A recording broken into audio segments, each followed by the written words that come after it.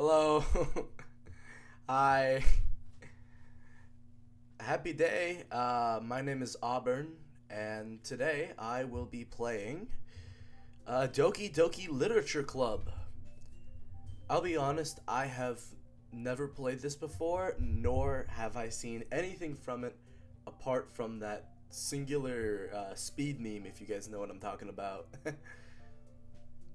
So this is a first time experience for me. Music sounds nice though. Music sounds really lovely.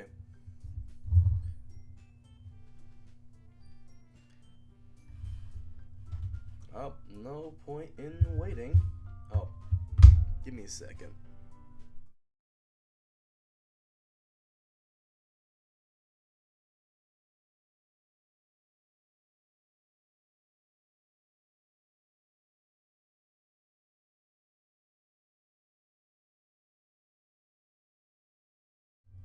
Sorry, that was waiting. What I did there was waiting.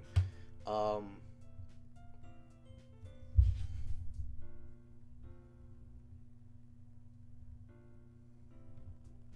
yeah, no point in waiting.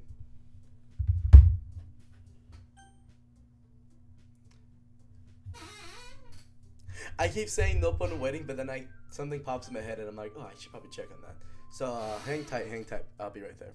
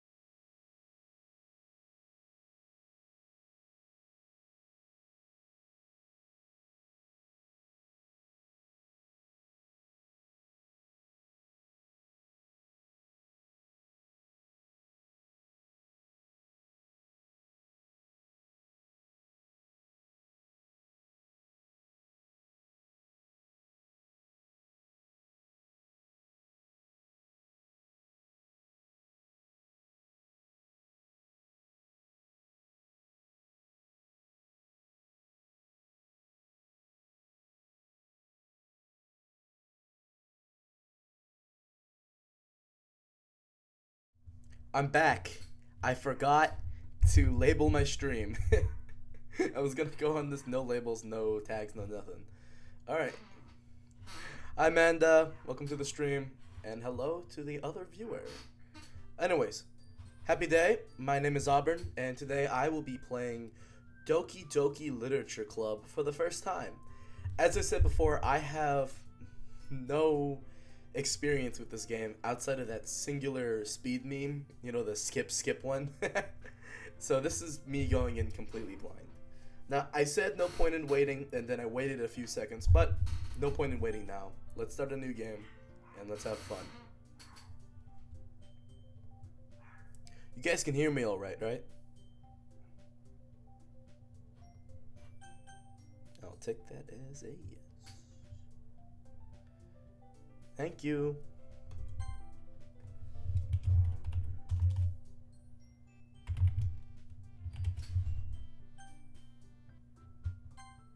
Nice. Nice.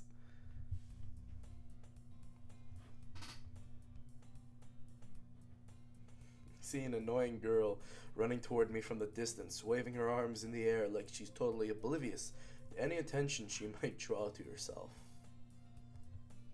That girl is Sayori, my neighbor and good friend since we were children. That is my niece's name. That's kind of scary. That's my niece. You know, the kind of friend you'd never see yourself making today, but it's just kind of work. But it just kind of works because you've known each other for so long. Wait, oh my god, I have a speech impediment. I'll try my best though.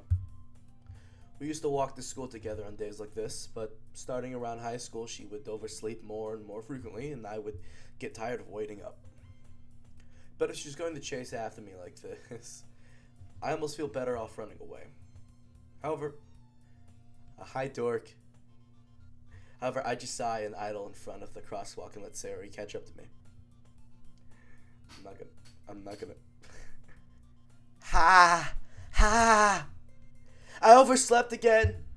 But I caught you this time. Maybe, but only because I decided to stop and wait for you. You say that like you were thinking about ignoring me. That's mean, Auburn XYZ. Well, people stare at you acting weird, and I don't want them to think we're a couple or something. No, don't worry.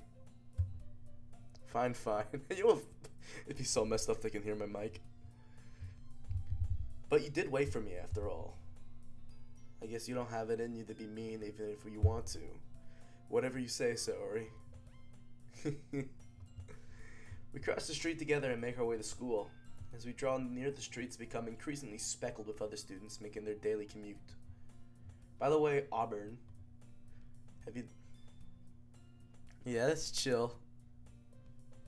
Thanks for being here, though. Have you decided on a club to join yet? A club?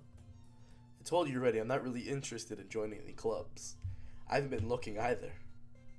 That's not true. You told me you would join a club this year. Did I? Oh, you haven't been spoiled about this game? Me and you are in the same boat. We're here together. This is like a 10-year-old game, I think. I'm sure it's possible that I did in one of our many conversations where I dismissively go along with whatever she's going on about. Sarah likes to worry a little bit too much about me when I'm perfectly content just getting by on the average while spending my free time on games and anime. I was talking about how I'm worried that you won't learn how to socialize or have any skills before college. Your happiness is really important to me, you know. And I know you're happy, but I die at the thought of you becoming a NEET in a few years because you're not used to the real world. What the hell is a NEET? You trust me, right? Don't make me keep worrying about you. Alright. I'll look at a few clubs if it makes you happy. No promises, though. We at least promise you'll try a little. Yeah, I guess I'll promise you that. Yay. Why did I let myself get lectured by such a carefree girl? More than that, I'm surprised I even relent to her. I guess seeing her worry so much about me makes me want to ease her mind, at least for a little bit. Even if she does exaggerate everything inside her head. My chair is so creaky.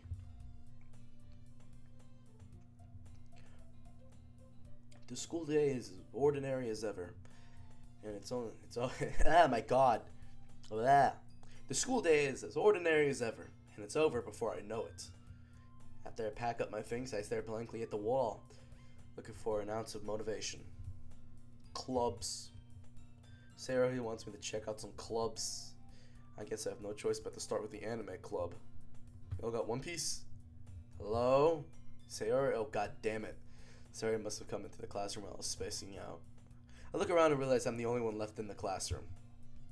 Thought I'd catch you coming out of the classroom. But I saw you just sitting here and spacing out, so I came in.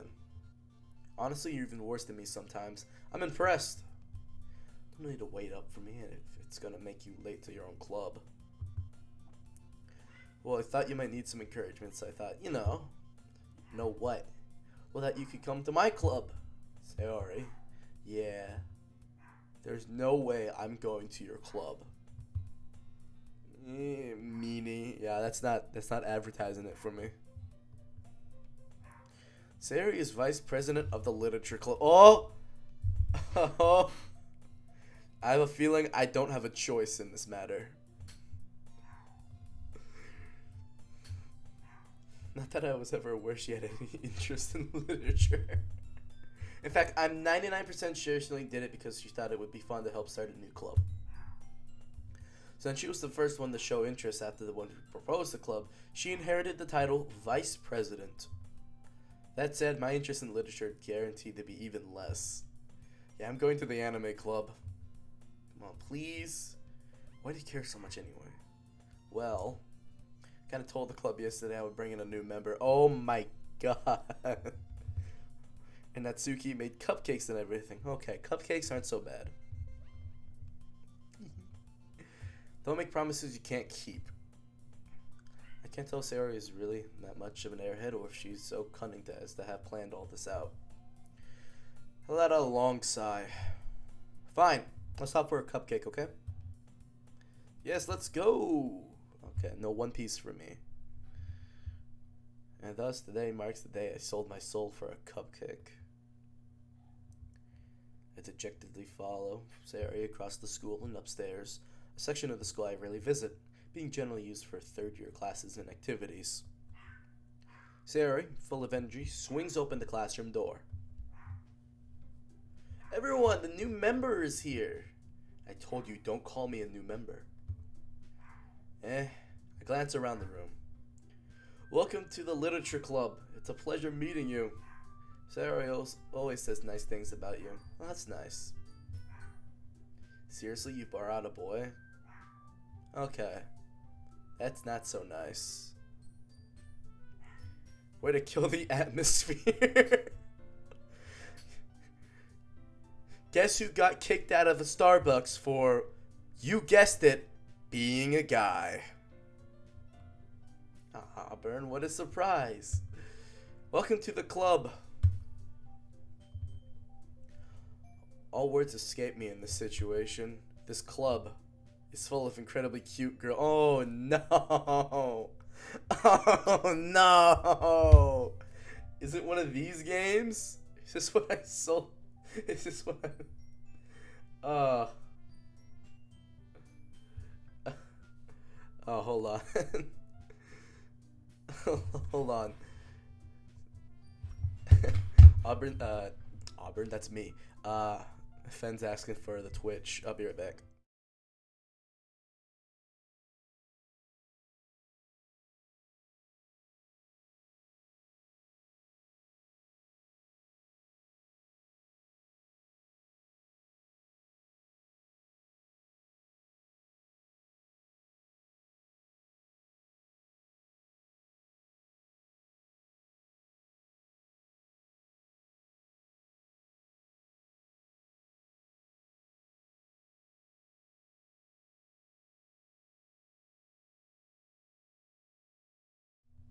Alright, I sent him the Twitch. Alright, where were we? Oh, no. God damn it. What are you looking at? If you want to say something, say it. Sorry. Natsuki. The girl with the sour attitude, whose name oh my god. The girl with the sour attitude, whose name is apparently Natsuki, is the one I don't recognize. Her small figure makes me think she's probably a first year. She's also the one who made cupcakes, according to Sayori. You could just ignore her when she gets moody. Sayori says that quietly in Mayor, then turns back toward the other girls. Anyways, this is Natsuki, always full of energy. And this is Yuri, the smartest girl in the club. Don't say things like that. Yuri, who appears comparably with mature and timid, seems to have a hard time keeping up with people like Sayori and Natsuki. Well, it's nice to meet both of you. And it sounds like you already know Monica. Is that right? That's right. No, I have no idea who that is. It's great to see you again, Auburn. Monica smiles sweetly. Alright. We do know each other. Well, we rarely talk, but we were in the same class last year. Monica's probably the most popular girl in class. Smart, beautiful, athletic. Basically completely out of my league. So, having her smile at me so genuinely feels a little... You too, Monica. Sit down, Auburn. We made room for you at the table so you can sit next to me or Monica. I'll get the cupcakes. Hey, I made them. I'll get them. Sorry, I got a little too excited. Then how about make some tea as well? Girls have a few desks arranged to form the table. Sarah mentioned it's been widened so that there's one space next to Monica and one space next to Zori. Natsuki and Yuri walk over to the corner of the room where Natsuki grabs a wrapped tray and Yuri opens the closet. Still feeling awkward, I take a seat next to Sayori. Oh, I thought I was gonna have a choice. No choices for me. Natsuki proudly marches back to the table, tray in hand. Okay, are you ready? Ta-da! Whoa! Natsuki lifts the foil off of the tray to reveal a dozen white, fluffy cupcakes decorated to look like little cats. The whiskers are drawn with icing, and little pieces of chocolate were used to make the ears. That sounds adorable. So cute. I had no idea you were so good at baking, Natsuki. Well, you know, I bought them at Walmart. Just hurry and take one. Sarah grabs one first, then Monica. I follow. It's delicious. Sarah talks with her mouth full and has already managed to get icing on her face. I turn the cupcake around in my fingers, looking for the best angle to take a bite. Natsuki is quiet. I can't help but notice her sneaking glances in my direction. Is she waiting for me to take a bite? I finally bite down. The icing is sweet and full of flavor. I wonder if she made it herself. This is really good. Thank you, Natsuki. Why do you think it's thanking me? It's not like I haven't I heard this somewhere before? Made them for you or anything. Yeah, I bet you didn't make them either. You cheat? Eh? I thought you technically did. Sayori said, well, maybe. But not for, you, dummy. Alright. I give up on Natsuki's weird logic and dismiss the conversation. Yuri returns to the table carrying a tea set. She carefully places a teacup in front of each of us before setting down the teapot next to the cupcake tray. You keep a whole tea set in this classroom? Don't worry, the teachers gave us permission. After all, doesn't a hot cup of tea help you enjoy a good book? I guess. Don't let yourself get intimidated. Yuri's just trying to impress you. Alright. Yeah, that's not insulted. Yuri looks away. I meant that, Do not laugh at Natsuki, I'll hurt you. Oh my... I'm free to laugh at whoever I want. Well, tea and reading might not be pastime for me, but at least I enjoy tea. I'm glad. Yuri faintly smiles to herself in relief. Monica raises an eyebrow, then smiles at me. So what made you consider the literature club? I got forced into it. I was afraid of this question. Something tells me I shouldn't tell Monica I was practically dragged here by Suri. Well, I haven't joined any clubs yet, and Suri seemed really happy here, so that's okay. Don't be embarrassed. We'll make sure you feel right at home, okay? As president of the literature club, it's my duty to make the club fun and exciting for everyone. Monica, I'm surprised. How come you decided to start your own club? You could probably be a board member for any of the major clubs. Weren't you the leader of the debate club last year? And I was the secretary. Bottom 10 experience. Well, to be honest, I can't stand all the politics around the major clubs. That's a right-wing dog whistle. It feels like nothing but arguing about the budget and publicity on how to prepare for events. I'm not one for politics. I'd rather much take something I personally enjoy and make something special out of it. And if it encourages others to get into literature, then I'm fulfilling that dream. Monica really is a great leader. Yuri nods in agreement. And I'm surprised there aren't any more people in this club yet. It must be hard to start a new club. You could put it that way. Not many people are very interested in putting out all the effort to start something brand new. Especially when it's something that doesn't grab your attention like literature. Hey, I thought this was a horror game. Is this one? I heard maybe. I heard yes. What am I getting myself into? Am I gonna go through this whole experience without seeing anything? Alright. You have to work hard to convince people that you're both fun and worthwhile, but it makes school events like the festival that much more important. I'm confident that we can really go all. We can all really grow this club before we graduate. Right, everyone? Yeah! We'll do our best. You know it. Everyone enthusiastically agrees. Such different girls, all interested in the same goal. Monica must have really worked hard just to find these three. Maybe that's why they were all so delighted by the idea of a new member joining. Though I still don't really know if I can keep up with the level of enthusiasm about literature. So Auburn XYZ, what kind of things do you like to read? Wikipedia, Discord messages, and AO3. Well, considering how little I've read these past few years, I don't really have a good way of answering that. Manga. Oh yeah, that's still dork. See ya, man. I mutter quietly to myself, half joking. Natsuki's head suddenly perks up.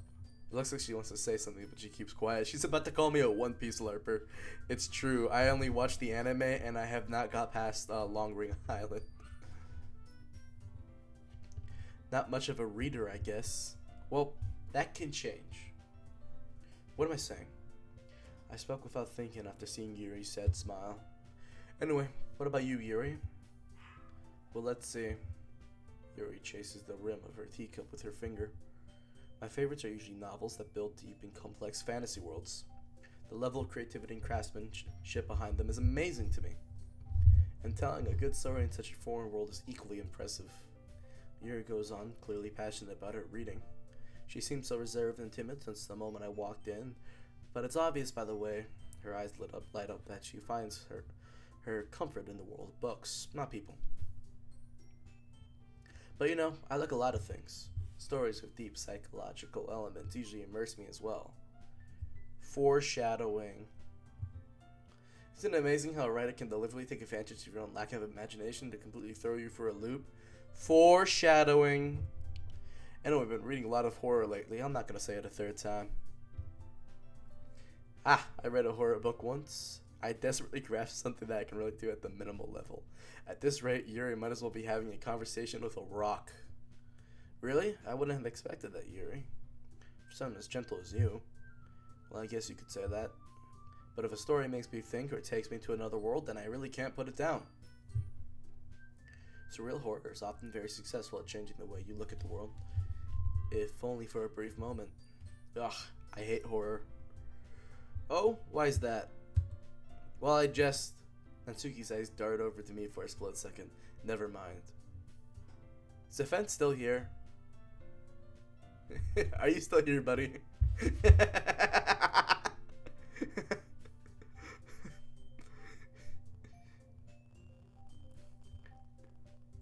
I sure hope not. Alright, never mind. That's right. You usually like to write about cute things, don't you, Natsuki? What? What gives you that idea? You left a piece of scrap paper behind last club meeting. It looked like you were working on a poem called Don't Say It Out Loud. And give that back. Fine, fine. Hey, your cupcakes, your poems. Everything you do is just as cute as you are. Sarah sidles up behind Natsuki and puts her hands on his shoulders. I'm not cute. Natsuki, you write your own poems? Oh. Alright, that's what happens when I right click. Alright. Why do I care? Why do you care? I think that's impressive. Why don't you share them sometime? No. I have heavy lags every time I cut in. You're laughing. Natsuki averts her eyes. You wouldn't like them. Aha, not a very confident writer yet. I understand how Natsuki feels. Yeah, you should write fan fiction. Sharing that level of writing takes more than just confidence. The truest form of writing is writing to oneself. You must be willing to open up to your readers, exposing your vulnerabilities and showing even the deepest reaches of your heart. Do you have writing experience too, Yuri? Maybe if you share some of your work, you can set an example and help Natsuki feel comfortable enough to share hers. Hey, fan, this is Writer's Room. This is what Writer's Room looks like. Oh, you have heavy lag. I have no idea if you caught that or not. I guess it's the same for Yuri. Oh, I want to read everyone's poems. We'll sit in silence for a moment. Okay, I have an idea, everyone. Natsuki and Yuri quizzically look at Monica. Let's all go home and write a poem of our own. The next time we'll meet, we'll share them with each other. That way everyone is even. Yeah, let's do it! Plus, now that we have a new member, I think it will help us get a little bit more comfortable with each other and strengthen the bond of the club. Isn't that right, Auburn? Monica smiles warmly at me once again. Hold on, there's still one problem. And what's that? Now that we're back to the original topic of me joining the club, I've bluntly come forth what's been on my mind the entire time. I never said I would join this club. Sarah may have convinced me to stop by, but I never made any decision. And I still have other clubs to look at, and at least my train of thought. All four girls stare back at me with dejected eyes. But I'm sorry, I thought, Auburn, you all defenseless against these girls.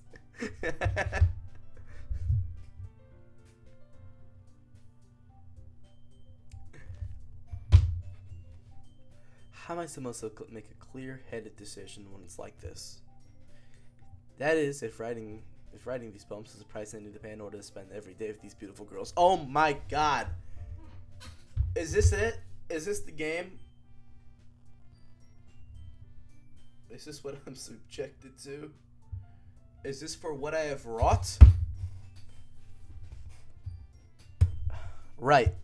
Okay, I've decided then. I'll join the literature club. I'm playing a simp.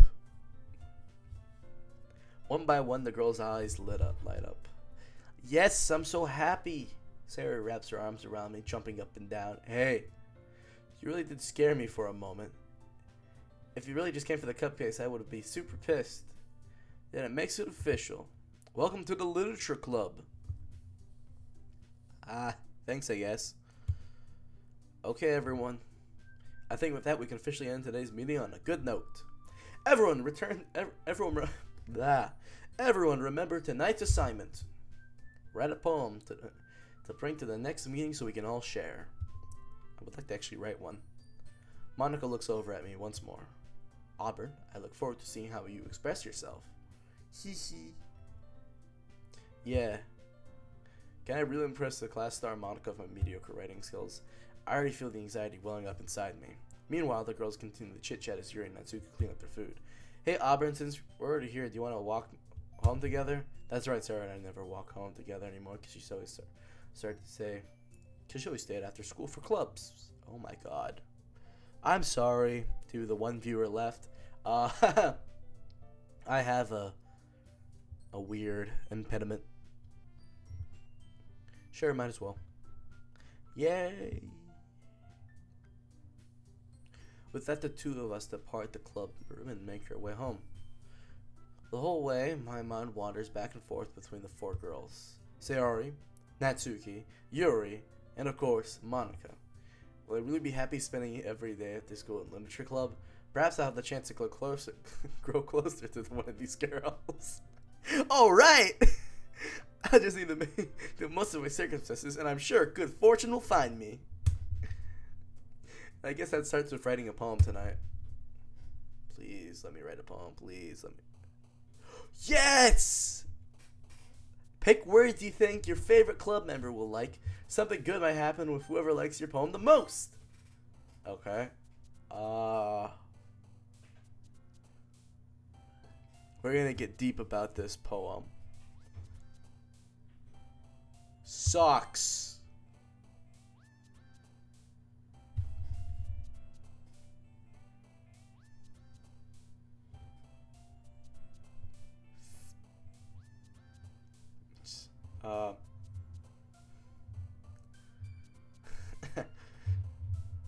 All right, they took all the funny ones away.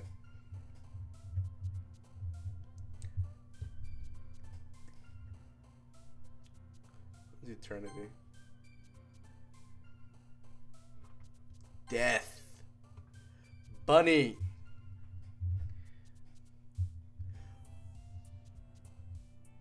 Let's say affluent. Fester. I like the word sunset though. I'll take it seriously. I'll take it seriously now. Vertigo. Alfred Hitchcock's Vertigo. Entropy. That's a scary word. We'll put that in. Tragedy. Tragedy. Jump. Incongruent. Graveyard. Chocolate. Kitty. Captive. Uh-huh. Okay, some of these words are kind of scaring me. Why are these on here? Misery. Bubbles! Bubbles. Nibble. I just saw the word atone. What's speaking to me here? This is a bit scary. Broken. No. Aura. This is... Alright. Hi again, Auburn. Glad to see you didn't run away from us, huh? Nah, don't worry. This might be a little strange for me, but I keep my word. Well, I'm at the back. Well, I'm back at the literature club. I was the last to come in, so everyone else is already hanging out. Thanks for keeping your promise, Auburn. I hope this isn't too overwhelming of a commitment for you, making you dive headfirst into literature when you're not accustomed to it. Oh, come on, like he deserves any slack. Sarah told me you didn't even want to join any clubs this year, and last year too. I don't know if you plan to just come here and hang out or what, but if you don't take it seriously, then you won't see the end of it. Natsuki, you certainly have a big mouth for someone who keeps her manga collection in the club room. Natsuki finds herself stuck between saying Monica and manga. Manga is literature. Sophie defeated, Natsuki plops back into her seat. Don't worry, guys. Auburn always gives it his best as long as he's having fun. Alright, now I feel bad for the poem I wrote. I'm doing busy work even without even me asking. Like cooking, cleaning my room. How dependable. I'm doing all that? I'm a very nice person. Sarah, that's because your room is so messy it's distracting. And you almost set your house on fire once. Is that so? You two are really good friends, aren't you? I might be a little jealous. How come? You and Auburn can become good friends too. Sayori. As usual, Sayori seems oblivious to the weird situation she just put me into. Oh, Yuri even brought you something today, you know? Wait, Sayori. Eh? Me? Not really. Don't be shy. It's really nothing. What is it? Never mind. Sorry, I made it sound like a big deal when it's really not. What do I do? I'm sorry, Yuri, I wasn't thinking. I guess it's up to me to rescue this situation. Hey! No. Hey, don't worry about it. First of all, I wasn't expecting anything in the first place. So any nice gesture from you is a pleasant surprise. It'll make me happy no matter what. Is that so? Yeah, I won't make a big deal of it if you don't want it to be. Alright. Well, here. Yuri reaches into her bag and pulls out a book. I don't want you to feel left out, so I picked out a book that I thought you might enjoy. It's a short read, so it should keep your attention even if you don't usually read. And we could, discuss it if you wanted. This is... How is this girl accidentally being so cute? Uh-huh, yeah.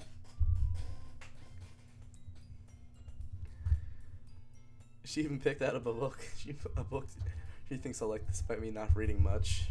Yuri, thank you. I'll definitely read this. I enthusiastically take the book. Phew! Well, you can read it at your own pace. I look forward to hearing what you think. Now that everyone's settled, an unexpected Monica to kick off some scheduled activities for the club. But that doesn't seem to be the case. Sarah and Monica are having a cheery conversation in the corner. Yuri's face is already buried in a book. I can't help but notice her intense expression, like she was waiting for this chance. Meanwhile, Nantuki is rummaging around in the closet. I'm really curious to talk to Yuri a little bit more, but at the same time, I would feel bad for distracting from reading. I catch a glimpse of the cover of her book. It looks like the same book that she lent to me. More than that, she seems to be on the first few pages. Ah, crap. I think she noticed me looking at her. She sneaks around another glance at me, and our eyes meet for a split second. That only makes her hide her face deeper in her book. Sorry. I was just spacing out. I muttered this, sensing I made her uncomfortable. Oh, it's fine. If I was focused, then I probably wouldn't have noticed in the first place. But I'm just rereading a bit of this, so... That's the book you gave me, right? Mm-hmm. I just wanted to reread some of it. Not for any particular reason. Just curious, how come you have two copies of the same book? Well, when I stopped at the bookstore yesterday, that's not what I meant. I mean, I just happened to buy two of them. I see. There's something fairly obvious that Yuri isn't telling me, but I decided to let it go. I'll definitely start reading it soon.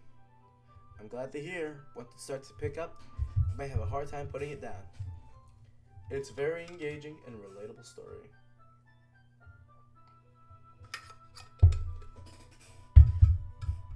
That's so? What's it about anyways? Well, Yuri closes the book and scans her eyes over the back. The book is titled Portrait of Markov. There's an ominous looking eye symbol on the front cover. Alright, I just want to make sure I don't accidentally give anything away. Basically about this girl in high school who moves in with her long lost younger sister, but as soon as she does, her life gets really strange. She gets targeted by these people who escape from a human experiment prison. And while her life is in danger, she needs to desperately choose who to trust.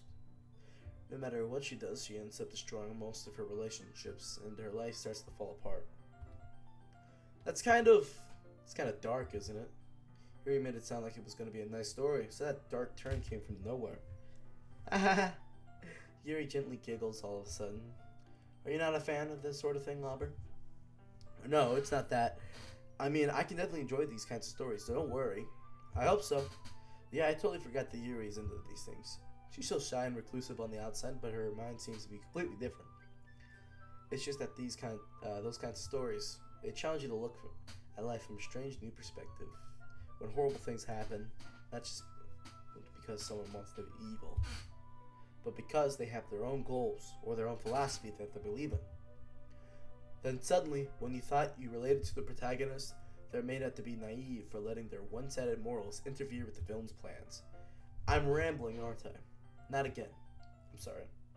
Hey, don't apologize. I haven't lost interest or anything. Well, I guess this is alright then.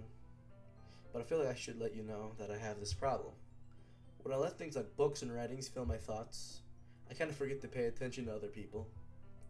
So I'm sorry if I end up saying something strange. And please stop me if I start talking too much. I really don't think you need to worry. That just means you're passionate about reading. The least I can do is listen. It's a literature club after all. That's true. In fact, I might as well get started reading it, right?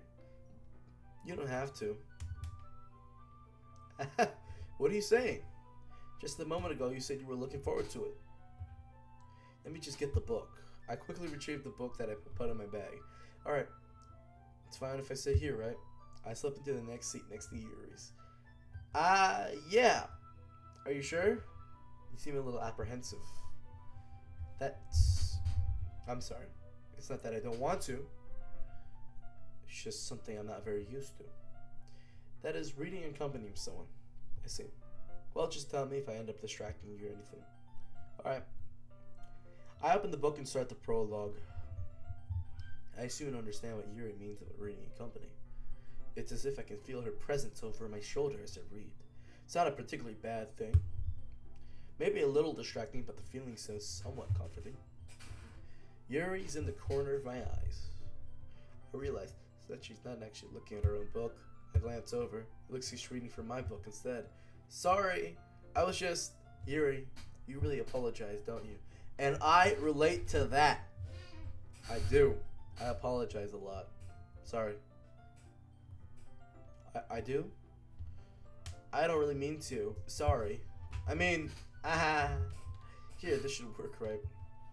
I sat at my desk until it's up against Yuri's and hold my book between the two of them. I'm sorry. I'll try and be more enthusiastic reading this. I'm not really into these kinds of stories, these kinds of games. Dating sims, I guess.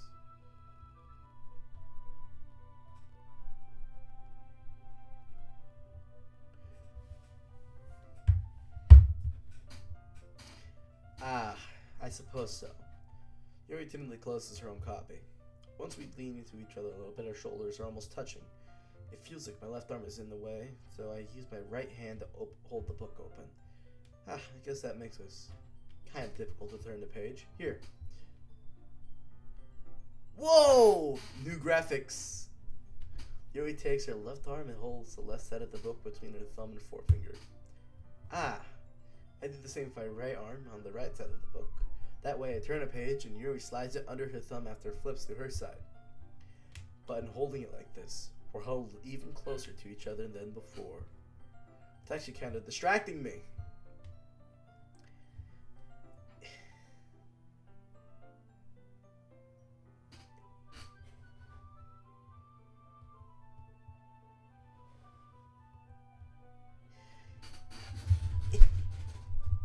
It's as if I can feel the warmth of Yuri's face, and she's in the corner of my vision. Are you ready? Huh? To turn the page. Sorry. I think I got a bit distracted for a second. I glance over at Yuri's face again, and our eyes meet. I don't know how I'll be able to keep up with her. That's okay. But you're not as used to reading, right? I don't mind being patient if it takes you a bit longer. It's probably the least I can do. Since you've been so patient with me. Yeah. Thanks. We continue reading. Yuri no longer asks me if I'm ready to turn the page. Instead, I just assume she finishes the page before me, so I turn it by my own volition. We continue the first chapter in silence. Even so, turning each page almost feels like an intimate exchange. My thumb gently letting go of the page, letting it flutter over to her side as she catches it under her own thumb. Hey Yuri, this might be a silly thought, but the main character kind of reminds me of you a little bit. You think so? How does she? Well, I guess she's more blunt in a lot of ways. I regret not taking the poem seriously. That is my problem. I was having too much fun. I'm a meanie. I'm evil. If they end up liking it, that would be really funny. But I think I'm going to end up being, like, killed for that. But she also second guesses herself with all the things she says and does. Like, she's afraid that she'll do something wrong. It's not like I can see into your head or anything. But they're kind of reminiscent of some of your mannerisms. I see. Yuri remained silent for a moment. But Auburn, that's probably a terrible thing to have in common with her. That's so embarrassing that you think that. Wait, I didn't mean in a bad way or anything. Sorry, I didn't know if you were so self-conscious about that sort of thing. I guess more that meant that it's kind of cute. What are you saying all of a sudden? Okay, everyone. I think it's about time we share today's poems with each other. Oh, no. I'm sorry. I'm so sorry. We might not have enough time if we wait too long.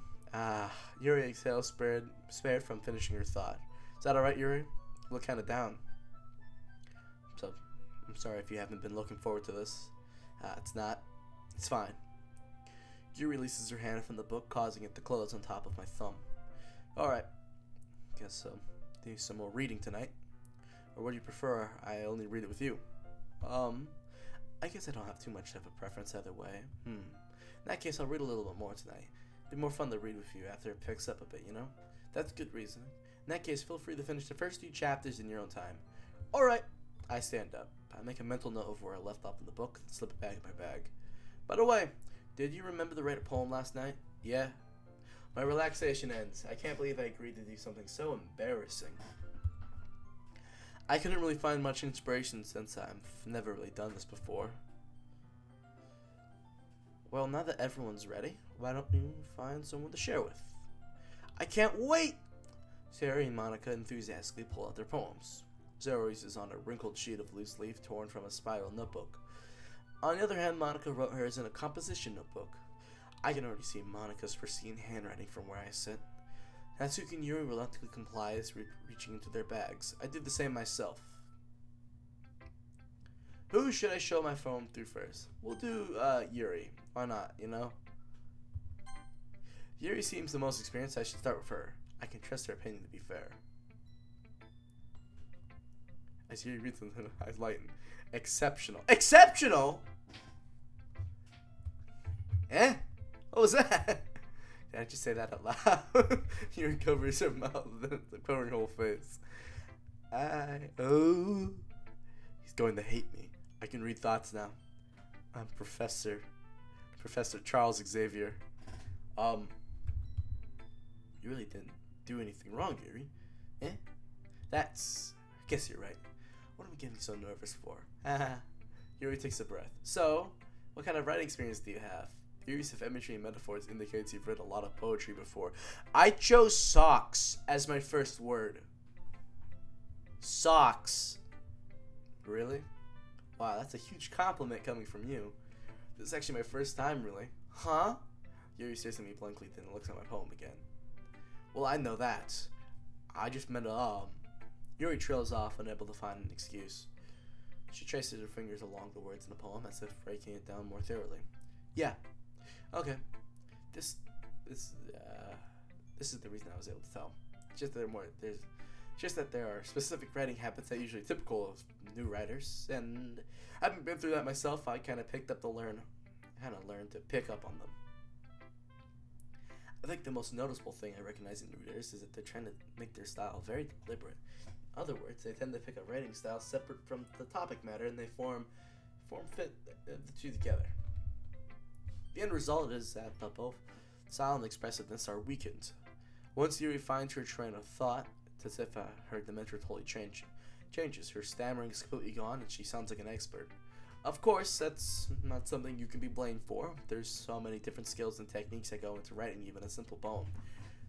Not just finding and building them, but getting them to work together is probably the most challenging part.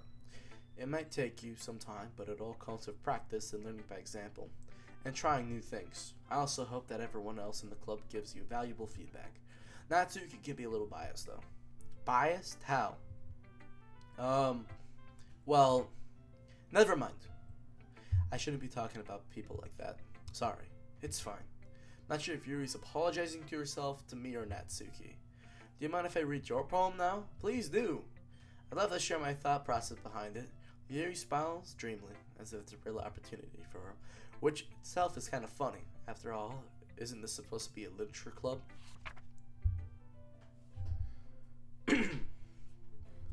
Ghost under the light. The tendrils of my...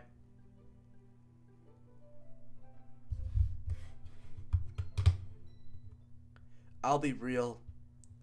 I don't think I can read this. Not that there's anything bad on it. I just can't read this font. The tendrils of my hair illuminate behind the amber glow, bathing. It must be this one, the last remaining streetlight to have withstood the test of time. The last yet to be replaced by the sickening blue-green blue of the future. I bathe, calm, breathing air of the present but living in the past. The light flickens. I flicken back. Alright, never mind, I could read it.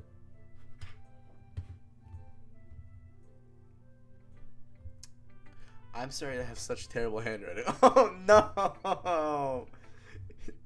No! What? I wasn't thinking that at all. Oh my god. No. But you took such a long time to read. No! Ah. Well, I just don't read script very often. I actually think your handwriting is pretty. Eh?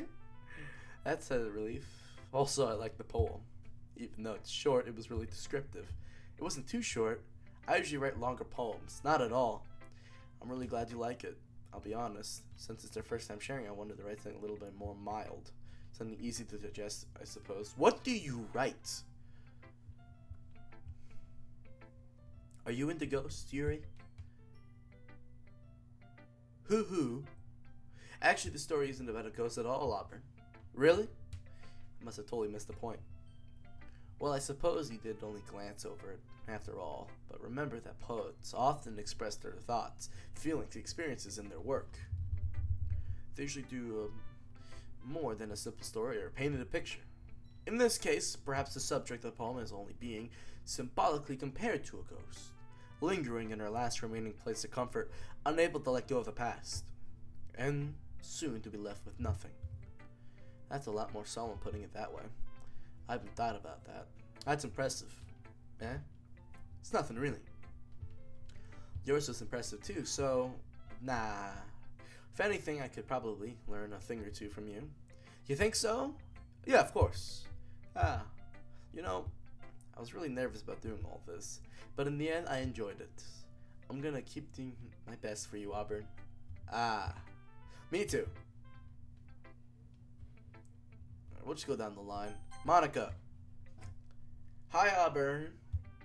Having a good time so far? Yeah. Good, glad to hear it.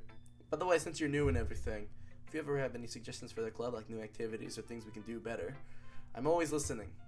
Don't be afraid to bring things up, okay? Alright, I'll keep that in mind. Of course I'll be afraid to bring things up. I'm much better off just going with the flow until I'm more settled in. Anyway, want to share a poem with me? It's kind of embarrassing, but I guess I have to. Don't worry, Auburn. We're all a little embarrassed today, you know? But it's that sort of barrier that we'll learn to get past soon. Yeah, that's true. I hand Monica my poem. Great job, Auburn. I was going ooh in my head while reading it. It's really metaphorical. I'm not sure why, but I didn't expect you to go for something so deep. I'm an accidental genius. I'm a master at my craft. I guess I underestimated you. It's easiest for me to keep everyone's expectations low. That way it always counts when I put in some effort. That's not very fair. Well, I guess it worked anyway. You know, that Yuri likes that kind of writing, right? Writing that's full of imagery and symbolism. Unlike Sayori, who likes using simple and direct words to describe happiness and sadness. Yuri likes it when readers are left to derive their own meaning out of it. It's very challenging to write that effectively, both allowing people to get something out of it just by feel, or letting them deeply analyze all the nuances. It can take years of practice, which I'm assuming Yuri has at this point. I've never really asked though. I'm sure I'm nowhere near her level yet. Don't worry so much about that. You do your own thing. Just keep exploring and learn by trying new things. I'm sure I'll end up trying different things a lot. It could take a while before I feel comfortable doing this. That's okay. I'd love to see you try new things. That's the best way to find this kind of style that suits you. Everyone else might be a little biased towards their own kinds of styles. Am I gonna read someone's poem and it's gonna be like chicken scratch with like, you will die in 3 days. Lightning strikes, you know? But I'll always help you find what suits you the most. So don't force yourself to write that way. Everyone else wants you to write. It's not like you have to worry about impressing them or anything. Anyway, do you want to read my poem now? Don't worry, I'm not very good. You sound pretty confident for someone who claims to be not very good. Well, that's because I have to sound confident. That doesn't mean I always feel that way, you know? I see. Well, let's read it then. Hole in the wall. It couldn't have been me. See the direction the spackle protrudes. A noisy neighbor. And then your boyfriend. I'll never know. I wasn't home. I peer inside for a clue. No! I can't see! I reel, blind, like a film left out in the sun. But it's too late. My retinas already scorched with a permanent copy of the meaningless image. It's just a little hole. It wasn't too bright. It was too deep. Stretching further into anything. A hole of infinite choices. I realized now that I wasn't looking in. I was looking out. And he, on the other side, was looking in.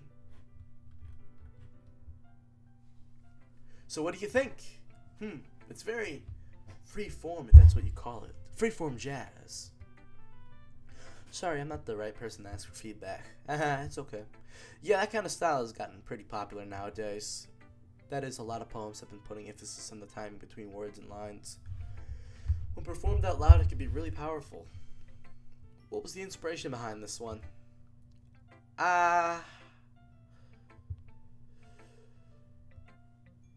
Well, I'm not sure if I know how to put it. I guess you could say that I had some sort of epiphany recently. It's been influencing my poems a bit. An epiphany? Epiphany. Yeah, something like that. I'm kind of nervous to talk about deep stuff like that because it's kind of coming on strongly. Maybe after everyone is better friends with each other. Anyway, here's Monica's writing tip of the day. Sometimes when you're writing a poem or a story, your brain gets too fixated on a specific point. If you try so hard to make it perfect, then you'll never make any progress. Just force yourself to get something down on the paper and tidy it up later. Another way to think about it is this. If you keep your pen in the same spot for too long, you'll just get a dark puddle of ink. So just move your hand and go with the flow. That's my advice for today. Thanks for listening. Alright, it's Natsuki's turn. It's Natsuki's turn. I don't think Fen is online right now. Alright.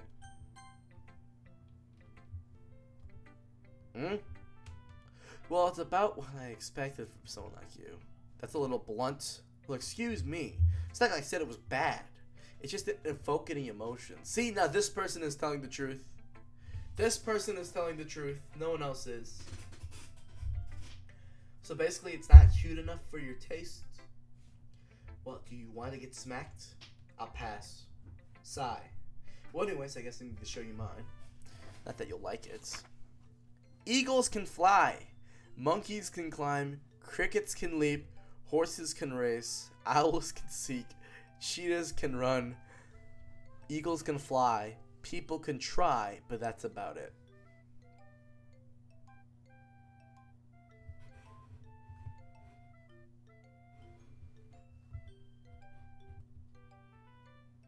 Yeah, I told you you weren't gonna like it. No, I like it. What? Just be honest. I am. I'm not. Why are you so convinced that I wouldn't like it? Well, because everyone in high school thinks that writing has to be all sophisticated and stuff. So people didn't take my writing seriously.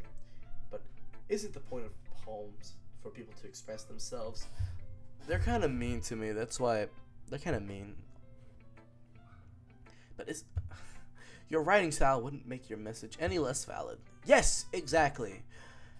I like when it's easy to read, but it hits you hard. Like in this poem, seeing everything around you to do great things can be really disheartening. So I decided to write about it. Yeah, I understand. The other nice thing about simple writing is that it puts more weight on the wordplay. Like I set up for a rhyme at the end and then made it fall flat on purpose. It helps bring out the feeling in the last line. So you did. I guess more went into it than I realized. That's what it means to be a pro. Glad you learned something. Didn't expect that from the youngest one here, did you? Yeah, I guess not. I decided to humor her with that last comment. I don't really care how old everyone is, but if Natsuki is feeling proud, then I won't take that away from her. You should show my poem too next. I want to leave. Alright.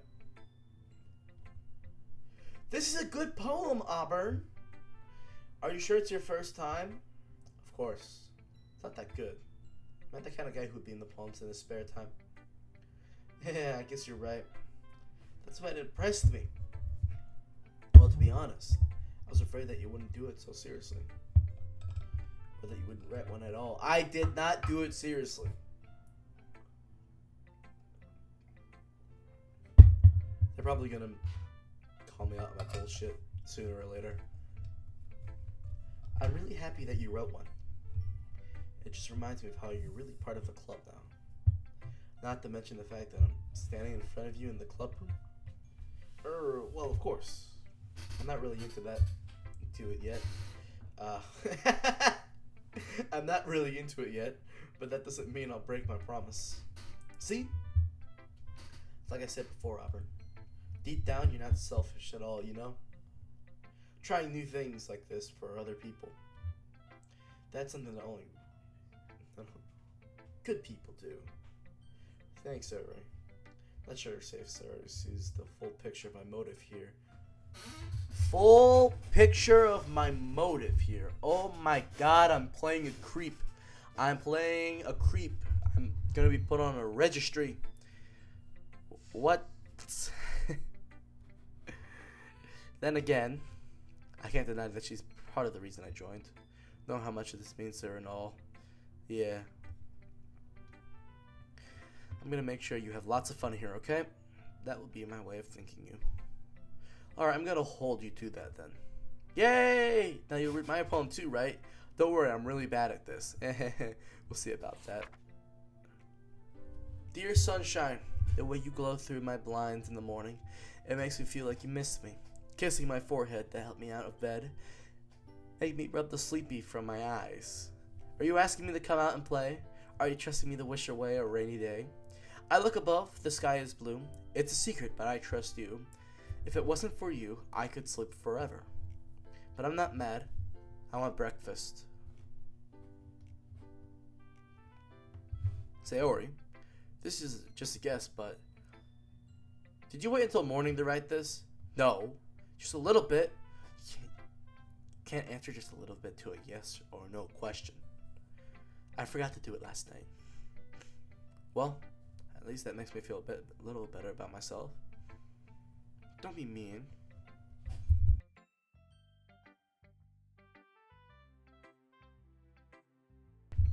I still tried my best. Yeah.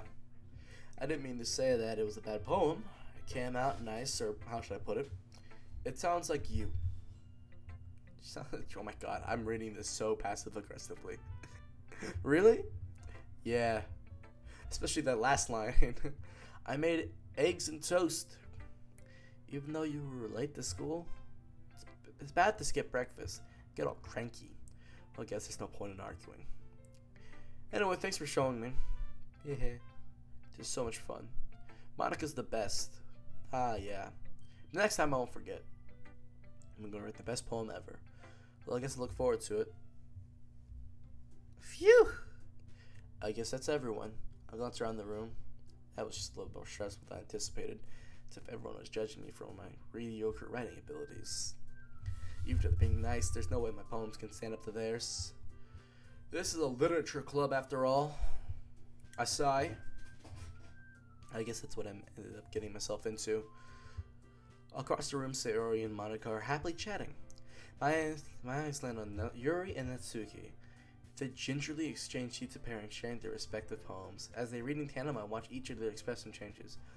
Natsuki's eyebrows furrow in frustration. Meanwhile, Yuri smiles sadly. What's with this language? Did he say something? No, it's nothing. Natsuki dismissively returns the poem with that. I guess you could say it's fancy. Thanks. Yours is cute. Cute! Did you completely miss the symbolism or something? It's clearly about the feeling of giving up. How can that be cute? I know that. I just meant the language, I guess. I was trying to say something nice. You mean you have to try that hard to come up with something nice to say? Thanks, but it really didn't come out nice at all. Well, I do have a couple suggestions. If I was looking for suggestions, I would have asked someone who actually liked it. Which people did, by the way. Sayori liked it, and Auburn did too. So based on that, I'll gladly give you some suggestions of my own. First of all, I appreciate the offer, but I spent too much time establishing my writing style. I don't expect it to change anytime soon, unless, of course, I can come across something particularly inspiring, which I haven't yet. And Auburn liked my poem too, you know. He even told me he was impressed by it. Natsuki suddenly stands up. Oh? I didn't realize you were so invested in trying to impress our new member, Yuri. Eh? That's not what I... Ugh. You're just... Yuri stands up as well. Maybe you're just jealous that Auburn appreciates my advice more than he appreciated yours. Ha? And how do you know he didn't appreciate my advice more? Are you that full of yourself? No. And if I was full of myself, I would deliberately go out of my way to make sure everything I do overly cutesy. Is everyone okay? Well, you know what? I wasn't the one.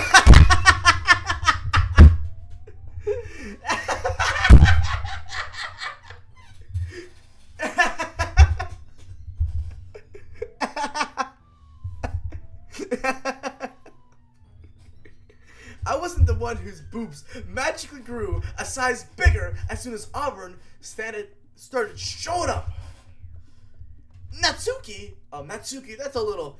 This doesn't involve you. I don't like fighting, guys. Suddenly, both girls turns toward me. Me? Fuck. As if they just noticed I was standing there. Auburn. She's just trying to make me look bad. That's not true. She started it. If she could get over here and learn to appreciate that simple writing is more effective, then this wouldn't have happened in the first place. What's the point in making your poems all convoluted for no reason? Then the meaning should jump out at the reader, not force him to have to figure it out. Help me explain that to her, Auburn. Wait. There's a reason we have so many deep and expressive words in our language. It's the only way to convey complex feelings and meaning the most effectively. Avoiding them is not only unnecessarily limiting yourself, it's also a waste. You understand that, right, Auburn? Well, how did they get dragged into this in the first place? It's not like I know anything about writing. But whoever I agree with, they'll probably think more highly of me. Oh God, I don't like Natsuki. I'll be honest. Natsuki is mean. She is picking on me, and she's trying too hard. Yuri, I agree. I agree with you, Yuri. I like using big words. To finish straight, Natsuki, you're right that I liked your poem. See? Wait! That's not an excuse for you to be so mean. You shouldn't pick a fight just because someone's opinion is different. Did I click Natsuki or did I click Yuri? Am I just completely dyslexic? That's not what happened at all. Yuri wouldn't even take my poem seriously. I understand, Yuri. Yeah? You're a seriously talented writer. It's no secret that I was impressed. But here's the thing. No matter how simple or refined someone's writing style is, they're still putting feelings into it and it becomes something really personal. Did I accidentally click Natsuki? Oh my God. That's why Natsuki felt threatened when her poem was cute. Oh God. I see. I didn't notice that. I'm sorry. Ugh. But Natsuki, you took it way too far. Yuri means well, and if you just told her how you felt, then this wouldn't have happened in the first place. Are you kidding? That's exactly what I did. It was her that Natsuki. I think that's enough. You both said something that you didn't mean. Yuri apologized. Don't you think you should too? Natsuki clenches her fists. In the end, nobody has taken her side. She's trapped at this point, being defiant only because she can't handle the pressure. I end up feeling bad for her. Sometimes when I'm hurt, it helps to take a walk and clear my head. She doesn't need to. You know what? I'm going to do that. It'll spare me from having to look at your faces right now. Without warning, Natsuki snatches her own poem from the desk and storms out. On her way out, she crumples up the poem with her hands and throws it in the trash. Natsuki. She really didn't need to do that. I look across the room.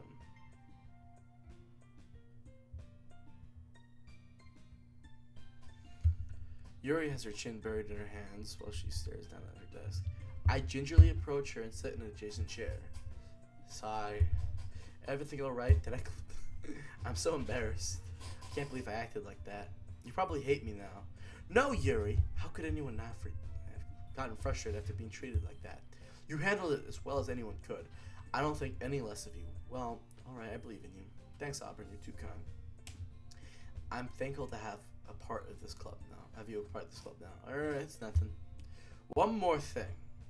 That one thing that Natsuki said about, I would never do anything so shameful. So, what did Natsuki say? Well, never mind that. I'm gonna make some tea. Good idea. Make enough for more than one person, okay? Yeah. Okay, everyone. It's just about time for us to leave. How do we all feel about sharing poems? It was a lot of fun. So it was worth it. It was the right one, mostly. Auburn, how about you? Yeah, I'd say the same. It's a neat thing to talk about with everyone. Alright. In that case, we'll do the same thing tomorrow. And, maybe you'll learn something from your friends, too. So your poems will turn out even better. Think to myself, I did learn a little more about the kind of poems everyone likes. With any luck, that means I can at least do better job impressing those I want to impress. I nod to myself with newfound determination. Auburn, ready to walk home? Sure, let's go. Sari beams at me. It has truly been a while since Sari and I spent this much time together. I can't really say I'm not enjoying this either. Sari, about what happened earlier. And what do you mean? Between Yuri and Natsuki, does that kind of thing happen often? No. Really, the first time I've seen them fight like that. I promise they're both wonderful people. You don't hate them, do you? No, I don't hate them. Just wanted your opinion, that's all. I can see why they're good friends, why they make good friends with you. Phew. Auburn, it's nice to see I get to spend time with you in the club. But I think seeing you get along with everyone is what makes me the happiest. And I think everyone really likes you too. Everything is going to be so much fun. Sigh. Looks like Siri hasn't so caught on this kind of situation I'm in. I don't want to be in this situation, but I'm forced to. Sure, being friends with everyone was nice, but does it really need to stop there? I'm a creep. I'm a weirdo. What to see what the future holds, Sari? I pet Sari on the shoulders. I said that more to myself than to her, but it's easy to see you, Sari, as an internal monologue on things. My character sucks. Okay, yeah, let's do this. I'm gonna lock in. I'm locking in. We're gonna write something incredible here. Fireflies, boom. Puppy, boom. Fantasy. I like the word crimson. And electricity. Vertigo. Oh, Doki Doki. I'll put that in there. Fireworks. Existence.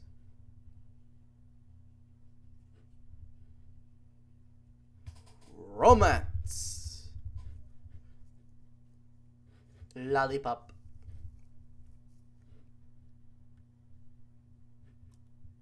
Heart.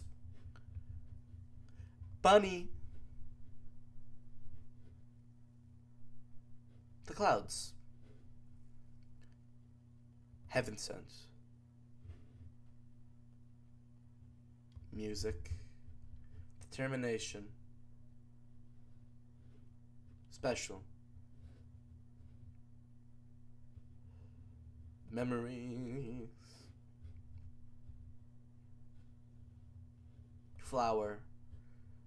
And Starscape. I locked in. Another day passes, and it's time for the club meeting already.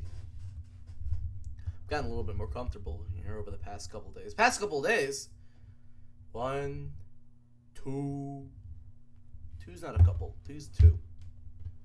Enter the club with the usual scene greets me. Hi, Auburn. So, yo, Sari. Looks like you're in a good mood today. I'm just still not used to you being in the club, that's all. I see. That's a perfectly simple thing to get you in a good mood. But I guess it's always the simple things with you anyway. Speaking of which, I'm kind of hungry. Will you come with me to buy a snack? No thanks. That's not like you at all. I have my reasons. Why don't we take a look at your purse, Sari? A purse? Why that all of a sudden? No reason, really. I just wanted to look at it. Sarah nervously retrieves her coin purse. She fumbles the latch and gets it open. Then, she turns it upside down and lets all the contents spill out onto the desk. Only 2 small coins fall out. Real. I knew it. I could see right through you, Sayori. That's not fair. How do you even know? It's simple. If you had enough money in the first place, you would have bought a snack before coming to the club room. So either you're not hungry and want an excuse to take a walk, or you plan to conveniently forget that you spent all your money so that I would lend you some. But there's one more thing. You're always hungry. And so that only leaves the one option. Wah! I give up. That makes me feel guilty.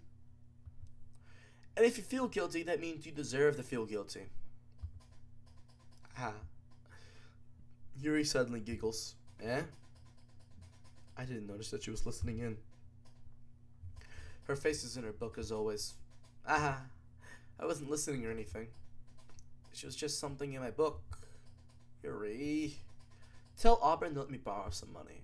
Don't get me involved like that, Suri. Besides, you should only buy what you can responsibly afford. And frankly, after pulling a mischievous little stunt like that, your suffering is fair enough retribution.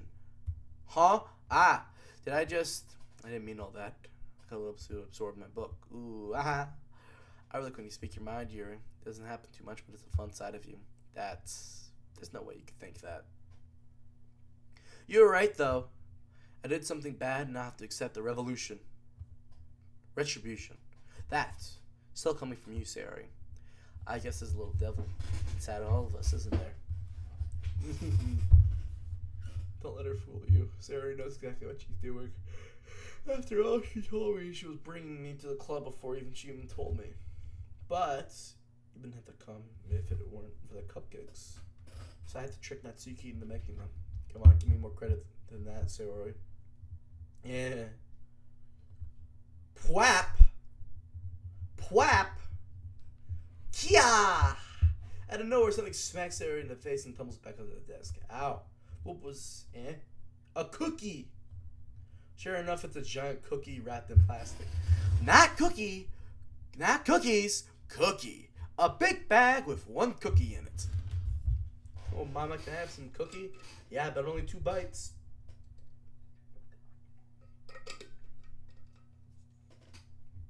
Sir glances around. Is this a miracle? It's because I paid my retribution. Actually, that one almost worked. Aha! I was just gonna give it to you, but then I heard you blab about the cupcakes. It was totally worth seeing your reaction, though. Aha. Natsuki, that's so nice of you. I'm so happy. Sayori hugs the cookie. Geez, just eat it. Sayori rapidly tears open the wrapper and takes a big bite. Cheryl good. Sayori suddenly clasps her hands over her mouth. I bit my tongue. You're going to get through a lot. Just over 1 cookie. Natsuki takes a bite of her own cookie. Yours looks really good too, Natsuki. Can I try it? Jeez. Beggars can't be choosers. Somebody get these beggars out of here! But yours is chocolate. Yeah. Why do you think I gave you that one? Fine. I'm still really happy that you shared this with me. Sayori gets out of her seat and goes by Natsuki, then wraps her arms around her. Jeez. I get it. Cookie still in hand, Natsuki reaches out to nudge Sayori off of her. Sayori suddenly leans down and takes a bite out of Natsuki's cookie. Hey! You seriously just do that? Oh. Mouthful, Sayori trots away to safety. Yuri and I laugh as well. Jeez, you're such a kid sometimes. Monica, can you tell Sayori, Natsuki glances around. Monica isn't in the club room. Monica, anyways. Good question. Have any of you heard anything about her and being late today? Not me. Yeah, I haven't either. That's a bit unusual. Well, hope she's okay. Well, of course she's okay. She probably just had something to do today. She's pretty popular after all. I don't think she has a... I wouldn't be surprised. She's probably more desirable than all three of us combined. Yeah, that's true. Excuse me! Suddenly the door swings open. Sorry, I'm super sorry. Ah, there you are. I didn't mean to be late.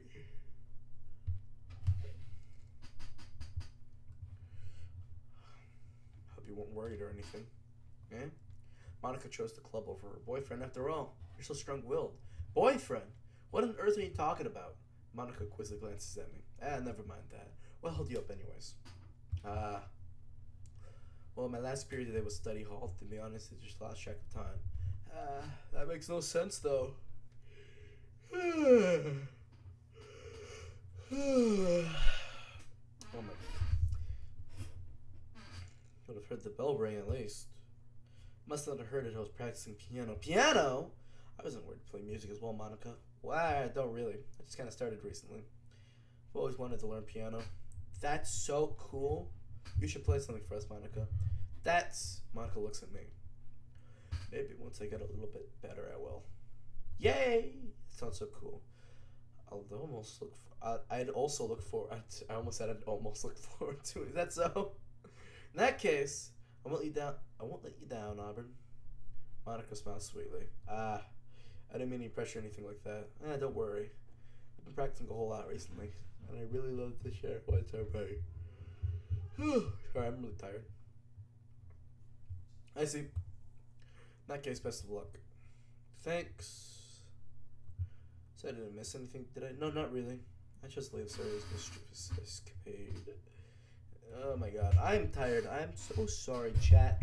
I'm gonna push through. It's only 8:34 after all.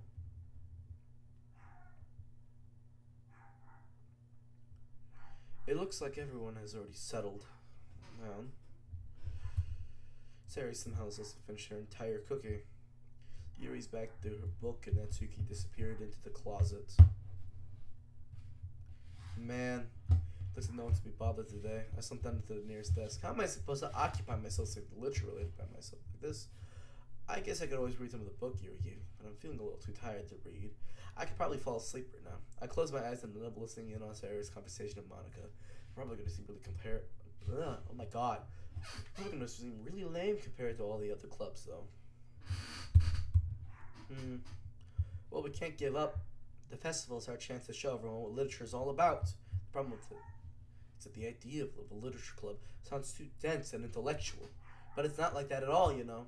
We just need a way of showing that to everyone. Something that speaks to their creative minds. That doesn't solve the problem, though. And what do you mean? Even if we come up with the most fun thing ever, nobody will come in the first place if it's a literature event. So it's more important to figure out how to get people to show up in the first place, you know? And we can do things to speak to the creative minds. What's this? Sarah is really taking it seriously. It's rare to hear her deliberating like this. That's a good point. In that case, do you think food will do the trick? What kind? Well, I guess we could. Cupcakes! Good thinking. Natsuki would love to do that. You're right. Natsuki makes the best cupcakes. That works out perfectly. That wasn't why you suggested it. Cupcakes speak to my creative tummy. Cupcakes it is, then. I'm hungry. Anyways, we still need to work out the details of the event itself. I find myself smiling. In the end, Sarah is still her usual self. But therein lies the unexpected reason I admire her. Unlike me, who has trouble finding any motivation at all, Sarah can put her mind to things and make them come to life. I suppose that's why I end up letting her get on my case about things. I can't help but wonder what it would be like to see the world through her eyes. Oh! Wow. I open my eyes to find Sarah's face filling my vision. I nearly fall on my chair. Sorry. Wait. Actually, I'm not sorry at all. It's your fault for sleeping like that. This isn't the napping club. Does the school have a napping club? You're staying up late again, aren't you? Now that you're in the club, you're gonna have to have less time for anime, you know? You'll need to get used to it. Don't say that so loud. Dude, does this club meet? Do clubs usually meet, like, daily? I thought it was weekly. I glance over at my shoulder to see if Monica overheard. It's true though. Yeah, I know. Who was looking out for me, Terry? That's what I do best. Oh my god. I'm gonna fall asleep on stream. That's a problem. What about you? You look out for me better than you look out for yourself. You're still oversleeping every day, aren't you? Yeah. Not every day. That's not very convincing. How many days this past week have you gotten up on time? It's a secret. I knew it. And at least give me the benefit of the doubt. I can't even do that. Look, Sari, it's written all over you. Eh? Sari glances around at herself. How's it written all over me? You were clearly in a rush this morning. Look, your hair is still sticking out all around here. Yeah, I run with those fingertips down the side of Sari's hair trying to straighten it out. Man, you really need a brush for this. My hair is just really hard to get right. I won't fall for that. There's more than just your hair. Look, your bow isn't straight either. There's a toothpaste stain in your collar there. I tried to wipe off my stain with a finger, but no one would ever notice that. Of course they would. Nobody's gonna tell you about it because they don't want to embarrass you. Fortunately, I don't really care about that. Hey, you meanie, and you don't keep your blazer buttoned up. Seriously, Sari. Why do you think you don't have a boyfriend yet? Oh my fucking god, I am a monster. I'm so mean.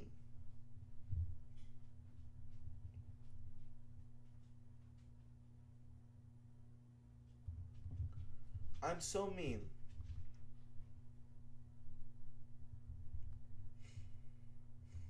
Yeah? That's super mean. Sorry, but you'll thank me later. I start to button her blazer from the bottom. Once you see how much better it looks, you'll change your mind.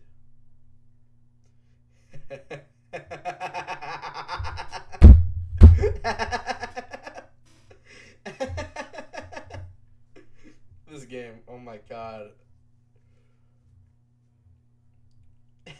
This is so funny. What is? Well, I was just thinking of how weird it is to have a friend who does these kinds of things. Eh? Don't say that. You make me feel weird about it, stupid. It's okay, though. I'm happy we're like this. Aren't you? I guess. Hey, be careful. The button might come.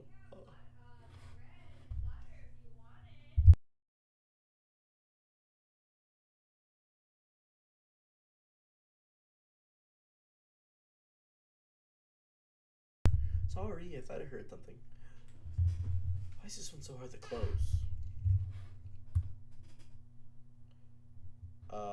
This might.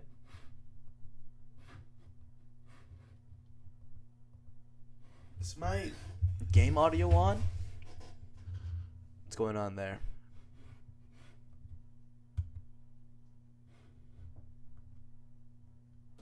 Alright, give me a sec. I gotta fix this.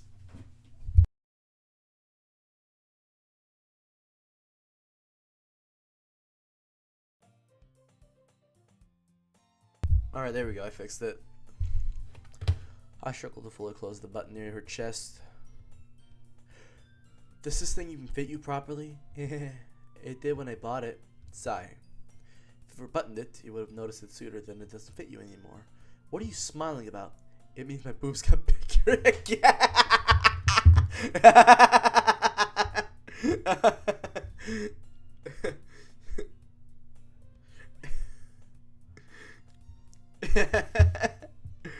Oh my god.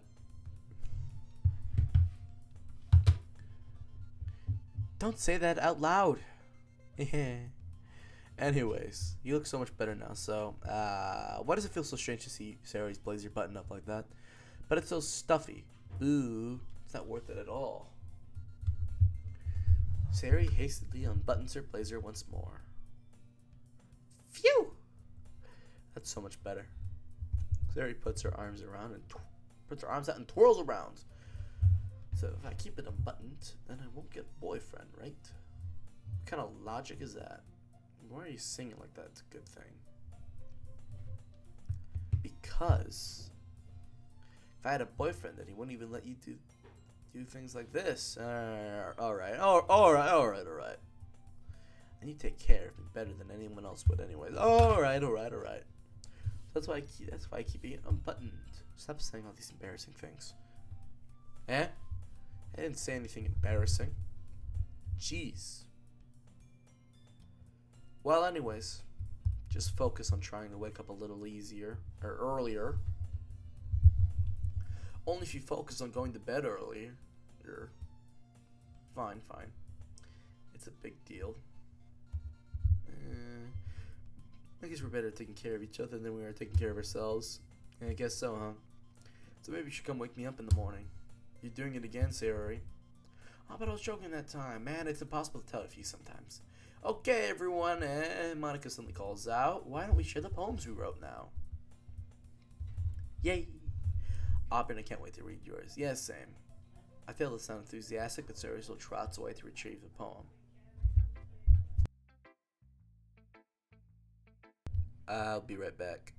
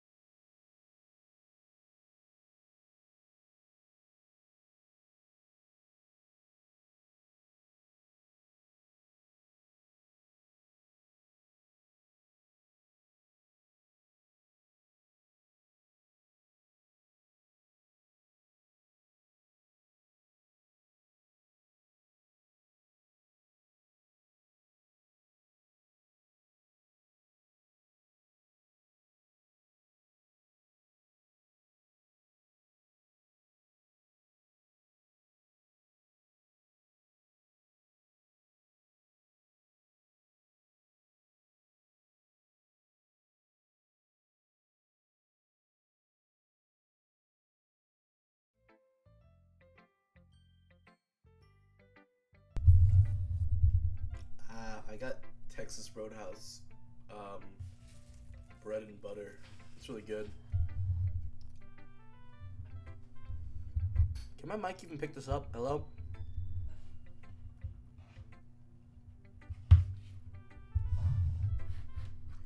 Alright, we'll start down the list and make our way up.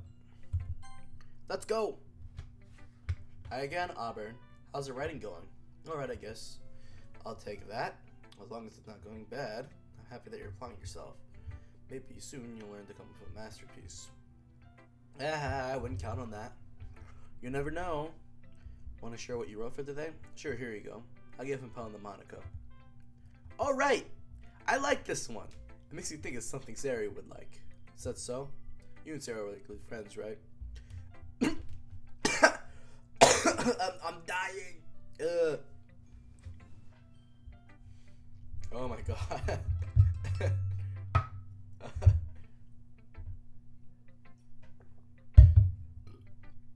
Excuse me. Sorry. Something got caught in my throat. Literally. What? What a coincidence. I wouldn't be surprised if you had those sorts of things in common. Well, maybe we may be good friends, but Sarah and I are really different. Well, that may be the case. But maybe there are some other similarities that you wouldn't expect.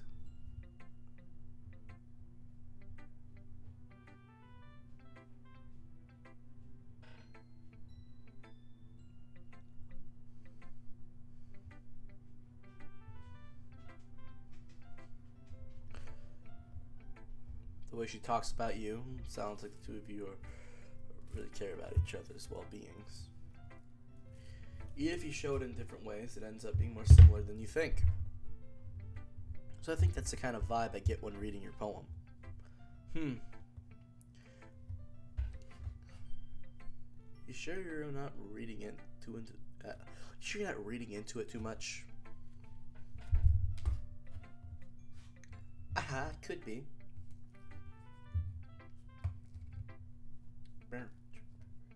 I love this music so much.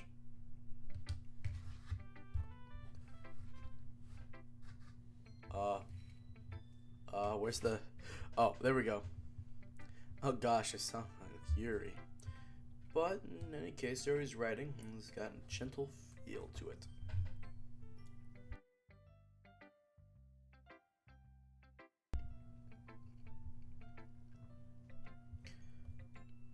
I thought you liked exploring emotions like happiness and sadness. You said that already. Who knew that someone so happy would enjoy sad things too? Yeah, it's totally unexpected. Well, to each their own, and you shouldn't be afraid to experience it a little bit either. But anyway, you want to read my poem now? I like the way this one turned out, so I hope you do too. Alright, let's take a look. Colors, they won't stop. Oh, sorry. Save me! Save me! Save me. The colors, they won't stop. Bright, beautiful colors. Flashing, expanding, piercing. Red, green, blue, an endless cacophony of meaningless noise. The noise, it won't stop. Violently grating waveforms. Squeaking, screeching, piercing. Sine, cosine, tangent. Like playing a chalkboard on a turntable. Like playing a vinyl on a pizza crust. An endless poem of meaningless. Load me. Load me. Okay. Even more extract than your last one, huh? I guess this is the way I write. Sorry if you don't like it. No, I never said that. It's just kind of a thing I never really seen before, I guess. I kind of like playing with my space on the paper, choosing where and how the space your words can totally change the mood of the mood of the poem. It's almost like magic.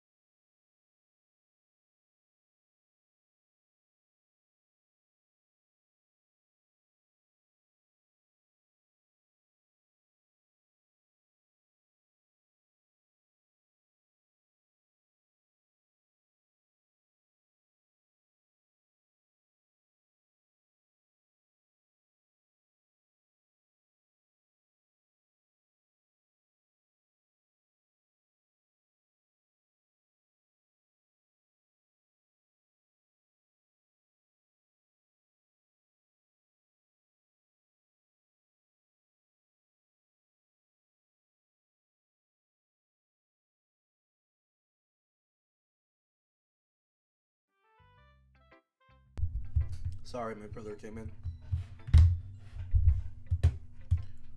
The way I wrote the lines really short makes it feel like they're trying to speak over the noise. I see. Still hard for me to tell what it's about, though. Sometimes asking what a poem is about isn't this right question. Oh my god, I have a hard time reading.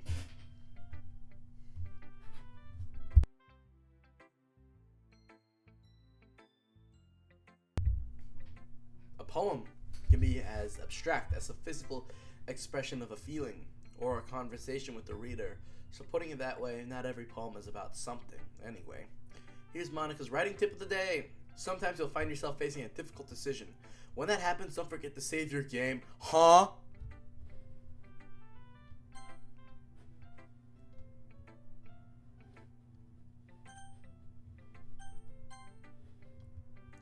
You never know when you might change your mind, or when something unexpected may happen. Wait, is this tip even about writing? What am I even talking about? That's my advice for today. Thanks for listening.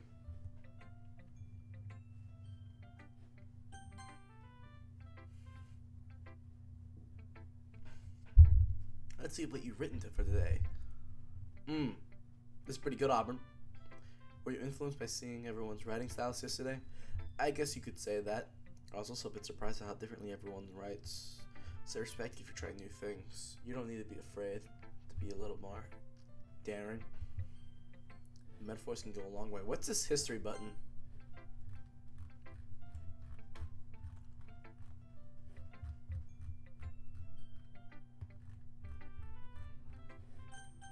Alright, so this is kind of useless. Don't feel like you need to work your brain into turning a bunch of gears. Is my... Alright, my thing was lagging. Try letting your mind wander through your feelings. And write down the things you see and hear. That's one way to truly enable your reader to see into the mind. It's a very intimate exercise, I see. That's certainly an interesting technique. Thanks for sharing. I have, one example that if you'd like to read it. Of course! Is this the poem you wrote for today? Yuri nods and timidly hands me your poem.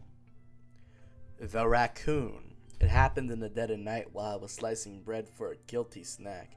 My attention was caught by the scuttering of a raccoon outside my window. That was, I believe, the first time I noticed my strange tendencies as an unordinary human. I gave the raccoon a piece of bread, my subconscious well aware of the consequences, well aware that a raccoon that is fed with will always come back for more. The enticing beauty of my cutting knife was the symptom. The bread, my hungry curiosity. The raccoon, a thing. The moon increments its place and reflects that much more light off of my cutting knife.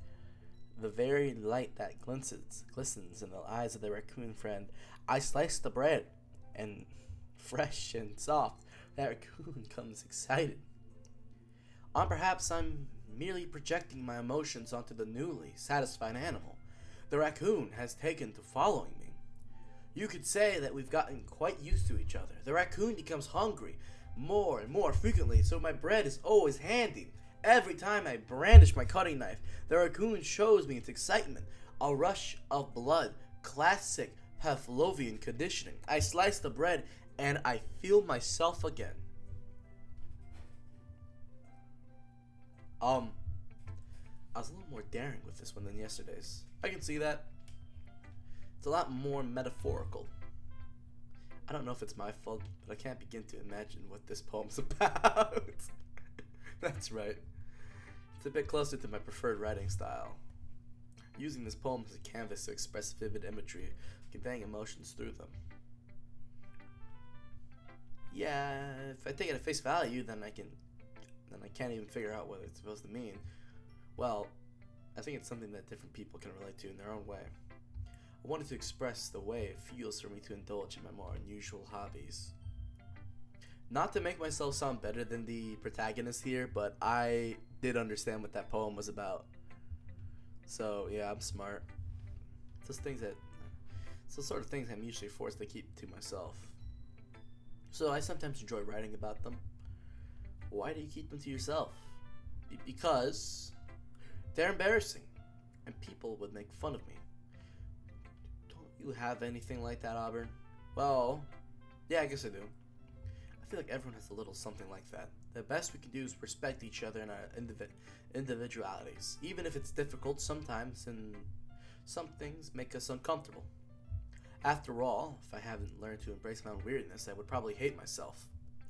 I might be ranting a little bit now, but I'm glad that you're a good listener. Alright, Natsuki's next.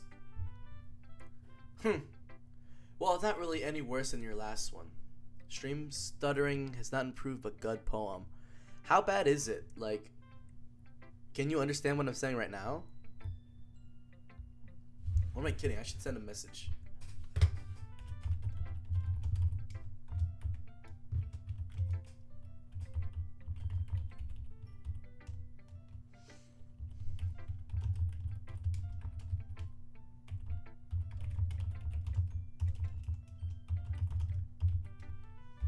Also, yes, Yuri is the best character so far.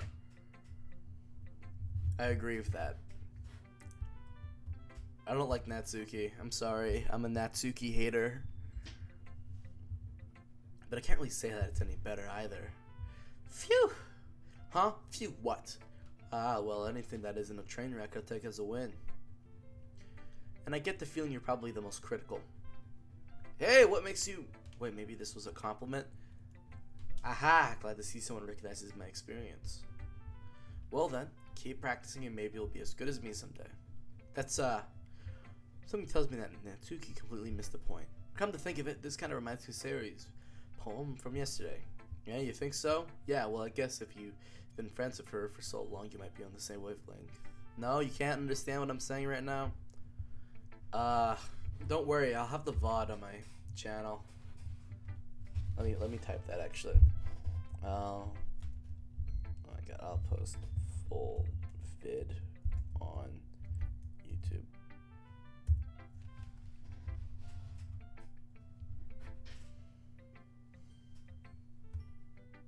But it never really stuck me as her type. Sari has a type all of a sudden? Well, I don't know, but honestly, how can someone so fluffy spend so much time with someone like you? It's like she's dragging around a dead weight. Ugh, that was a little unnecessary. But think of it, if it weren't for me, she would probably just fly away like letting go of a balloon.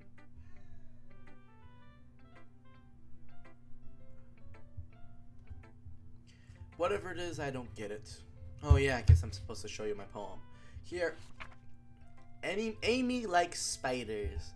You know what I heard about Amy? Amy likes spiders. Icky, wriggly, hairy, ugly spiders. That's why I'm not friends with her. Amy has a cute singing voice. I heard her singing my favorite love song. Every time she sang the chorus, my heart would pound to the rhythm of the words. But she likes spiders. That's why I'm not friends with her. One time I hurt my leg really bad. Amy tried to help me and took me to the nurse. I tried to not let her touch me. She likes spiders, so her hands are probably gross.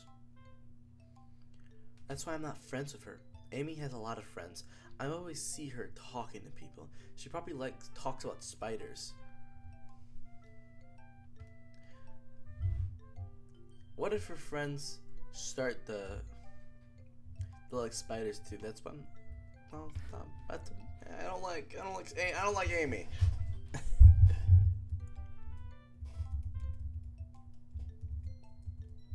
Hold on.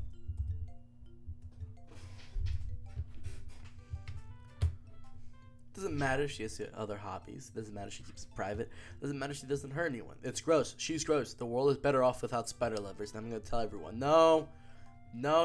This is mean. This is an awful poem. You're mean, Natsuki. Mean. Not bad, right? It's quite a bit longer than yesterday's. Yesterday's was way too short. I'm just warming up. I didn't think that was the best I could do. No, of course not. Anyways, the message straightforward from I have to explain it. Sometimes you explain complicated issues with much simpler analogies. It helps most people realize they're stupid. Anyone would agree that the subject of the poem is an ignorant jerk. Do you know people like that? Of course, it's how everyone thinks my... That doesn't matter. It can be about anything. I wrote it to be easy to relate to. Everyone has some kind of weird hobby or a guilty pleasure. Something that you're afraid of. If people find out, they'd make fun of you, think less of you. But it just makes people stupid. Who cares what someone likes as long as they're not hurting anyone and it makes them happy? I think people really need to learn to respect others for liking weird things. Huh, that's funny. Yuri wrote about something similar today, huh? You say Yuri? Yeah. She said her poem was about an unusual hobby of hers. I didn't really get it, but she said something similar to you, that people shouldn't make each other feel insecure about these things. Really? Well, I mean, Yuri's pretty weird, so I wouldn't doubt that she has some weird hobbies.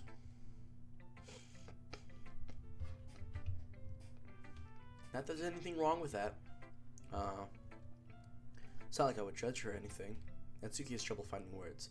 I guess I should try not to be so mean to her. She feels insecure about her weird behaviors and stuff. Man, I always hate how people make me feel insecure. Yuri made me feel insecure yesterday. But the way you put it sounds like she's learned her lesson.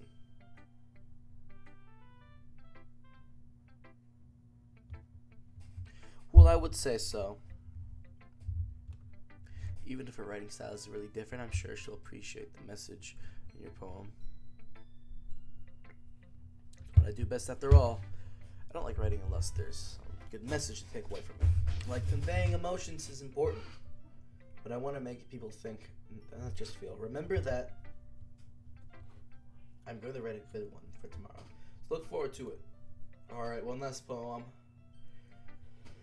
Sayori.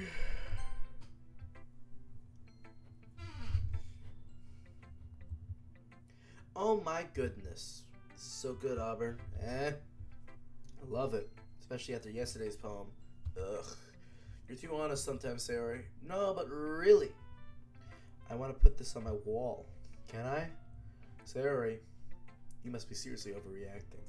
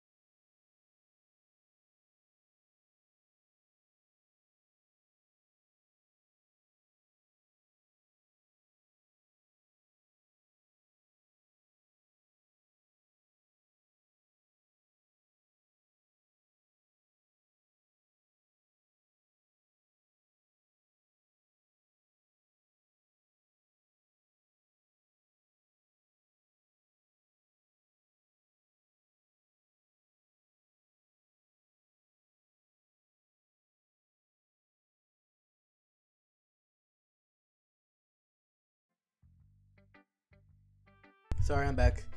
I'm not a good writer at all. Honestly, I have no idea what I'm doing. Well, maybe that's why. Because I have no idea what I like either.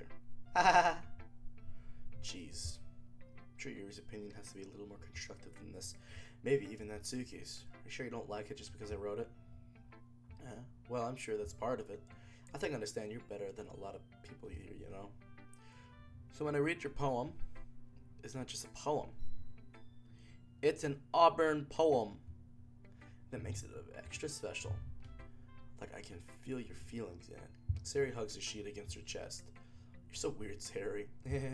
Well, I'm not very good at figuring out if poems are good or bad. That's why I just go by my heart. If it makes me feel things, then it must be a good poem. Oh my god, it must be a good poem. Let me see. Give me a sec.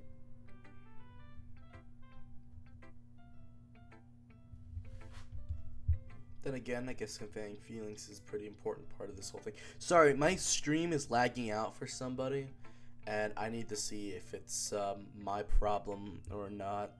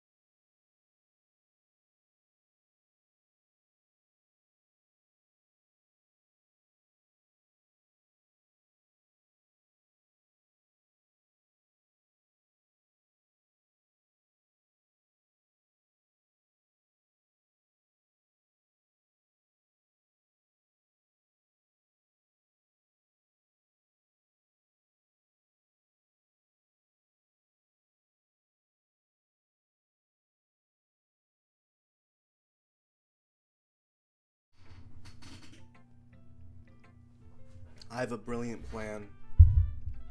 I'm gonna watch the stream myself.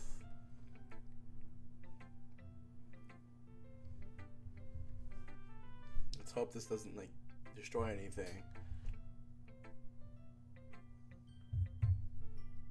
I have a brilliant plan. Wait, can I even see? Watch the stream myself.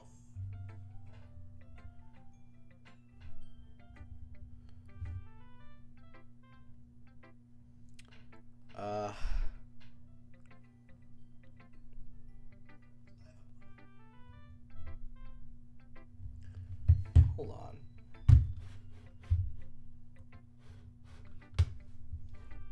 Hold on. Just trying to see something.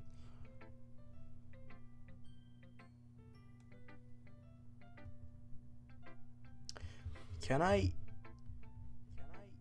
Okay, I don't think it's on my end. Because I can see things pretty much. And, you know, I don't think it's on my end.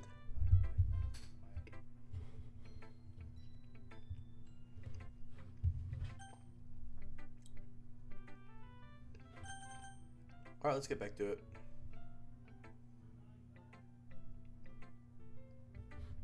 Oh, hold on.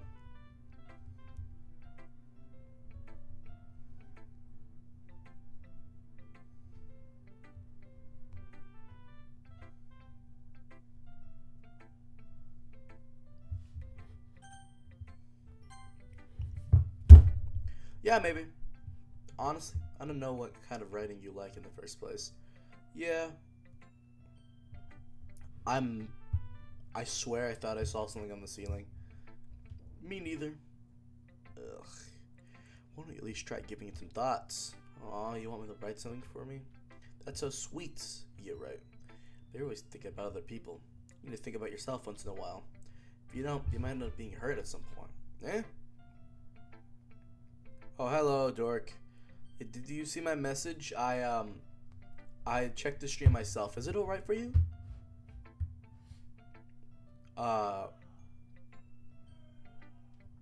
Just wondering. This wasn't a ploy. Fence having trouble seeing the stream and all that stuff. So, yeah, I have to agree. Alright, thanks for popping by. Thank you. Well, I don't really know what you mean, but I'll keep it in mind. Oh, that's great.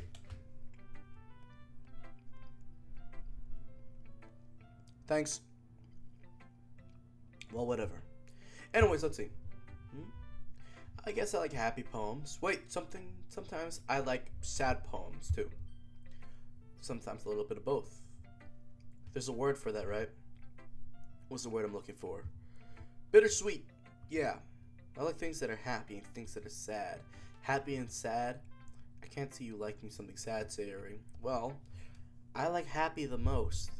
But sometimes when you have a little rain cloud in your head, a sad poem can help give the rain cloud a little hug and make a nice happy rainbow. Sayori, that's unexpectedly poetic. And is it? It is? Well, maybe I'm getting better at expressing my feelings after all. Thanks, Auburn. I should go write that down then. You can read my poem now, okay? Bottles. I pop off my scalp like the lid of a cookie jar. It's the secret place where I keep all my dreams. Little balls of sunshine all rubbing together like a bundle of kittens. I reach inside of my thumb and forefinger and pluck one out. It's warm and tingly, but there's no time to waste. I put it in a bottle to keep it safe. And I put the bottle on the shelf. I put the bottle on the shelf with all the other bottles. Happy thoughts, happy thoughts, happy thoughts in a bottle, all in a row. My collection makes me lots of friends. Each bottle's a starlight to make amends.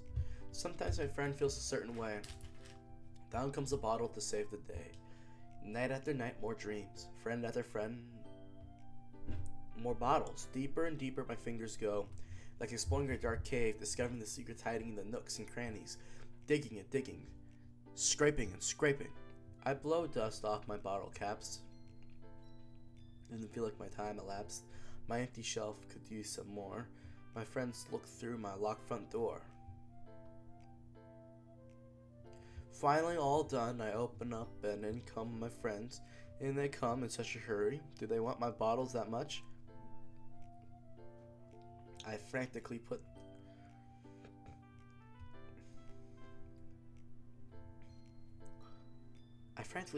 pull them from the shelf one after the other, holding them out to each and every friend, each and every bottle. But every time I let one go, it shatters against the tile beneath my feet.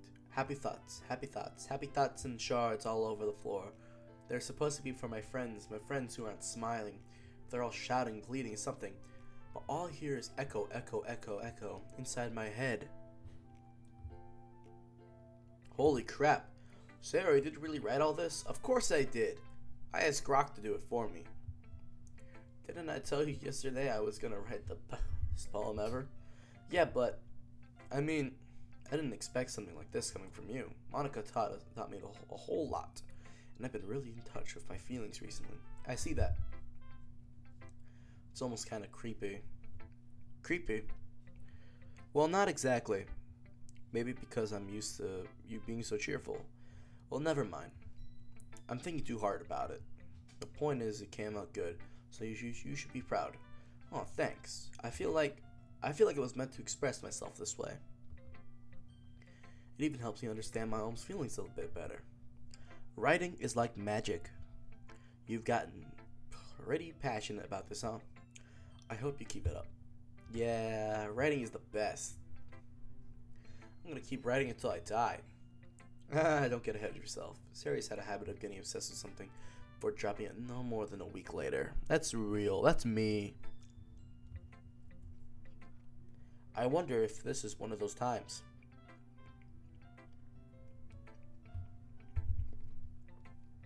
But seeing the passion in her eyes makes it hard for me to be pessimistic. Okay, everyone. We're all done reading each other's poems, right? I have something extra planned today, so if everyone could come sit at the front of the room. This is about the festival. Well, sort of. Do we really have to do something for the festival? It's not like we can put together anything good in just a few days. We'll just end up embarrassing ourselves in front of getting any new members. It's in front of, oh my god, my speech impediment sucks. That's a concern of mine as well. I don't really do well with last minute preparations. Don't worry so much. We're gonna keep it simple, okay? We won't need much more than a few decorations. Sarah has been working on posters, and I've designed some pamphlets we can give out during the event. Okay, that's great and all, but that doesn't tell us what we're actually going to be doing for the event. Ah, sorry. I thought you heard about it already. We're gonna be performing. Performing? Monica. Yeah, we're gonna be having a poetry performance.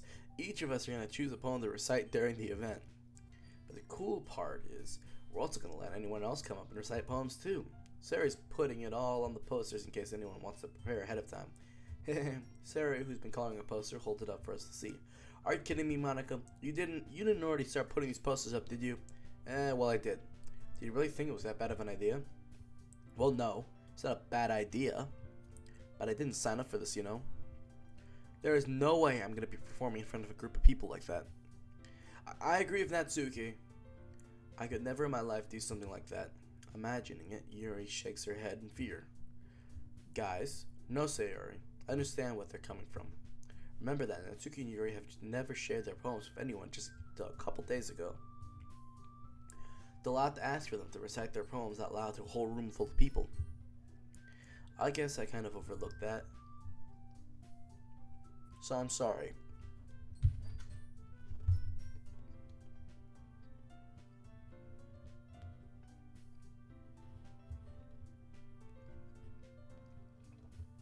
But I still think we should give it our best.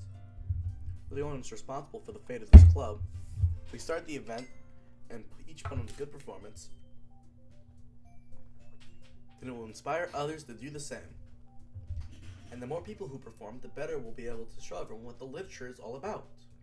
Yeah, it's about expressing your feelings, being intimate with yourself, finding new horizons, and having fun. It's right.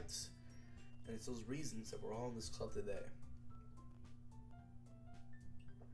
Don't you want to share that with others? To inspire them to find the feelings that brought you here in the first place? I know you do. I know we all do. If all it takes is standing in front of the room for 2 minutes and writing a poem, then I know you can do it. Natsuki remains silent. Sayori looks worried. I guess that leaves me no choice. I agree. I don't think it's too much to ask. I think that Sarah and Monica have been trying really hard to get new members. The least you can do is help them out a little bit. Well, maybe, but it looks like Natsuki doesn't have any arguments left. Okay, fine. I guess I'll have to get it over with. Alright. Phew. Thanks, Natsuki. What about you, Yuri? Yuri dejectedly glances around at everyone's excited, expectant faces. So I guess I don't really have a choice.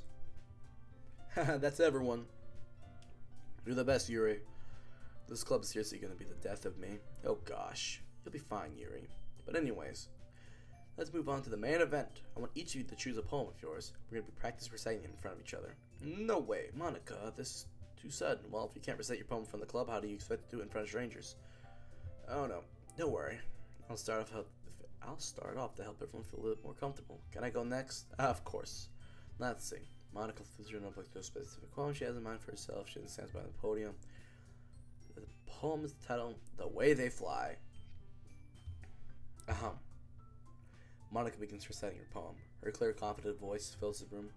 More than her inflection is pristine. She knows exactly how to apply emotion before each line. She recites, bringing the words to life. Is this something she's done before, or is it simply a natural? I glance around me. Everyone has their eyes on Monica. Sora looks amazed. Yuri has an intense expression on her face that I don't understand. Finally, Monica finishes the recitation. Oh my god. I can't read. The four of us applaud. Monica takes a breath and smiles. That was so good, Monica. Thank you very much. I was just hoping to set a good example. Ready to go next, Sarah? I'll go next. Wow, Yuri's fired up all of a sudden. Yuri clutches a sheet of paper behind her hands and stands up.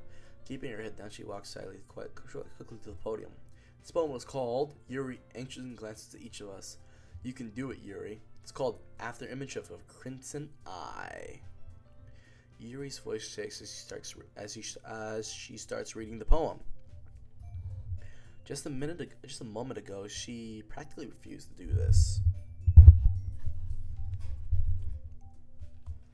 Why is she suddenly putting in so much effort? As Yuri gets past the first couple of lines, her voice changes. It's almost like what happens when Yuri gets absorbed into her books.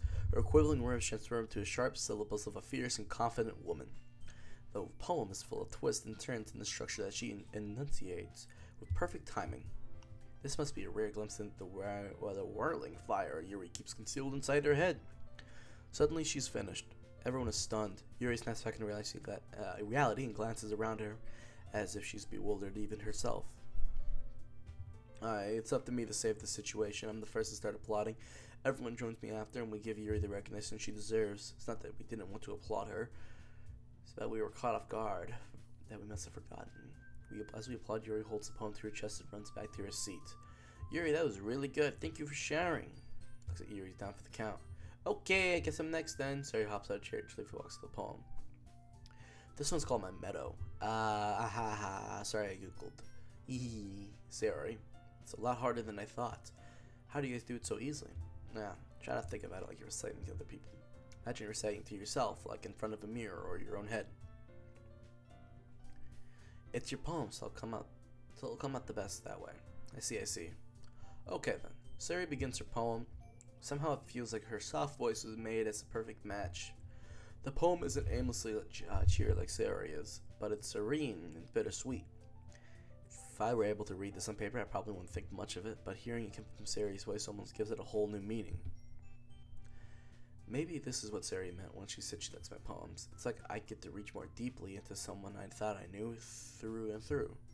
Sari finishes and we applaud. I did it! Good job, Sari. Even Auburn liked it. I guess that's a good sign. What does that even mean? It came out nicely, Sari. The atmosphere of the poem fits you nicely. It might be that other poems wouldn't work quite as well for that kind of delivery. I don't understand. In other words, I've seen poems of yours where that sort of gentle delivery wouldn't work as well. They might need a little more force behind them, depending on what you're reading. Oh, I know what you mean. I've been practicing for this kind of thing. It's just embarrassing to do in front of everyone. Then next, I'm gonna make you pick a poem that challenges you a little more. We don't have much time before the festival, you know. Okay, who's next? Natsuki? Don't make me go before Auburn. I can compare to you guys anyways. I might as well let Auburn lower everyone's standards a bit before I have to do it. Natsuki, it's fine. I might as well get it over with. I'm not gonna have much of a selection of what to read. I'll go with what I wrote for the day. I stand up and step in front of the podium. Everyone has their eyes on me, making me feel terribly awkward. I recite my poem. Since I'm not exactly confident in my own writing, it's hard to put energy into it. Despite that, once I finish, I receive applause anyway. Sorry, I'm not as good as everyone else. Don't worry about it so much. I think it's less about your abilities and more about your lack of confidence in your writing. That's something that will prove over time. Yeah, maybe. Alright then. At least leaves you, Natsuki. Yeah, I'm going. Natsuki begrudgingly gets out of her seat and makes her way to the podium. The poem is called... Why are you all looking at me? Because you're presenting. The poem is called Jump. Natsuki takes a breath. Wait a minute. Aren't these words I chose? Uh-oh.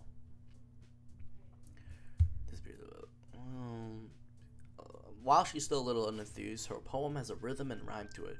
It's Natsuki's trademark style, and it works surprisingly well when spoken aloud. The words feel like they bounce up and down as if giving life to the poem.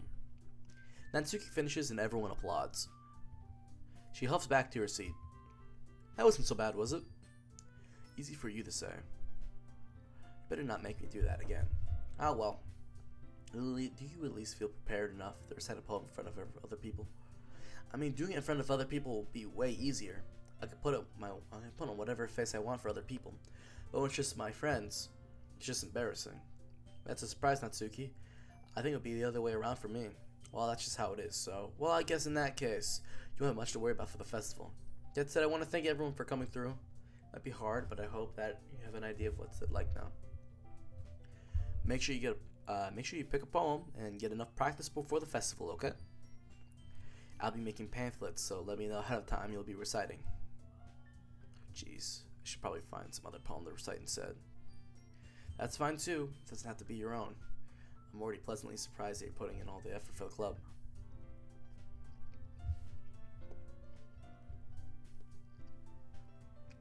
It makes me really happy.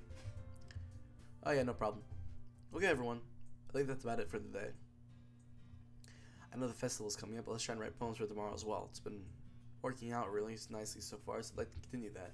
As for the festival, we'll finish planning tomorrow, and then we'll have the weekend to prepare. Monday's the big day. Can't wait. Can't do. I can do this. I can do this. All right. Stand up. There's no way I'll be able to find the same enthusiasm as Sayori and Monica.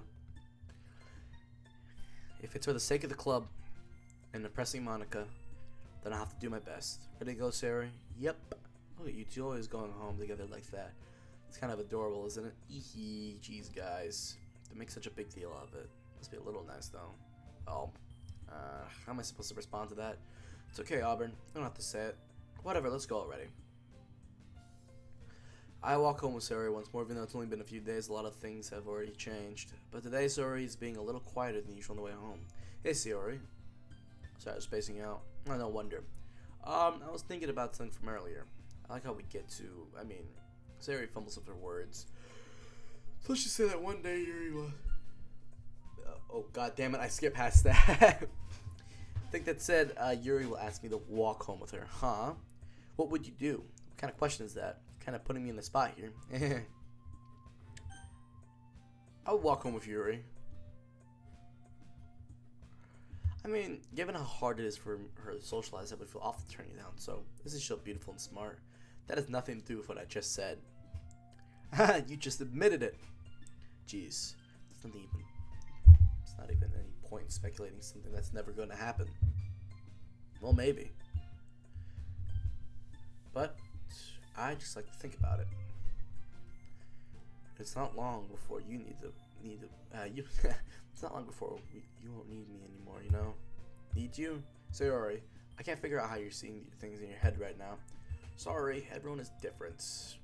Nobody in the club is a replacement for you. And if you say so, the conversation trails off and I left feeling awkward. But it was kind of her fault for trapping me with such a weird question. I can't just lie to her, but if there's something that makes her happy, I would hate to take it away from her. That's why I said there's no point in speculating. Then again, the festival is only a few days away. Who knows what happened that time? Alright, I think we're on. Good, okay. I'm gonna take a break real fast. I'll be right back.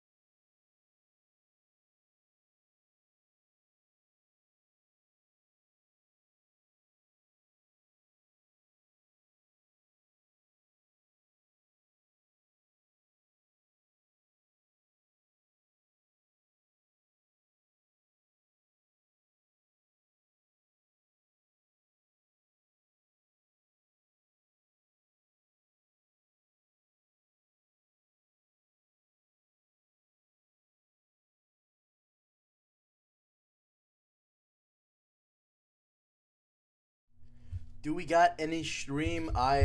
We do. There is stream here. I'm back from my break. I was relaxing. Where were we? Oh yeah, we're writing a poem.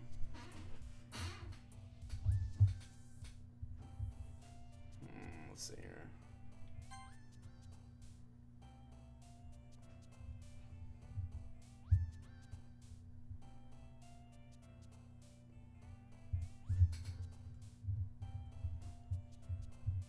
I beat Sans already, you missed it.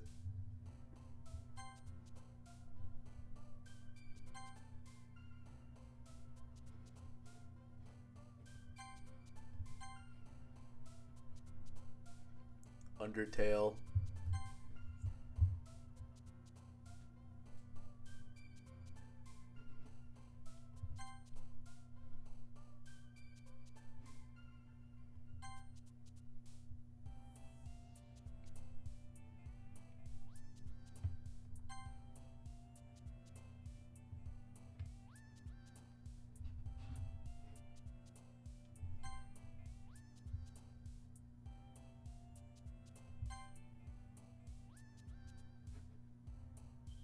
Huh?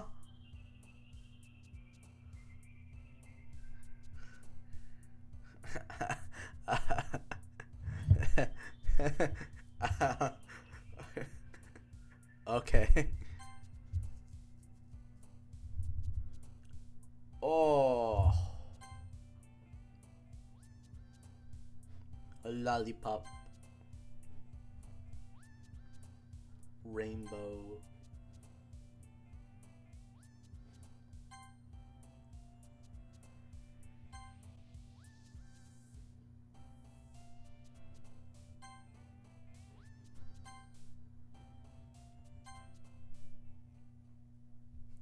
I actually have no idea what these words do.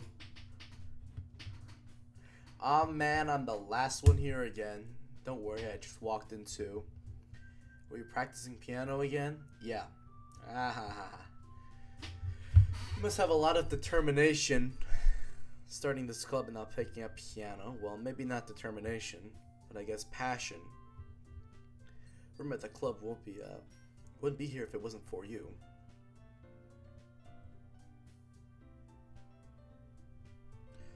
And I'm super happy that you're all willing to help out for the festival too.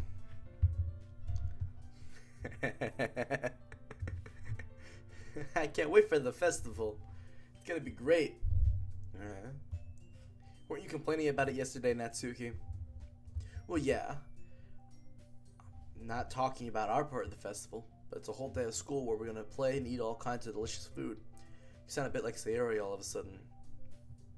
Monica, don't they usually have fried squid? Squid? That's a pretty specific thing to look forward to. Oh, come on. Are you saying that you don't like squid? You, of all people. I didn't say I didn't like it. Besides, what do you mean by you of all people?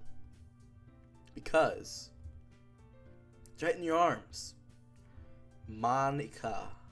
That's not how you say my name at all. Also, that joke makes no sense in translation. Never mind. Let's just focus our own event for now, okay? Fine. Your reactions aren't as fun as Yuri's or Sayori's anyway. Excuse me. Where is Sayori anyway? Oh, there you are. Sayori is sitting at a desk in the corner of the room, looking down at nothing. I walk over to her. Hey, Sayori. I wave my hand in front of her face. You're spacing out again. Sorry. Don't mind me. You can go talk to everyone else. Huh?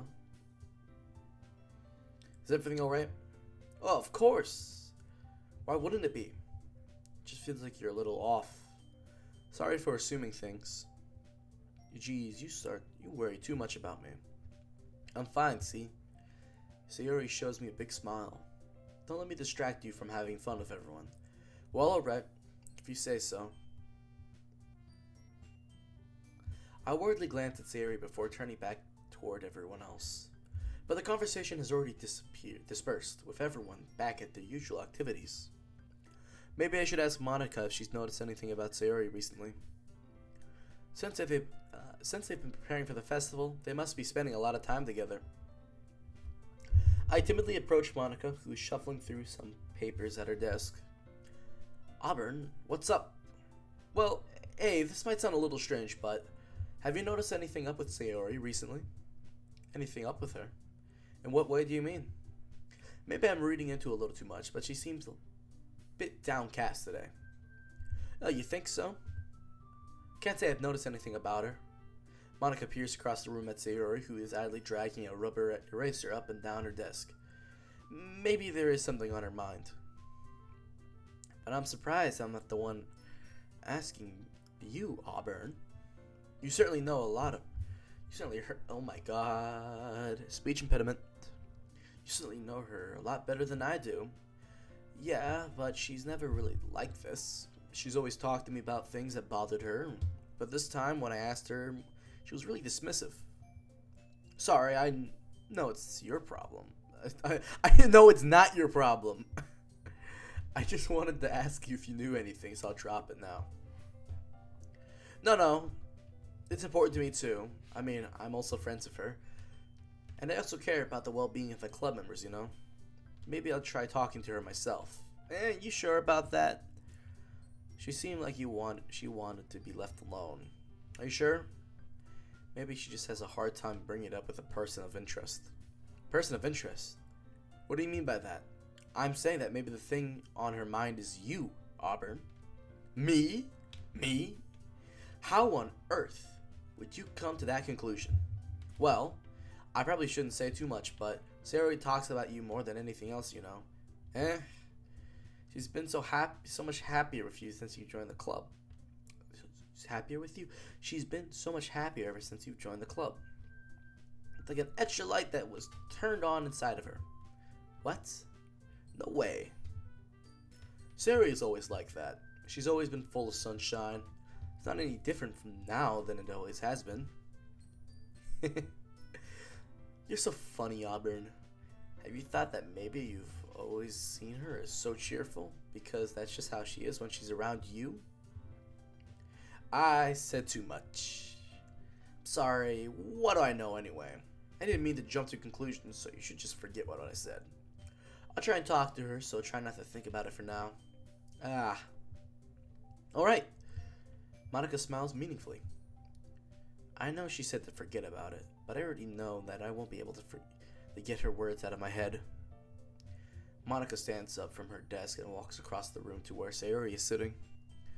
I watch her kneel down next to Sayori. Talk to the purple one.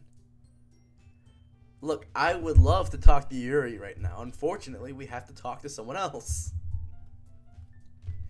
Just keep your voice so quiet that I can't hear her from here. So I sigh and I sit myself down. I know Sayori told me not to worry about her and I happen to have fun with everyone else.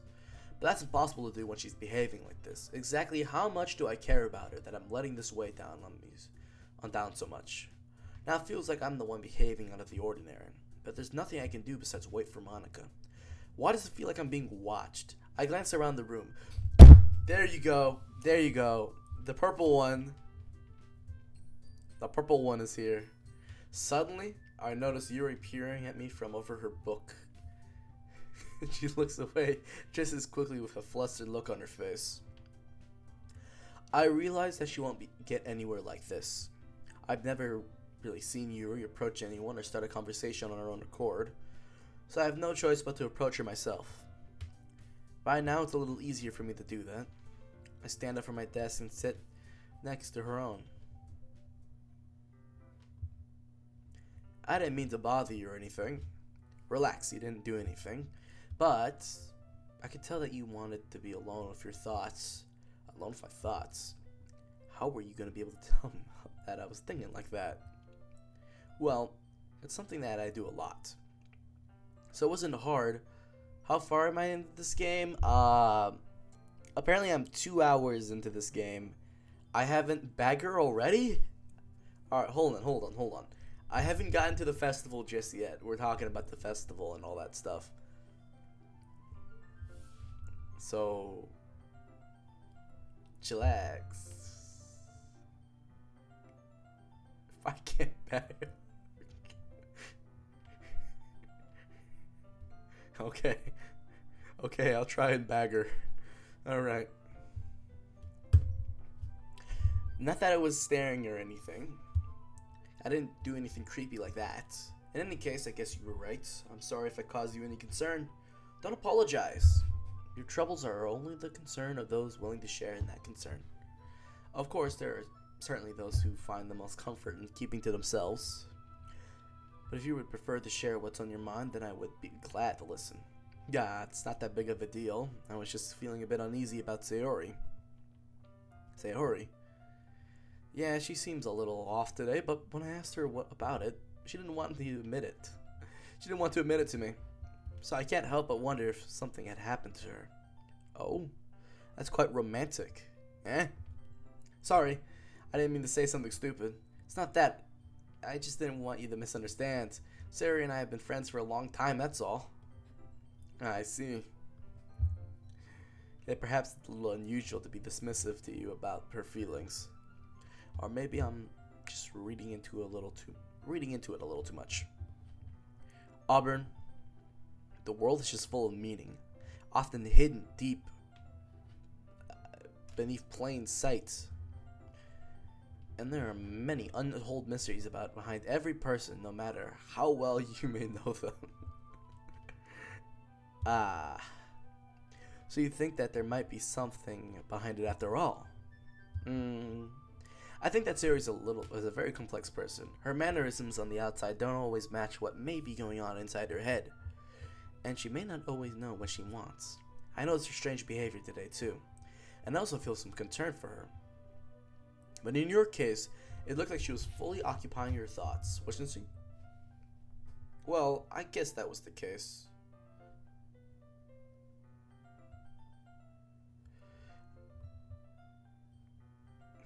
Sayori, she really means a lot to you, doesn't she? I guess. But you don't need to put it that way. We're just good friends, that's all. Yuri suddenly looks deeply into my eyes. Her expression is gentle and curious, as if she was searching for something. Embarrassed, I avert my gaze. Sometimes, a person's mysteries are untold even to themselves.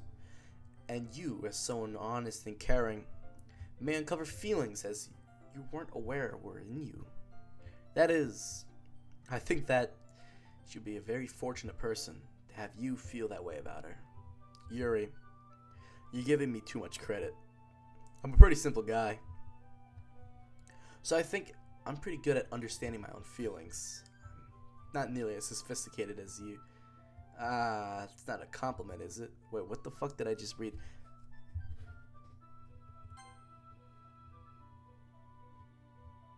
Alright, alright, I had to check if I read that right. It is what it is. It is what it is.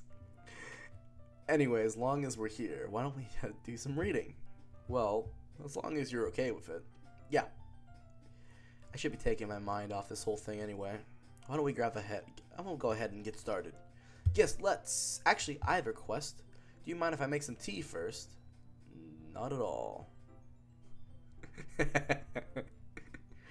Thanks very much. I'm fumbling? Bag Monica? I thought Yuri was the true ending.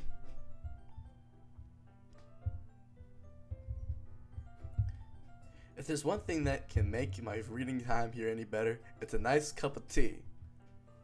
Not to mention for yourself as well. Yuri stands up and makes her way to the closet. I follow and watch as she retrieves a small water pitcher from the shelf, the kind with a filter inside. Can you hold this for a sec? See, she told me to hold the water filter. I am not fumbling. Yuri hands me the water pitcher and also fetches an electric kettle. I'm going to plug this in at the teacher's desk and then we'll go get some water. She walks past me and sets the kettle down on at the teacher's desk.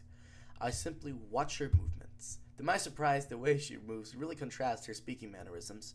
Especially because of her long legs, Yuri appears elegant and methodical. Okay, may I have the water pitcher? Thanks, I'll be right back. I might as well walk with you. Yeah, why not? Shall we go then? Yeah. Where are you two off to? We're just... Yuri was gonna make some tea, so... I suddenly realized how weird it sounds to explain this to Monica. We're just filling the water pitcher. Ah, okay. Sorry, I was just a bit curious.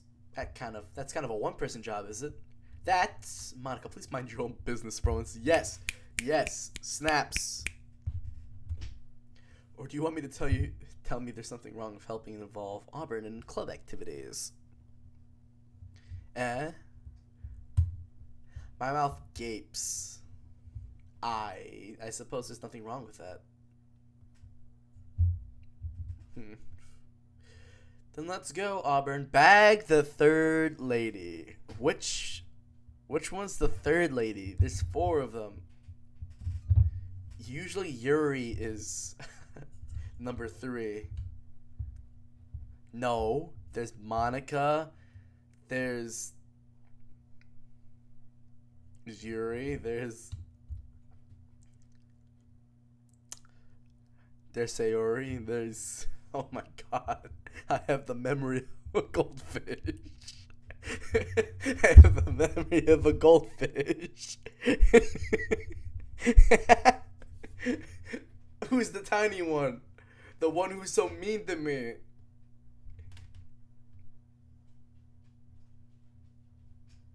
The tiny one is not important at the moment. I don't like the tiny one. No, the other tiny one. Once in the hallway, she suddenly puts her forehead against the wall. I spoke without thinking. How could I say something like that? Yuri. Something about the way she said that. It made me feel so irritated. What's wrong? What's wrong with me?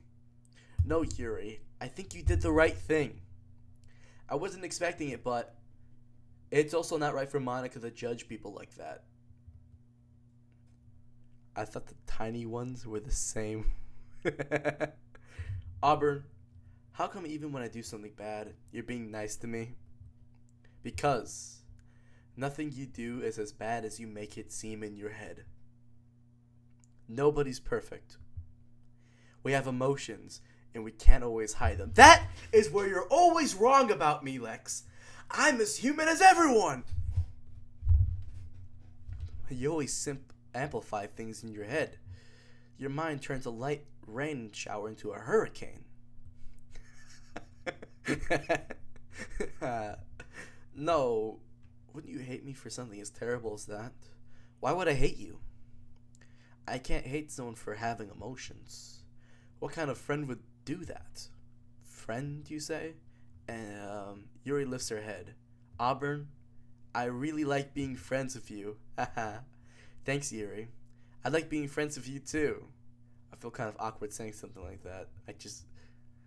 I'm doing my best to help Yuri feel better. Anyway, yeah. Shall we go? Yeah. Yuri and I walk to the nearest water fountain. Once we fill up the water pitcher, we return to the classroom. Auburn, do you like oolong tea? Yeah. Anything is fine. Very well. Yuri sets the temperature on the kettle to 200 degrees. Now it's time to get the teapot. I don't have a choice. My actions aren't... I'm trying my best here, okay? You really do this properly, don't you? Of course. I shouldn't do any less when I'm making tea for others. You would have not an expert on tea or anything? Uh-huh.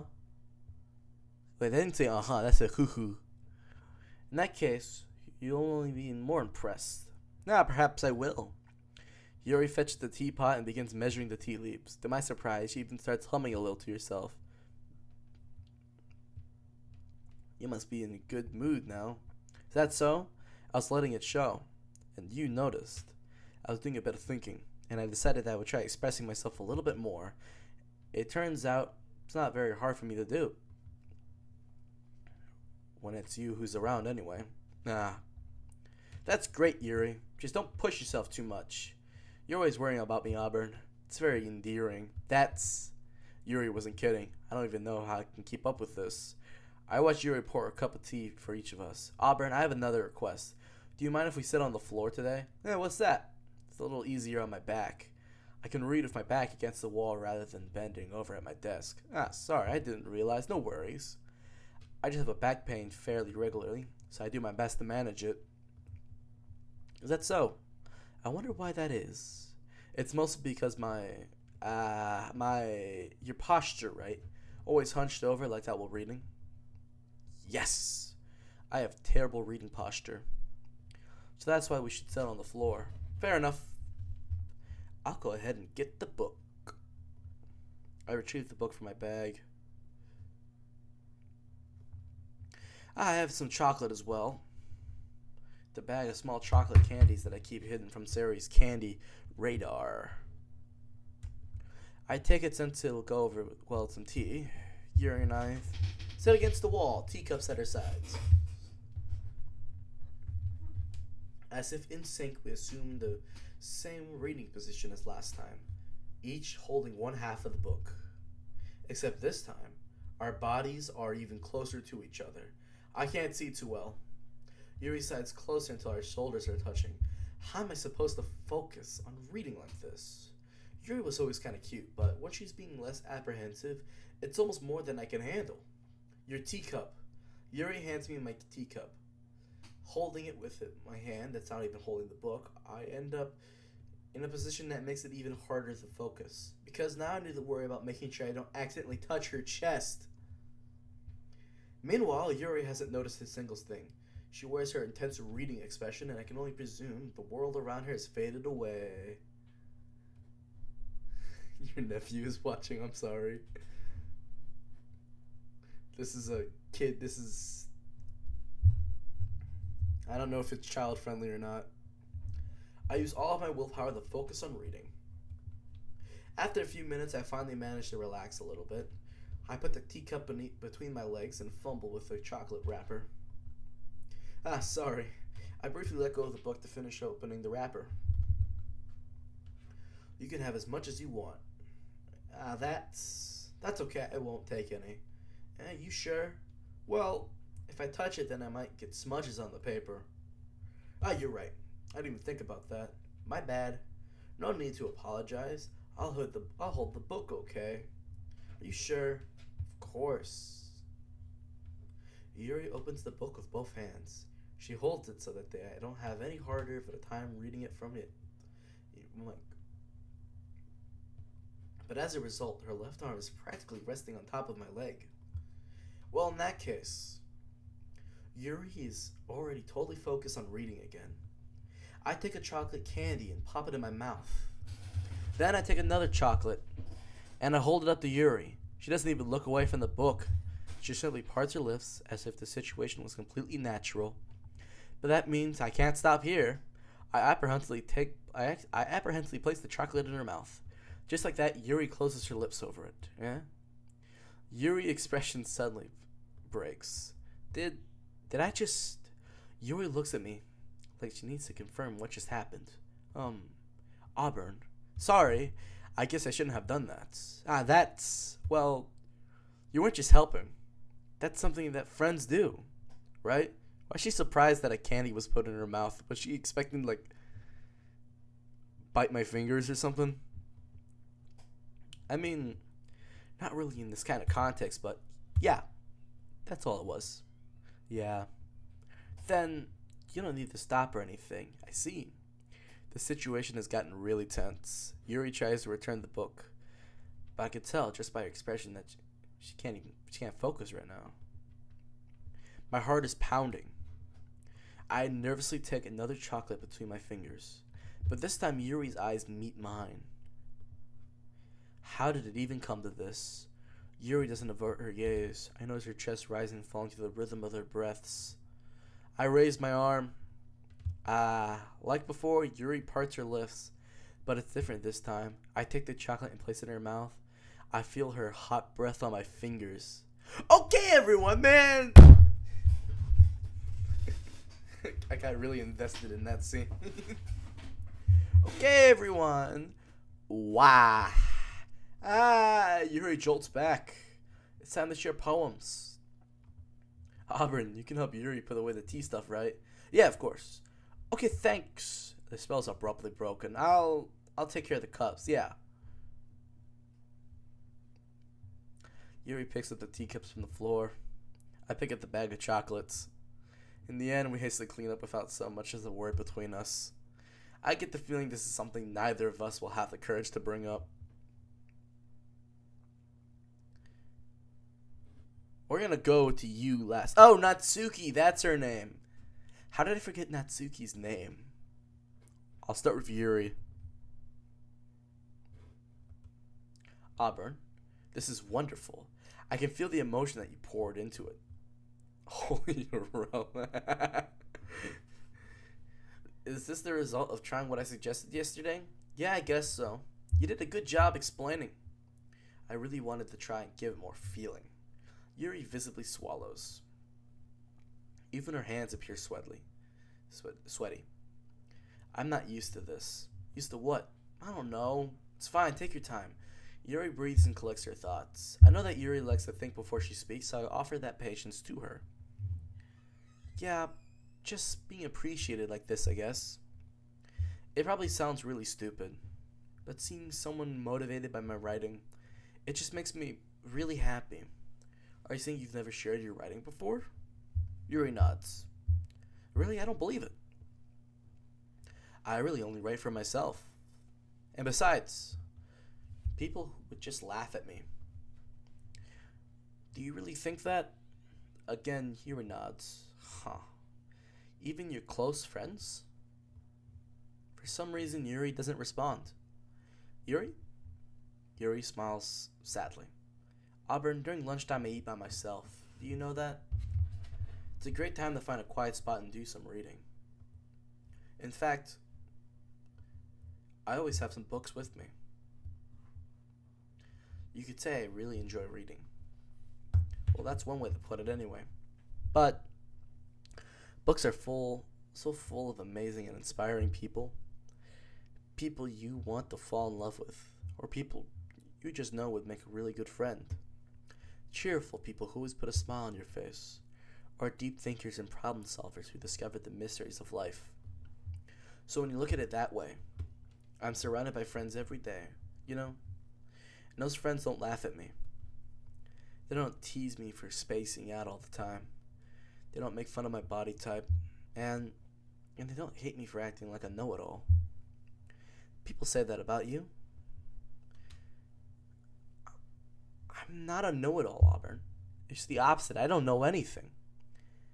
I don't know how to talk to people. I don't know how to make people see me as normal. I don't even know how to make myself happy.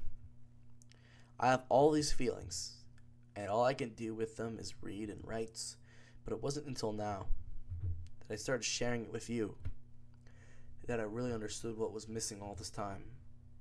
But I haven't really done anything. No? That's wrong. Just being patient and respectful, that's really important to me. I know I'm a difficult person, Auburn. I speak too slowly. I second guess myself all the time. I read too deeply into things. But every time, you've always treated me just like anyone else. It's so rare that I feel comfortable with myself when I talk to others. But that's why every time I talk to you, I just feel really happy. I see. Well, I treat you how you deserve to be treated, Yuri. And if other people don't see it that way, then screw them. I mean, I joined this club hoping I would make friends. I would say I've had at least one success, wouldn't you?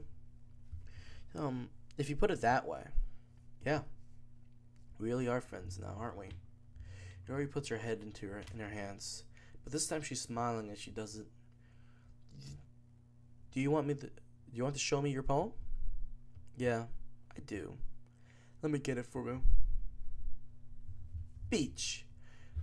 A marvel millions of years in the making, where the womb of Earth chaotically meets the surface under a clear blue sky, an expanse of bliss.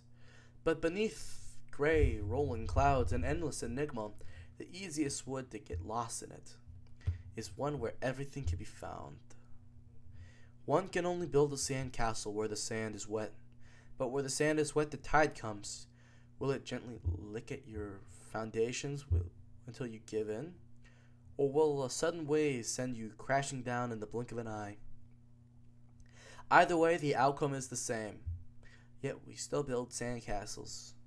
I stand where the foam wraps around my ankles, where my toes squish into the sand. The salty air is therapeutic. The breeze is gentle yet powerful. I sink my toes into the ultimate boundary line, tempted by the foamy tendrils. Turn back and abandon my peace to erode at the shore.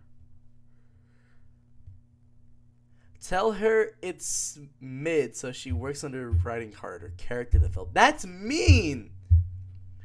Drift forward and I return to Earth forevermore. That's so mean. I'm not gonna do that. I'm aware that the beach is kind of an inane thing to write about, but I did my best. It's for her own growth. Okay, I trust you. You say that you didn't even want to write about it. Oh, you haven't heard? You're a writer, you need to critique. After yesterday, Natsuki and I, well, it was amusing that we wrote about something similar in such different ways. So Natsuki wanted us to write about the same topic as each other again. I suppose it better compare the differences in our writing styles or thought processes. Anyways, it was her idea. Knowing her, it's no surprise that she'd want to do something like that. She probably just wants to show off. Not like I have a particular interest in her writing style. I just went in with her request. But, well, I suppose it's not so bad to write about something simple on occasion. It can be refreshing, you know. It's good for me to calm my thoughts once in a while. Yeah, I think I agree. Thanks for sharing.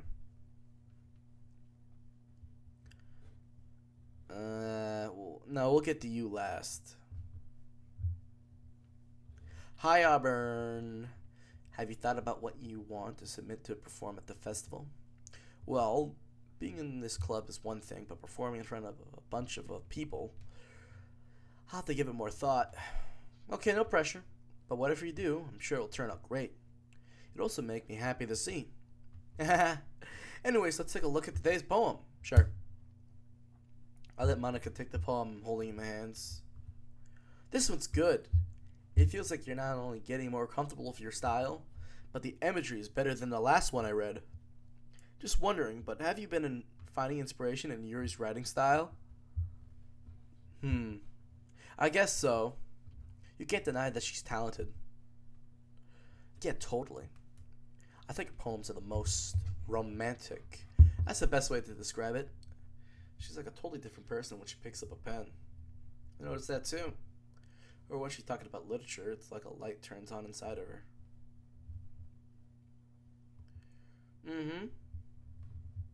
Sadly, it's hard to get much personal conversation out of it. Trust me, I've tried. Who knows what goes on in that head of hers? I hope you don't mean that in a bad way. No, of course not. I just meant that I wish she didn't keep so much to herself. But still, defending her like that, you must be pretty into her. Eh? You completely misunderstood. Calm down, I'm kidding. Besides, I'm pretty sure she's already got a boyfriend. Wow. It's happened again. In game form. Wait, really? Yeah, fictional one anyway. Oh, you fucker. Wait a minute.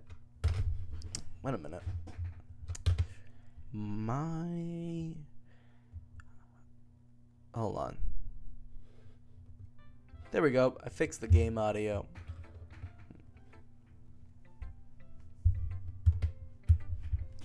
It's just a hunch, but well, there's not anything wrong with that. Oh, well, I know.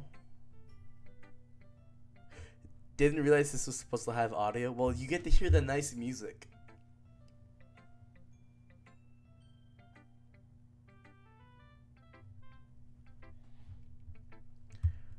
Anyway, I'll share my poem with you now, alright? Alright. The Lady Who Knows Everything. An old tale tells of a lady who wanders Earth. The lady who knows everything. A beautiful lady who has found every answer, all meaning, all purpose, and all that was ever sought. And here I am, a feather, lost adrift the sky, victim of the currents of the wind. Day after day I search with little hope, knowing legends don't exist.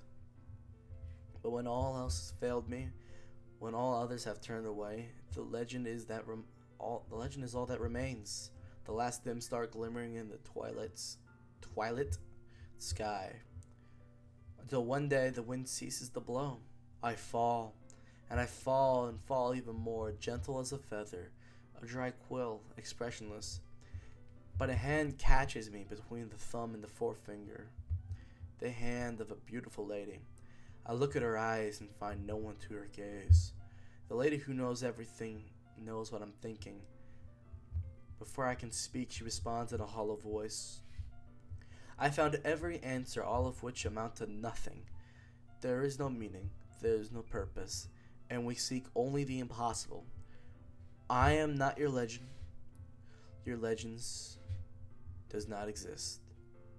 And with a breath, she blows me back afloat, and I pick up a gust of wind. You know, I feel like learning and looking for answers are sorts of that give all sorts of things that give life meaning. Not to get too philosophical or something, but it was kind of on my mind, so that's what I wrote about. I see. I never really put much thought into it. In a way, it's almost paradoxical, because if we had all the answers, wouldn't the world start to lose its meaning? You know, there's one thing I noticed. It seems like everyone in this club prefers writing about things that are more sad than happy. Haha, are you surprised? I mean, if everyone was okay, we wouldn't really have anything to write about, would we? Humans aren't two-dimensional creatures. I think you know that better than anyone. I mean, one-dimensional. Yeah, that. Anyway, here's Monica's writing tip of the day. Are you ever too shy to share your writing because you're afraid it's not that good? It can really be disheartening to get a lukewarm response to something that you put so much into. But if you find other people who enjoy writing, then sharing becomes a lot easier. Because instead of telling you that your writing is good or okay or bad, they'll want to focus more on everything that went into it and things you can work on. It's much more encouraging that way, and it will make you want to continue improving. It's almost like having your own literature club, don't you think? That's my advice for today. Thanks for listening.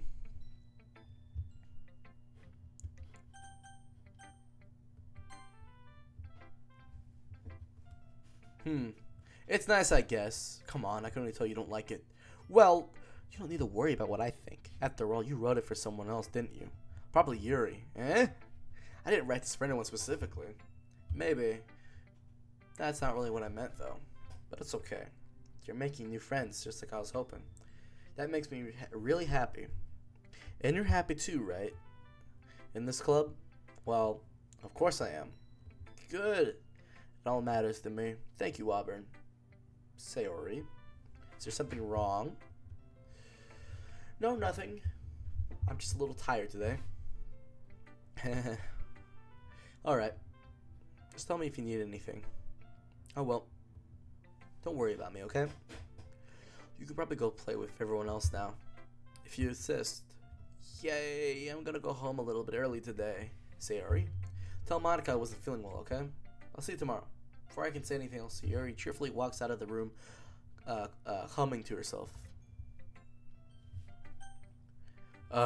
One last person. Let me click on that door so I can get out of here. Or that closet so I can hide. Alright, fine. This one's alright. Alright? Well, yeah.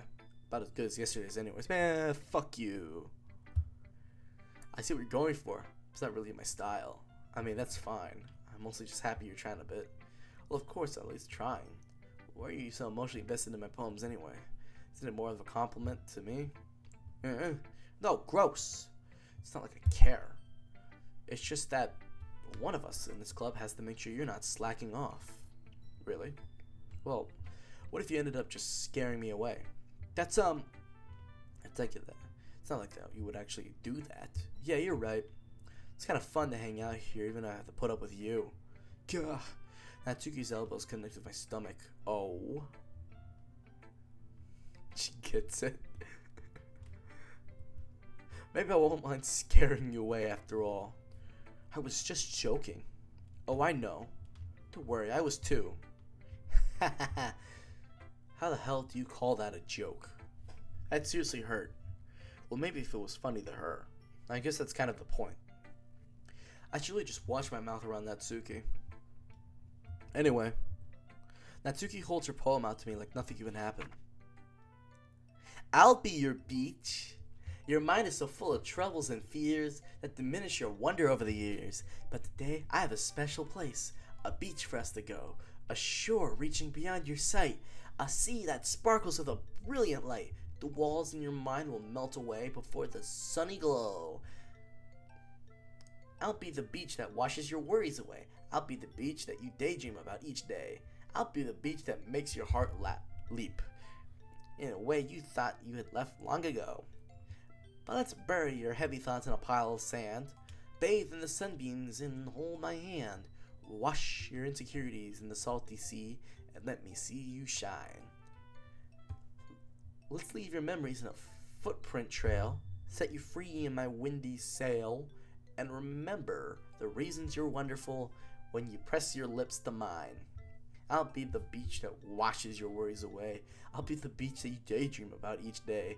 I'll be the beach that makes your heart leap in a way you thought you left long ago. But if you let me by your side, your own beach, your own escape, you'll learn to love yourself again. Oh, my bad.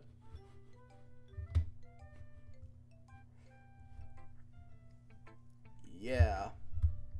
I felt like I kept writing about negative things. I wanted to write something with a nice message for once. Besides, the beach is awesome. You should read this in front of the festival. I'm sure people will love it. Kind of hard to write anything negative about the beach. Well, Yuri's take on it was a little more solemn. Well, that's... Geez, she better not have said anything bad about mine. After all, she was the one who wanted us to write about the same topic. Ugh. You could really see her doing that too. Making us write about a simple topic, then trying to impress me by coming up with something all fancy. Well, it's not like I care. I just did it anyway. I mean, I guess mine ended up being kind of metaphorical too.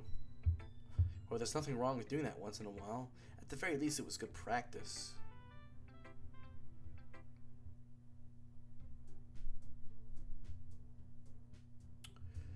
Okay, you three. We're all done sharing poems, right? Why don't we start figuring out? Hold on a sec. Is it just me or did he say something strange just now? Something did sound a bit unusual. That's right. You deviated from your usual catchphrase while addressing the club. Catchphrase? I don't have a catchphrase. Jeez. Why is the mood so weird today? Look, even Yuri isn't immune to it. Stagnating air is common foreshadowing that something terrible is about to happen. We'll all die. The festival, there's a bomb. We all die. In your books, maybe. Look, the only thing different is that Sayori is here. It seems you're right. Sigh. Sayori always helps lighten the mood a little bit, doesn't she? It's almost like everyone's balance is thrown off a little when she's not around. Where the heck did she run off to anyway? I thought she just went to pee. Natsuki, please show us some decency. Oh, come on. She actually wasn't feeling too well and went home early. That's so? I hope she's alright. Seriously? Of all the times to not go home with her, you picked the time she's not feeling well? So much for you two being all lovey-dovey. No. First of all, stop misunderstanding my friendship with Sayori. And second, she's kind of been avoiding me today, so I didn't want to force it. Who?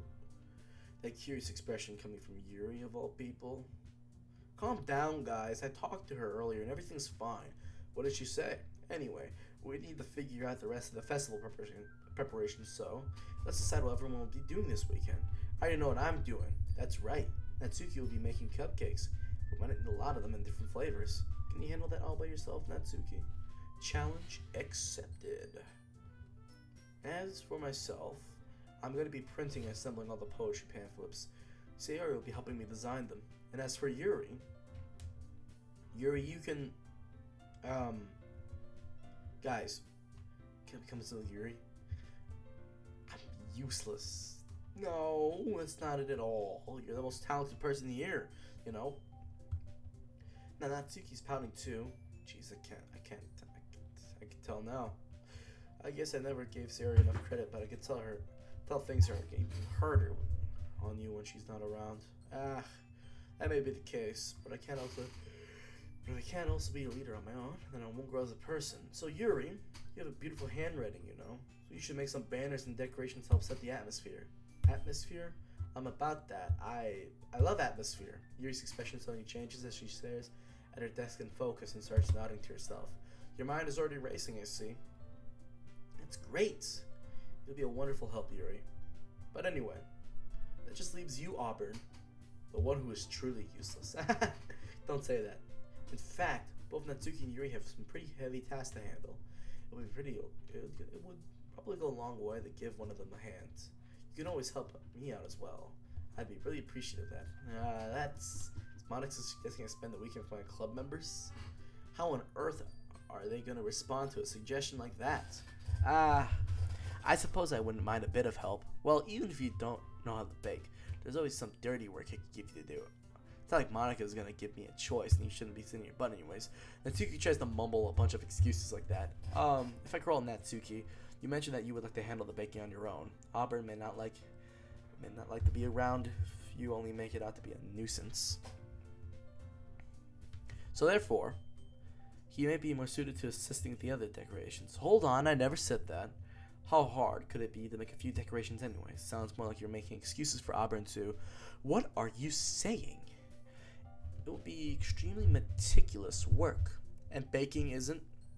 Just what do you think, guys, let's settle this down for a moment. In the end, I think it's up to Auburn to decide how they'd like to contribute. Besides, he hasn't really gotten the chance to spend any time with me yet, you know. So I'm sure he's interested. You literally just said, oh, yeah, thanks, Chris. See you later, man. Have a good day. Have a happy day, actually. Bye. I'm surprised as well.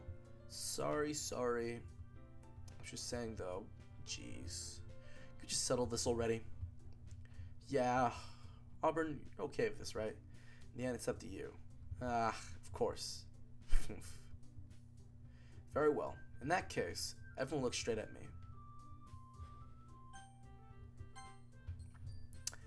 Well, I'll probably be more useful helping out Yuri. Me? Are you serious? Why would you... Natsuki, I can already tell you're about to say something mean. Oh, I was just saying. Ugh. So you'll be helping Yuri then, Auburn? Yeah. That's what I'm gonna do. I'm glad. I have a bad habit of overthinking these sort of things. I think your assistance will be very useful. That's great to hear. Natsuki, will you be able to handle the baking yourself? I mean, yeah. I already said it would be fine. Oh, okay. Everyone can tell that Natsuki is feeling a little sour. So is that everything we need to go over? Yeah, that should be about it. Are you guys excited? Well, excited may not be the right word. But I suppose I'm looking forward to it a little bit. Do you feel the same way, Auburn? Me? I guess you could say I'm interested to see how it'll turn out. That's good enough for me. What about you, Natsuki? Natsuki? What? Why is everyone yelling at me? I didn't even do anything. No, that's not what I meant at all. Yuri anxiously glances between everyone in the room. I'm sorry for this. I don't really know why Auburn picked me. And also, your cupcakes are the best cupcakes I've ever had. They go really well with my tea. And nothing that I do for the event will compare to that. So, I get it. I'm kind of surprised though. Why? Well, I'm the one acting immature. I already know that. But you're trying to cheer me up all of a sudden. I know I'm not very good at it. I'm sorry if I said something bad. Natsuki's the only one surprised. Now, Monica and I are also taken back by Yuri's words. When she's already had trouble with words, trying to cheer someone up must be far out of her own comfort zone. But I can understand. Yuri was trying to sound like Sayori. Even if it didn't work out perfectly, I could tell that she tried to say something Sayori would say at a time like this. Because Sayori always helped everyone smile and feel good about themselves. No, kind of appreciated it. I'm sorry for making a big deal out of nothing. But I'm going to say this. You better bet that my cupcakes are going to be the best part of the whole event. I believe in you. Yeah! Hope to see everyone do their best. But with that, there's nothing more for today. So I guess it's time for us to head out. Alright, let's get out of here then. Everyone packs up their things. I start to follow Monica and Natsuki out of doors as they chat between each other. I turn around. Sorry, I realized I don't have any way of contacting you this weekend. Oh, you're right. I can't believe that slipped my mind. Should I give you my phone number? I think that'd be the best way, yes. Alright then. You're gonna exchange phone numbers. Okay. Then I'll be stopping by your house on Sunday. My house? Is that a problem? No, not at all. I just thought I would be the one going to your house since I'm the one helping you. I suppose that makes sense. But if you don't mind, I think I prefer going to your house. Alright. In that case, it won't be a problem. I decided not to press Yuri for a reason. It's not like it should matter much either way, so I'll just need to make sure my room is clean. I hope I managed to make myself useful in some way. I'm not nearly as creative as you are. Don't underestimate yourself, Auburn. I think that will make a very productive team. If you chose me because you felt bad or something. Wait, you don't actually think that, do you? I don't know. It's difficult to come up with any other reason you may have chosen me. You're forgetting. The one reason is the most common sense. I chose to help you because that's what I want to do. But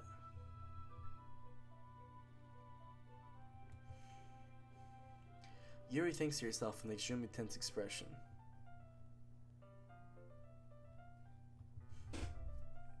Yuri, you're overthinking this. You want me to point out when you're overthinking, right? I didn't realize. I'm telling you I want to. That's all there is to it. Do you believe me?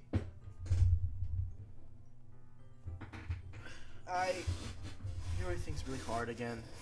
She looked straight into my eyes for a long while. I believe you. As if it took her a tremendous effort, Yuri finally says that she relaxes her expression. And I'm really looking forward to Sunday. Yeah, I am too. After that exchange, I make my way at the door and Yuri follows. I can't believe this. Yuri's going to be coming to my house on Sunday? My anxiety shoots through the roof. Even though I've gotten pretty used to handling her at this point, there's no telling what might end up happening when we're outside of school. More than that, she told me that she was looking forward to it. Is this the chance I have to make something happen between us? Or is it too early for that? Only time will tell. But until then, I won't be able to take my mind off of it. I seriously can't wait. It's already Sunday. I've been getting increasingly anxious about Yuri's upcoming visits. I keep telling myself there's no reason to be nervous, but it doesn't help much. Yuri is clearly an introvert and also an intimate person in general. There's no doubt that she'll open up a little bit when it's just the two of us. Meanwhile, we've been texting occasionally. She was extremely apprehensive at first, but it wasn't long before I was already learning more about her. But putting Yuri aside, I haven't heard a thing from Sayori since she left the club early that day. It's not like we text each other at all the time or anything, but I've been worried about her in the back of my mind. Between what Sayori said and what Monica said, is it really okay for me to put Sayori's feelings aside when she might need me? I decide to visit Sayori before Yuri comes over. Rather than asking, I simply tell her I'm coming over, much like we've done in the past. Once I reach Sayori's house, I knock on the door before entering it myself. Oh, there's just no music. I'm an idiot. Again, we used to play so often that we made it a habit of simply entering each other's houses like we were family. The house is quiet. Sayori isn't anywhere on the first floor, so I assume she's up in her room. It's already strange of her not to run down and greet me. I head up to her bedroom, where I finally find her. Sayori? Hi, Auburn. I sit down in her room. Sayori forces a smile, but it's easy to tell that she's different. There's a minute of silence between us. You haven't come over like this in a long time, have you? Well, I guess you're right. It has been a long time. Not that much has changed, has it?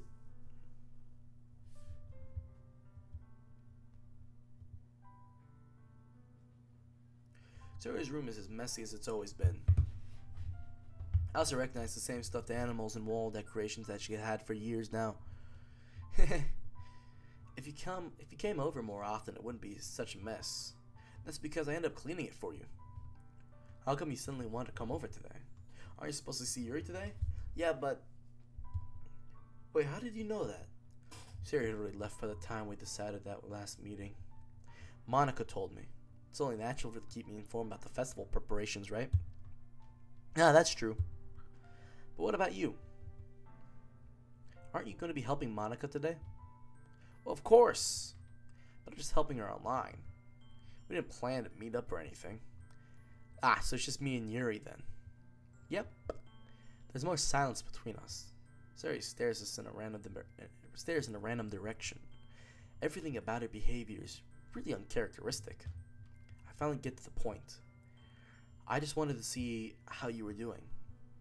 After you left on Friday, when something's wrong, you can't hide it from me. I know you too well. Wait a minute. Alright, yeah, I do have audio for the game. I was just checking. I know you too well. So, Sayori smiles, shaking her head. It's not good, Auburn. Huh? Why can't it just be like this like it's always been? This is all my fault. If I didn't get so weak and accidentally express my feelings, if I didn't make that stupid mistake, then you wouldn't have been worried about me at all. You wouldn't have come here. You wouldn't have been thinking about me right now. But this is just my punishment, isn't it? I'm getting punished for being so selfish. I think that's why the world decided to have you come over today. It just wants to torture me. Sayori. I grab Sayori by the shoulders. What on earth are you saying? Are you listening to yourself right now? I know something happened to you. There's no other explanation for you to be like this. So tell me already. Until I know, I won't be able to stop thinking about it. Sayori gives me an empty smile.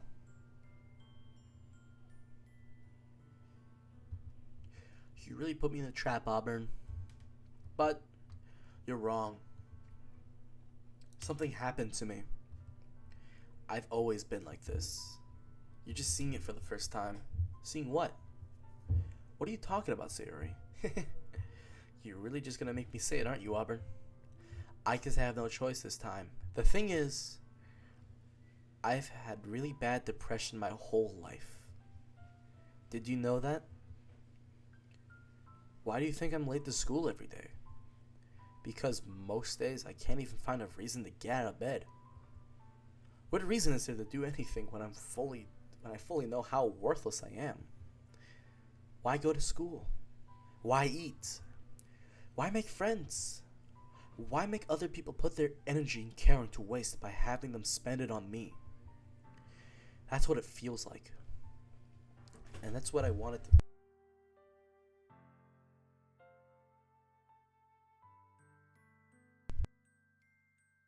Sorry. That's what I wanted. And that's why I just want to make everyone happy. What button did I just push? Oh, this stuff. Without anyone worrying about me. I'm in shock. I can't even figure out how to respond. How is it possible that Sayori kept this from me the entire time that I've known her? Did she really want so badly for me to just not think about her?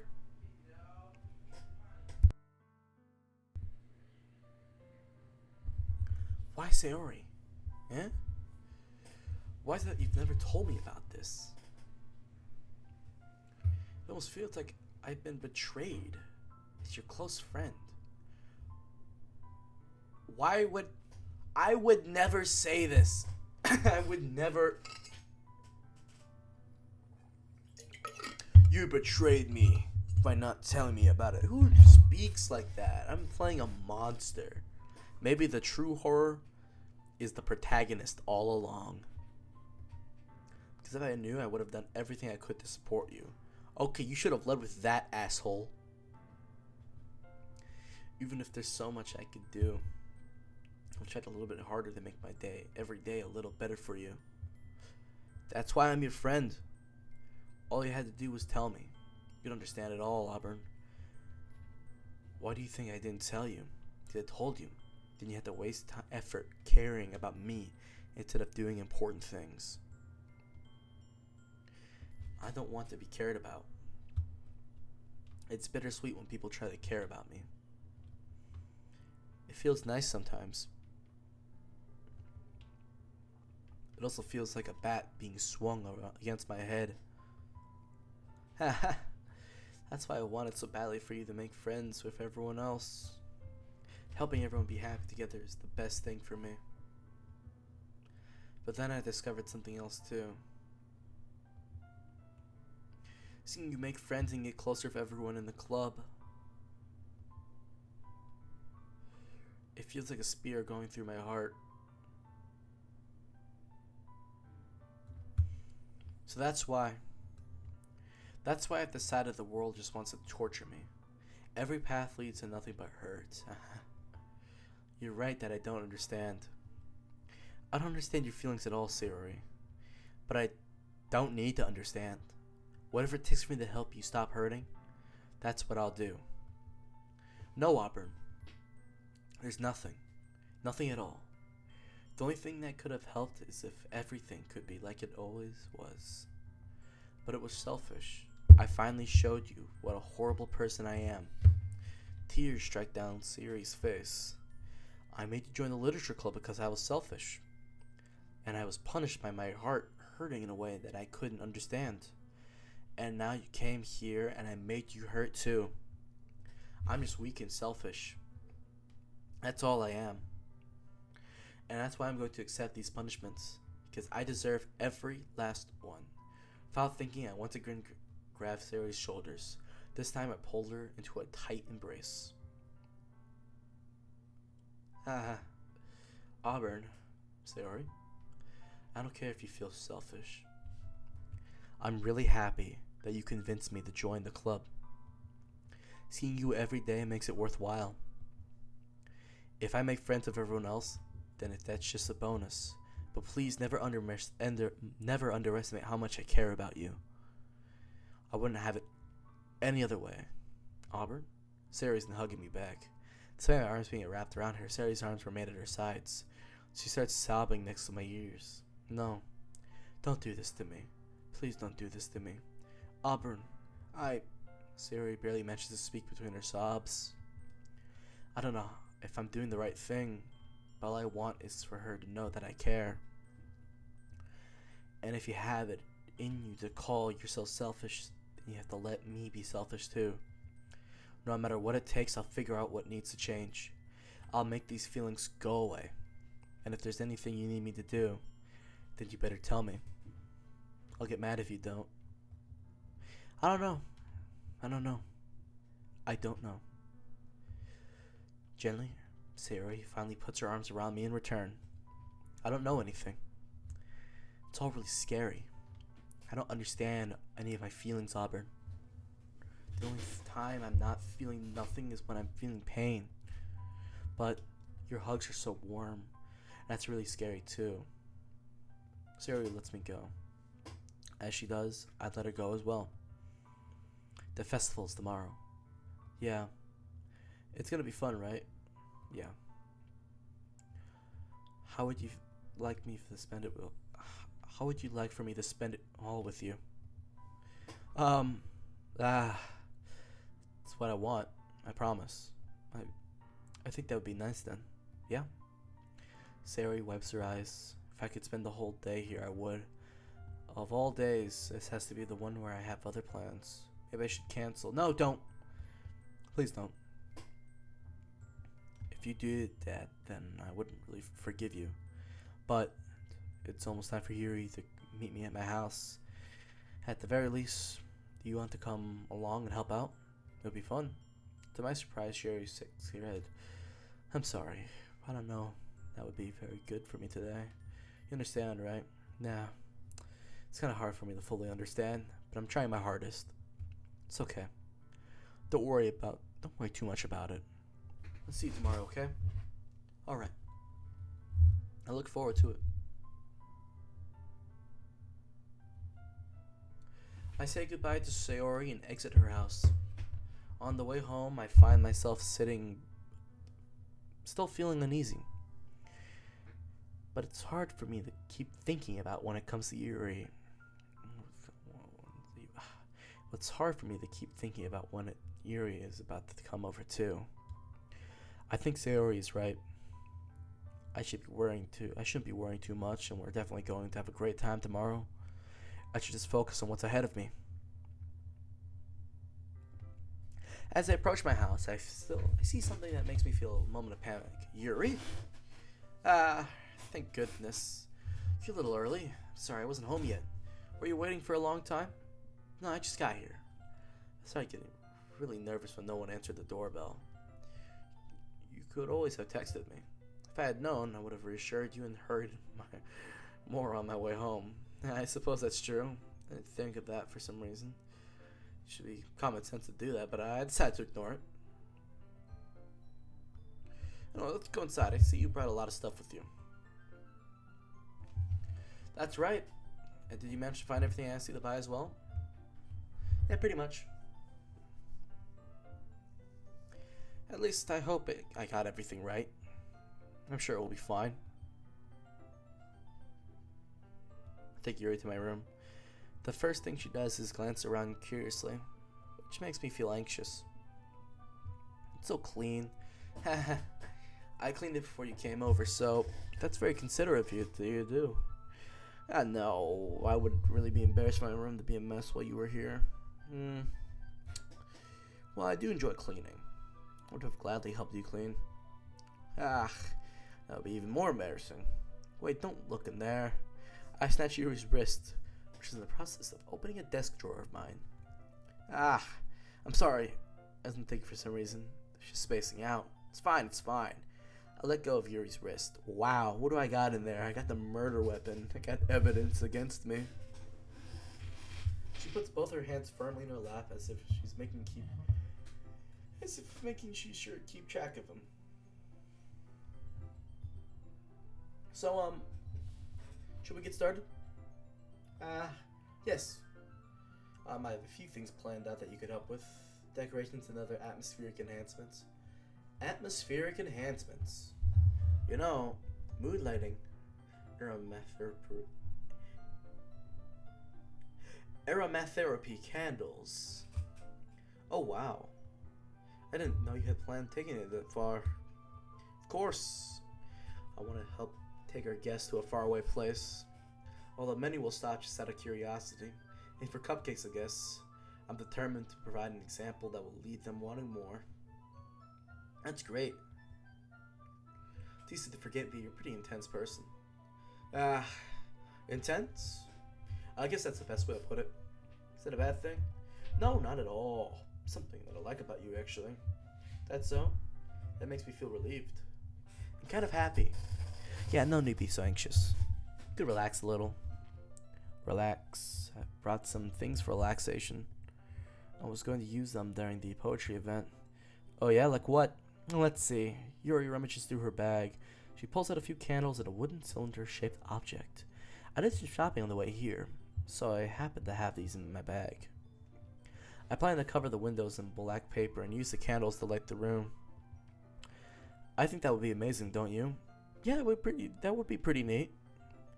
What's that wooden thing, though? Oh, this? It's a diffuser for essential oils. How familiar are you with aromatherapy? I can't even say it. Not familiar at all. Is that so? It's one of my favorite contributions to a positive atmosphere. Depending on the oils or herbs you choose, you can change the mood of the air itself. You can even feel it permeate through your body. Permeates. Oh my god. Relaxation, positive energy, romance, reflection. It's almost like magic. Yuri takes the cylinders and pushes, so it'll switch on the bottom.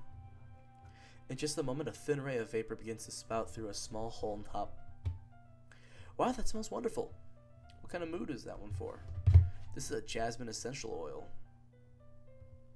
It smells a little sweet and flowery, right? Yeah, that's a good way to describe it. I chose jasmine for the event because it provides more than relaxation. Jasmine enhances your emotions and helps you feel them flow through your body. You feel warmer and your heart pounds more heavily. Don't you think that will be perfect for sharing our poems? Give me a second.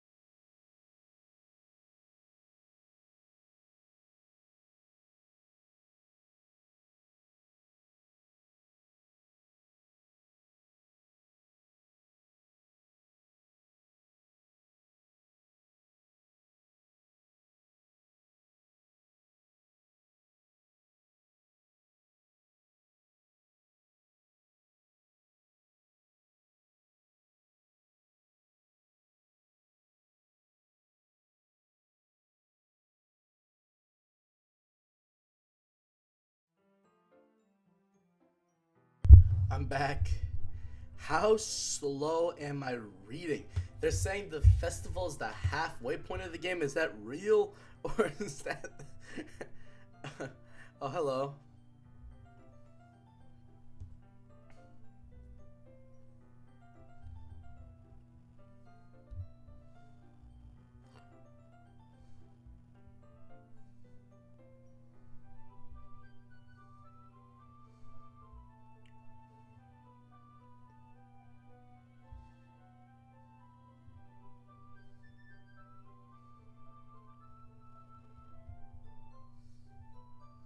Where am I? Oh, yeah.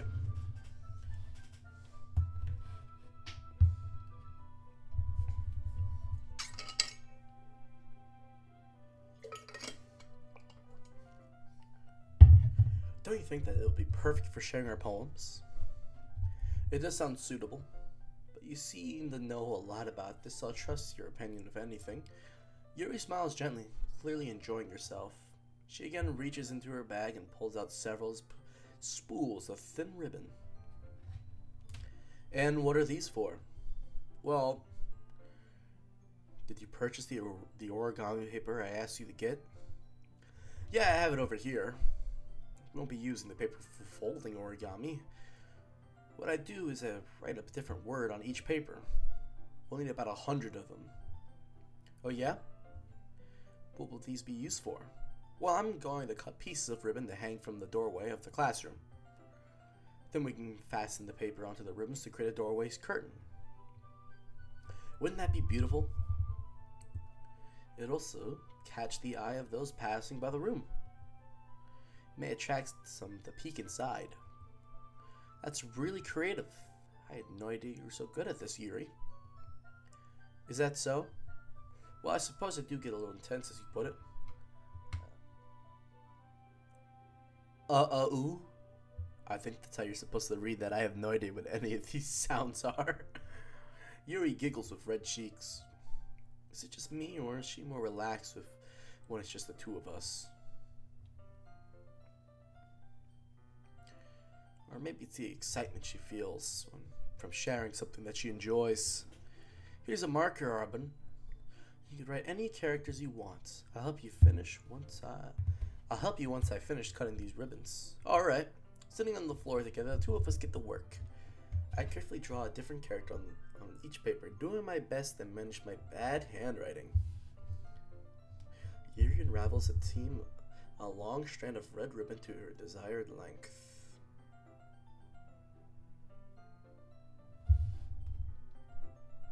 Then she reaches into her bags once more and pulls out a pocket knife. Did they say pocket knife or pocket watch?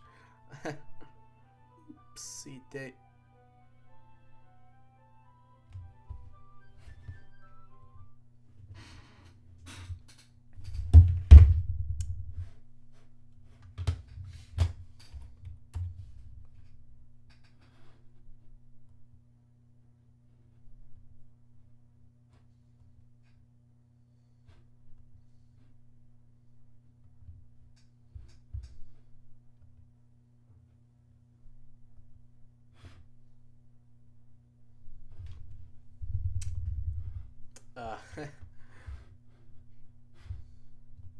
Sorry, I thought I saw like a... Oh, that's not the button I pressed. I was trying to press BRB. I thought I saw a fly in my room. Alright, well, where are we? The knife is strangely beautiful. The silver handle has an intricate pattern of waves etched into it. The blade itself is gently tinted blue. There's no ordinary pocket knife. It looks really fancy. Well, embarrassed, Yuri looks away. What is it? You're going to think it's weird.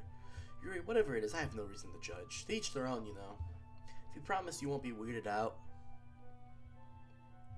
Yeah, I promise. Alright. The thing is, I'm kind of into knives. Just so pretty. I can't help it. I don't know what it is. The combination of craftsmanship and feeling of danger, maybe. What am I saying? Please don't think I'm weird for this.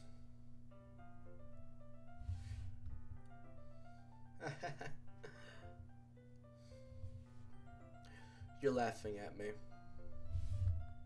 No, I'm not laughing at you. It's just funny how nervous you got about sharing. It's an interesting thing to be into, I guess, but I think it kind of suits you. Suits me? Yeah, it's kind of intense. Besides, it's a really cool looking knife. I can't deny that. It is, isn't it? Yuri relaxes her expression once again. Would you like to hold it? Sure, I'll check it out. Yuri carefully hands me the knife with the handle facing me. I take it and turn it around in my hands. It feels heavy and extremely solid. Where do you even get a knife like this? Curious of its sharpness, I feel the point of the knife with my index finger. Ow! Auburn. Why did you do that? I didn't expect it to be that sharp. I have the brain of a peanut. I barely touch it at all. It's my fault. I should have warned you.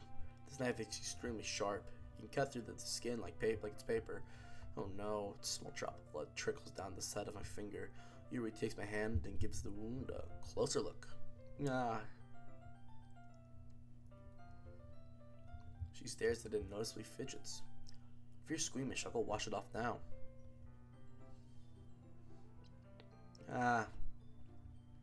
Without warning, Yuri puts my finger in her mouth and licks the wound. Whoa! Vampire. I feel her tongue curl around my finger. Startled, I instinctively pull my hand back. Oh, please forgive me. I wasn't thinking. Yuri lowers her head, her face burning up. Yuri, that's the most embarrassing thing I've ever done. How could I do something like that? I'm sorry. Sure, it was a little weird, but it took me by surprise. But I guess you're trying to help, right? Yuri, I think you're overreacting a little. Oh. She doesn't lift her head. She doesn't recover from this for the rest of her afternoon.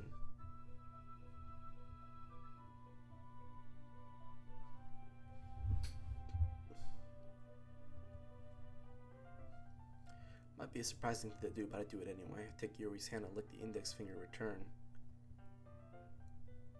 Auburn, did you really just do that? Now we're even. Yuri just looks at me like I did something wrong. I knew that would be a bad idea. If not for the sweet aroma of the jasmine oil, the air would be extremely heavy right now. You're so weird, Auburn. Yuri giggles shaggles. Yuri giggles shyly. Yuri calling me weird? I have no response to that. Where do you keep your bandages? I don't think I need one actually. It's just a tiny cut. Look, it's already stopped bleeding. Let's see. That's relieving. The tension is quickly lifted. We'll each resume our respective activities.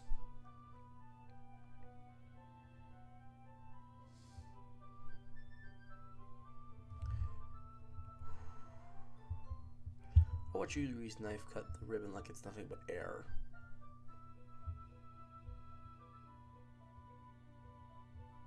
Meanwhile, I'll continue to make progress on the paper.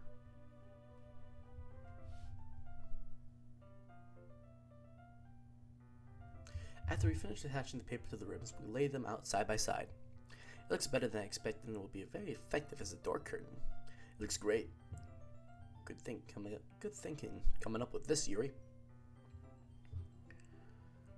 Thanks.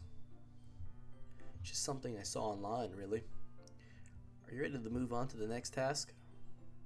Yeah, let's do it. What do you have in mind? I'd like to create a banner, so I asked you to buy the paint tables. Oh, that's right. One of the items Yuri has asked me to buy was a kit of watercolor paint tablets. Did I say tables this whole time? Paint tables. We'll need about 6 cups of water.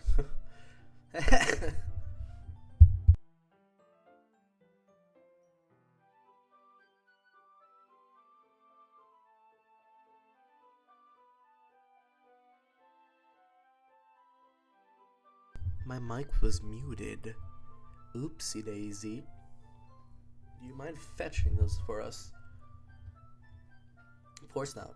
6 cups of water. I'll be right in a minute. I'll be right in a minute. I'll be right back in a minute. Oh, thank you very much. Oh, just a little bit of water. It's okay. It's okay. If it costs too much, it'll be too diluted.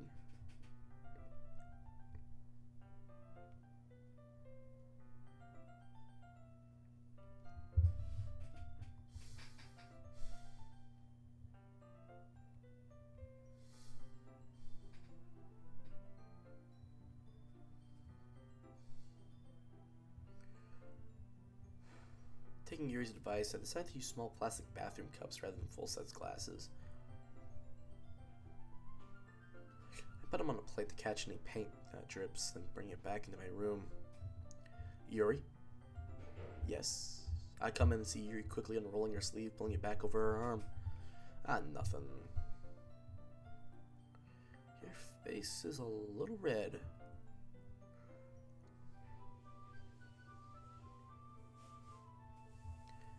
Too hot in here or anything? Is it too hot here? Oh my god. Not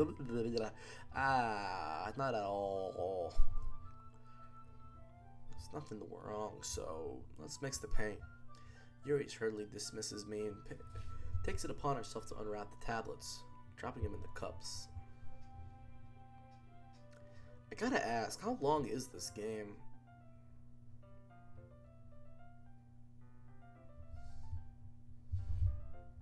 Oh well. So, I thought we would do something simple that would look really nice. I'd like to paint a gradient across the banner. Starting with the colors for sunrise, then daytime, then sunset and nighttime. Once it dries, I'll write an inspirational quote across the banner. We can hang it on the wall behind the podium at the front of the classroom. Neat. What are you gonna write? Well, it'll be more fun to surprise you. Yuri smiles at me. If you say so. After rolling out the banner, Yuri and I kneel on opposite sides so we don't get in the way of each other. Yuri uses a brush and adds a few dots of different colors across the banner to serve as a color guide when we paint. This kind of reminds me of elementary school. Painting on a banner of watercolors feels like the art class projects we had back then. It's relaxing. I'm sorry if this feels too childish. No, I didn't mean that at all. It's kind of fun, you know. Yeah, it is fun. I'm glad you feel that way too. Yuri stops Freudian slip there. Oh my god, it's a lot of reading. I haven't done this much reading since I've read scripts for theater club. Yuri stops painting for a moment, thinking to herself. For me,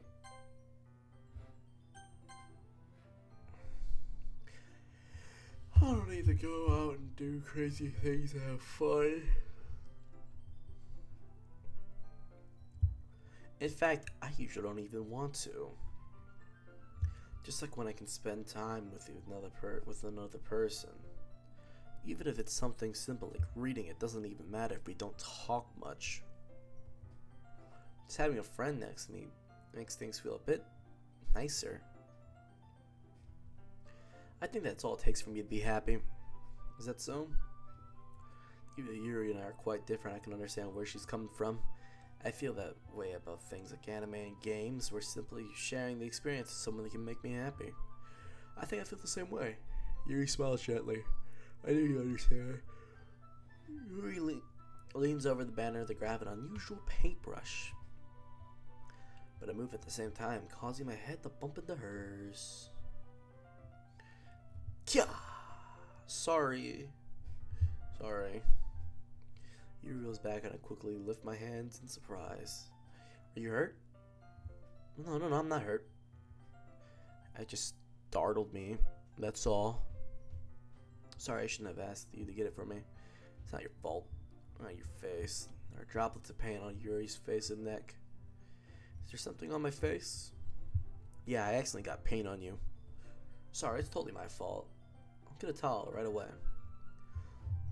I rush out and fetch a small towel, then dampen it with hot water. I return to my room and kneel back down in front of her. Here! I pat down Yuri's face and neck with the towel. Something wrong. It's hot, I just didn't expect it. Sorry. And I didn't want to use cold water. Haven't finished. Started to retract my hair. My hand. But Yuri suddenly holds my wrist. Wait. Just for a little longer. Okay. Feels really nice. I keep my hand still against Yuri's neck. She looks into my eyes. It's an intense expression that I've recognized from when she reads books. almost as lost in a daze, enveloped by her own thoughts. She breathes gently, half through her slightly parted lips. What is happening? Is it the aroma of the jasmine oil giving me these dizzy feelings? Yuri's gentle fingers wrapped around my wrist, sending a tingling sensation through my arms. And suddenly her face seems to be much closer to mine than it was just a moment ago. Yuri slowly pulls away. Sorry, I've been feeling a little lightheaded today. I didn't mean to space out. It's fine. The moment was over as soon as it began. Yuri picks up her brushes again, but her movements seem clumsier, like she's unable to focus. I remain silent, forced to ignore the event that just inspired. I hesitantly retrieve my own brush and continue following Yuri's examples. That should do it. I finished filling the night sky with the white dots that look like stars. Looking at the banner as a whole, it's very pretty and natural looking. I think it came out better than I expected. Oh, okay. I'm really happy with the results. Yeah, me too. I'm gonna add the lettering now. Not yet.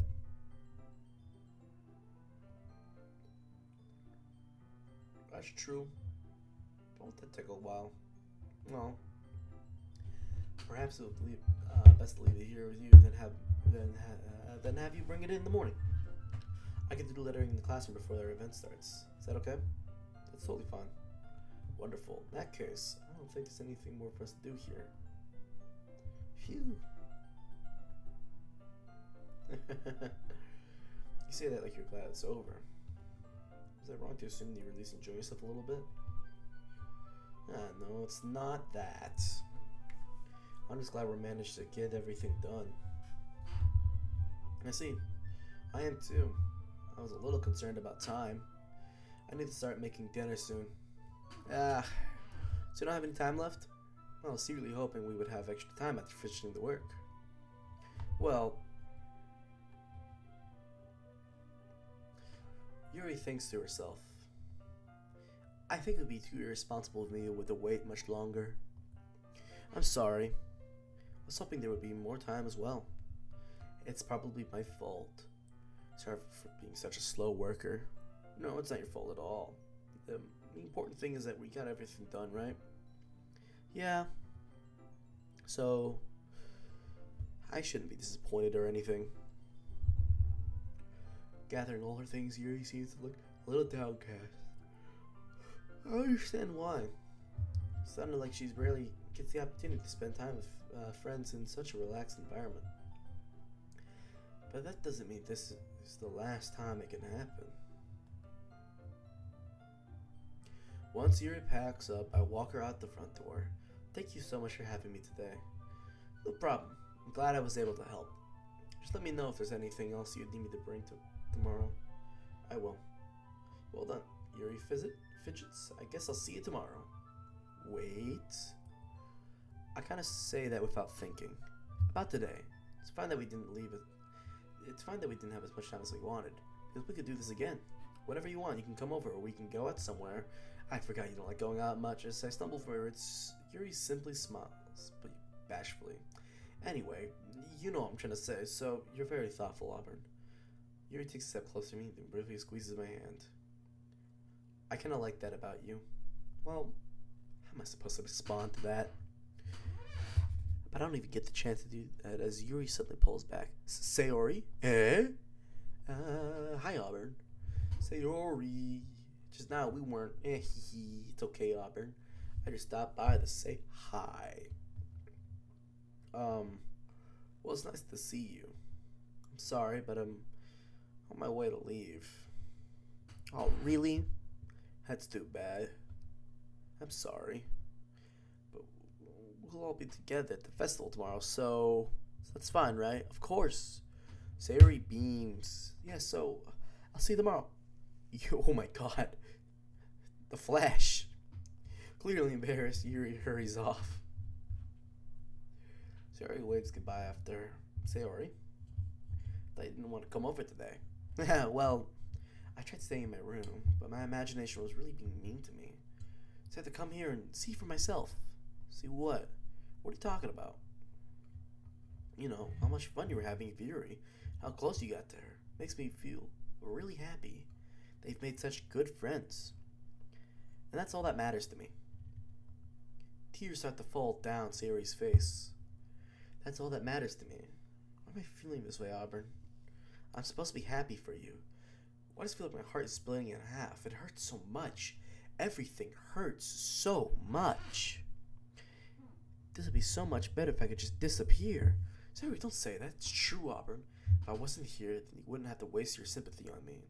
You would have to put you up with me being selfish. Monica was right. I should just... Monica? Monica was right about what? Sayori, what I said before is true. I'm not going to let this continue. Caring about you like this is the burden, what your mind is making it out to be. It's something that makes me happy. It's something that I wouldn't trade for anything else. So even if it takes an entire lifetime, I'm going to be by your side until you don't feel any more pain. But Sayori looks away. I put a hand on her shoulder to reassure her. I'm scared, Auburn. I'm really scared. What are you scared of, Sayori? I'm scared that it might like you more than you like me, Sayori. It's true, isn't it? I was weak. You started to like you too much. I did this to myself. Auburn, I like you so much that I want to die. Whoa. That's how I feel. And that's enough to say. It's enough, Sayori. That's enough to say. That's enough to say. I don't want you to hurt anymore. I slide my hand down Sayori's arm and squeeze her in my own. Do you remember how I said I always know what's best for you? Do you still believe me? Wordlessly, Sayori nods. Even if I don't understand all your own feelings.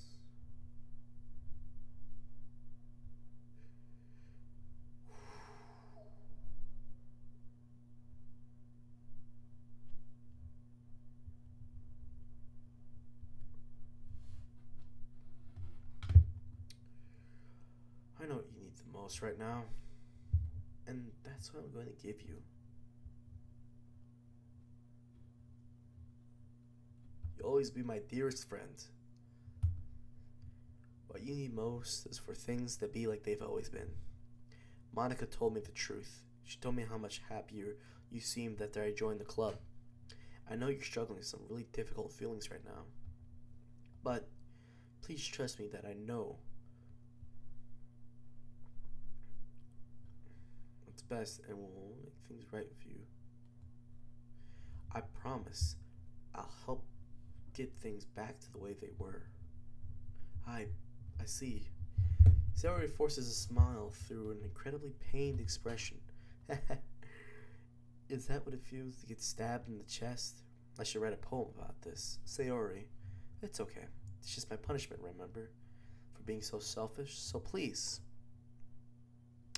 There's no game audio. Hold on.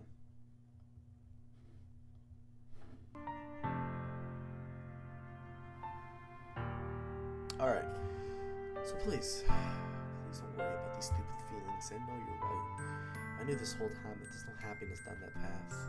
That's why I came here. Just so I can get the answer I needed to hear. And the other thing. You're also right that I just wanted to go back to the way it was. I realize that now. You really do know me better than anyone. I'll trust you with anything.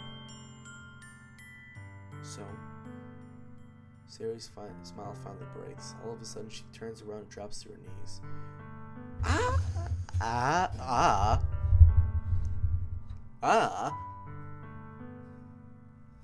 Clutching her head with both her hands, she screams loudly as she can. I'm so shocked, I don't know how to react. Oh my god. Sayori looks over her shoulder and flashes one more weak smile before turning around and running off. Sayori, helplessly standing in front of a house. What the fuck? Why am I feeling something so horrible about this. There's nothing more I could have done. The most I can do is support Sayori through her feelings and help her on the path that's right. But I'm having as much trouble as understanding Sayori's feeling as she is.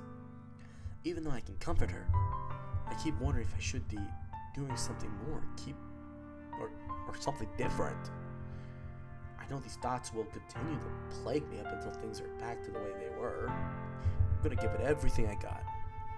Sayori will always be my dearest friend. And I'll do whatever it takes to put a smile on her face every day. It's the day of the festival. All the days I expected this to be the one where I expected this to be the one where I'd be walking to school with Sayori. But Sayori isn't answering her phone. I considered going to her house to wake her up, but decided that's a little too much. Meanwhile, the preparation for the event should nearly be complete. The banner Yuri and I painted is dry, and I gently rolled it up to take with me. She sent me with a pleasant text reminding me not to forget anything, and I reassured her. Funny enough, I probably feel the same way as Natsuki about the event. I'm more excited for it to be over so I can spend more time with Sayori and Yuri at the festival. But knowing Monika, I'm sure the event will be great too. Auburn, you're the first to be here. Thanks for being early. That's funny. I thought at least Yuri would be here by now. Monika's placing little booklets on each of the desks in the classroom. They must be the ones she prepared to have all the poems we were performing. In the end, I found a random poem online I thought Monika would like and submitted it. That's so mean of me. Hey, ChatGPT, generate me a poem about love. So that's the one I'll be performing. Oh my god. I'm surprised you didn't bring Sayori with you. Yeah, she overslept again.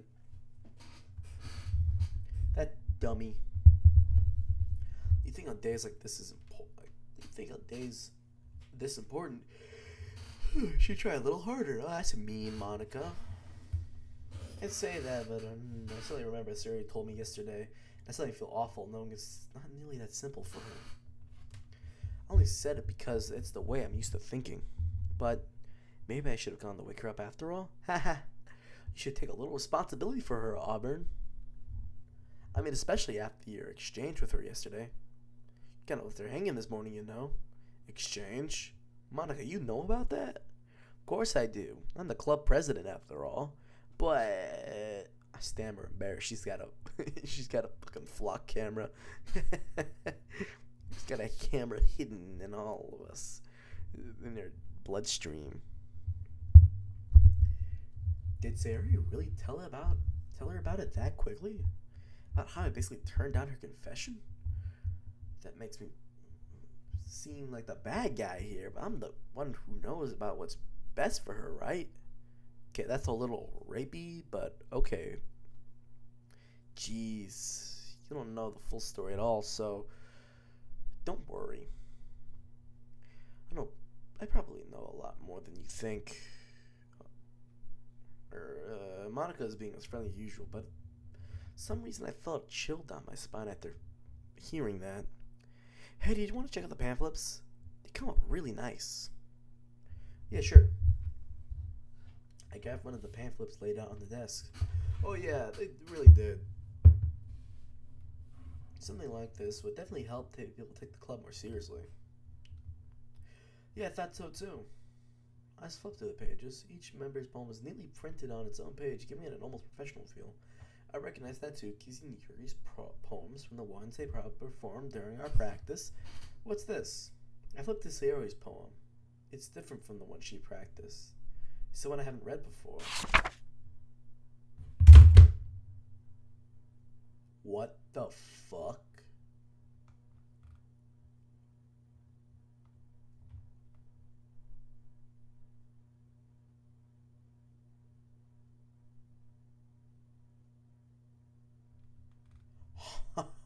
What the fuck?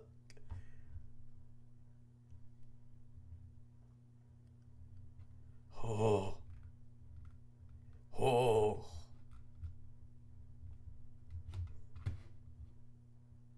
Ah. What is this? Reading the poem, I get a pit in my stomach. Auburn? What's wrong? Nothing, no. This poem feels completely different from everything else Sayori's written. But more than that, I changed my mind. I'm gonna get Sayori, so, well, alright. Try not to take too long, okay? I quickly leave the classroom. Start running. Don't strain yourself. Start running. No time to look back. I quick at my pace. Exactly. What was I thinking? I should have tried a little bit harder for Sayori. It's not a big deal to at least wait for her, help her wake up. Even the simplest gesture of her walking to school makes me happy. Besides, I told her yesterday that things will be the same as they always have been. Where's the music? Where's the fucking music? That's all she needs. And what I want to give her. I reach Sayori's house and knock on the door. I don't expect an answer since she's not picking up her phone either. Like yesterday, I opened the door and let myself in. Sayori? She really is a heavy sleeper. I swallow. Can't believe I ended up doing this after all. Walking up her own house. Isn't that more like something a boyfriend would do? In any case, it just feels right. Outside Sayori's room, I knock on her door. Sayori? Wake up, dummy. There's no response. I really don't want to have a room like this. Isn't it kind of breach of privacy? But she really leaves me no choice. I gently open the door. Oh! Oh! Oh!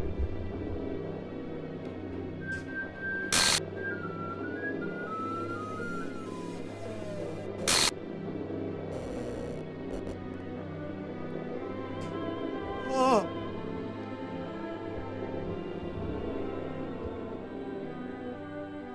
What the fuck? What the hell? What the hell? Is this a nightmare? It has to be. This isn't real. There's no way this could be real. Sayori wouldn't do this. Everything was normal up until a few days ago. That's why I can't believe my eyes are showing me. Oh my god, I'm actually surprised. Me too. Oh my god. Oh, I was not. Oh. This music does not help at all. Just yesterday, I told Sarah I'd be there for her.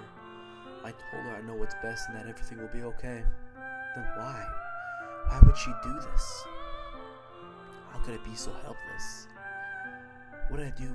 What did I do wrong? Turning down her confession? This has to be pushed over the edge.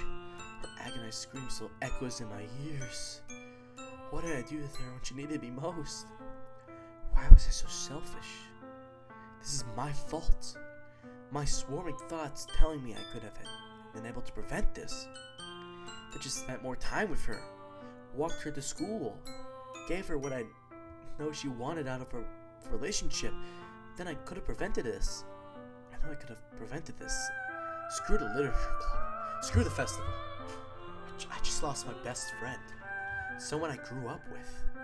She's gone forever now. I hate this fucking music so much. Nothing I can do. Nothing I do can bring her back. This isn't some game where I can reset and try something different. I had only one chance and I wasn't careful enough.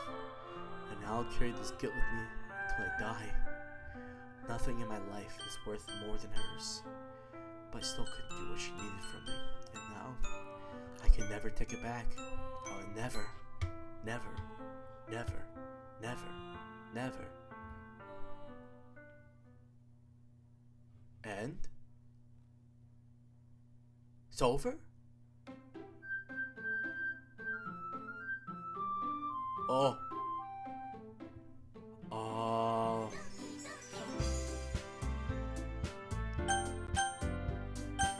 What do I do? What do I do? Oh, I need to call for help. I need to call help. I need to call help.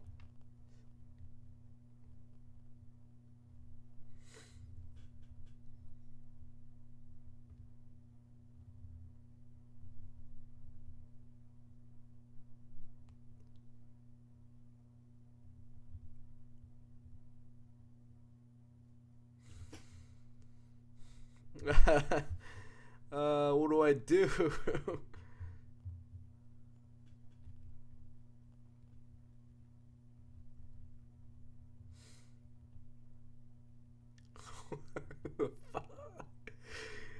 Oh my god.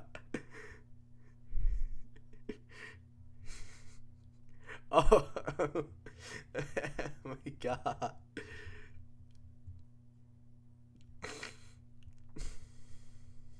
The fuck? What am I supposed to do? Do I click load game maybe? No. It's just... Oh my god. Sayori just died. Oh my god. Doki Doki.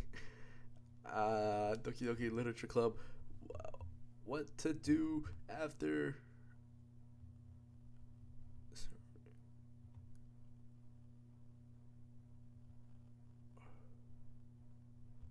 Okay, apparently I have to, okay,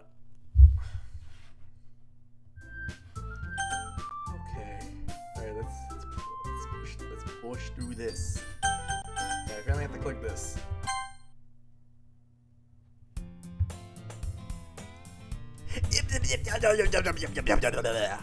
I see an annoying girl running toward me for the distance, waving her arms in the air like she's totally oblivious to any attention I draw to herself. That girl, my neighbor and good friend since we were children. You know, that kind of friend you never see yourself making, but it just kind of works out because you've known each other for a while. Rock and roll! We used to walk to school together a day like this. It was down here in high school. She drove her sleep more and more frequently. Oh my god, all the signs were there. I'm tired of waiting up. I'm a horrible friend.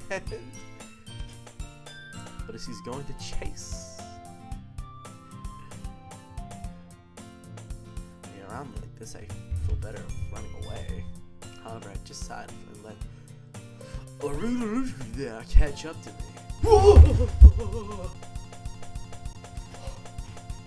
Why did that get me? Why did that get me? It's an ordinary school day like any other. Yeah, it sure is, buddy. Sure is, yeah.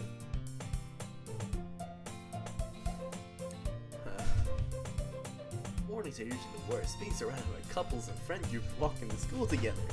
Meanwhile, I've always walked to school alone. I always tell myself it's about time I meet other girls or something like that.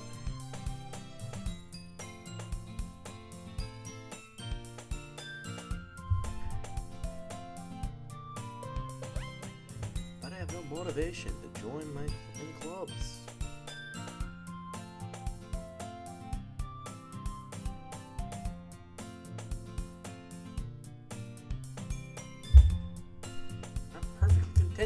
Just getting on by the average while spending my free time on games and anime. This was the anime club, but it's not like there'd be any girls in it anyway. The school days, it's ordinary effort. Well, before I know, after I pack my things, I start blinking the wall, looking at an ounce of motivation. Clubs. There really aren't that any of that interesting, right? Besides, most of them probably be too demanding for me to want to deal with. Because I have no choice but to start the anime club. Auburn. Oh. You're not Sayori. Monica? Oh my goodness, I totally didn't expect to see you here. It's been a while, right? Yeah it has. Monica smiles sweetly. We do know each other well. We barely talked, but we were in this fight. Oh wait, no, it was. Wasn't it Monica? Was it? She's messing with me. She's messing with my head. I don't have the memory of a goldfish, as I already said before, so I do have the memory of a goldfish. Monica was probably the most popular girl in class, smart, beautiful, athletic, basically completely out of my league. So having her smile means it genuinely feels a little... What did you come in here for anyway? So I've just been looking for supplies to use for my club.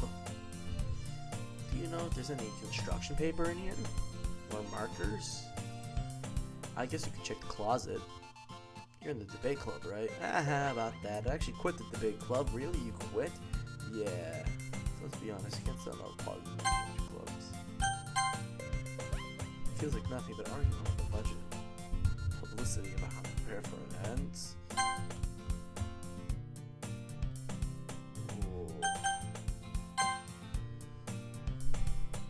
Try to take something special. I personally try to make something special out of it.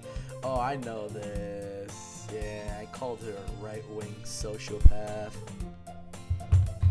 In that case, what club do you decide to join? Actually, I'm starting a new one. Literature club. I don't remember this. I don't remember this at all.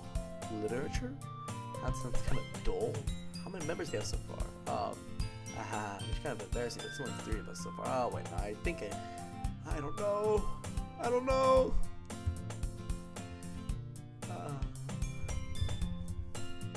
Well, I can see that. But it's not really boring at all, you know. Literature could be anything. Reading, writing, poetry. I mean, one of my members keeps her manga collection in the club room. Wait, really? Yeah, it's funny, right? She always insists on the manga's literature too. And she's not wrong, I guess. And besides, a member's a member, right? Did I say she? Hey, Albert. Are you still looking for a club to join? I mean, I guess so, but in that case, is there any chance you could do me a big favor? I'm asking you to join, but if you could, if there's a club, I'd be really happy. Please? Monica. Check it out. Oh, awesome. Really sweet of it, you know that? I'll look for the materials around you. Oh my god.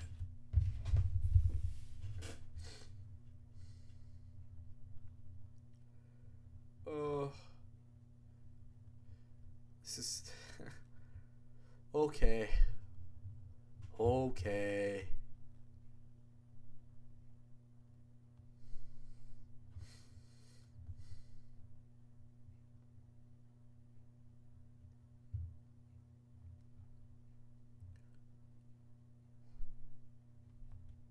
I timidly follow Monica across the school and upstairs to section. School I really visit. Generally used for third year class and activities. Was it actually Sayori who I followed? Wasn't it Sayori? I don't remember. Oh my god. Wasn't it? I swear it was. She's replacing my best friend. Monica, full of energy, swings open the classroom door. What the fuck was that? I'm back. I brought a guest with me. Don't do that. A guest? Seriously, you brought a boy? Yo, guess who got canceled for being a boy? But it can be hemisphere. Don't be something that's icky. But look at the club, Albert. All the words escape me in this situation. This club is full of incredibly cute girls. But guess you're Monica's boyfriend, right? No, I'm not. That's Suki, the girl that's how that's okay. I knew it. She's fucking replacing my best friend. She deserves to die. Maybe. I don't know. Maybe. She gives me that evil smile. She's not taking energetic. You're the vice president. Nice to meet you. See, Vice President Yuri. That doesn't exist. I woke up in an alternate timeline. How long is that too?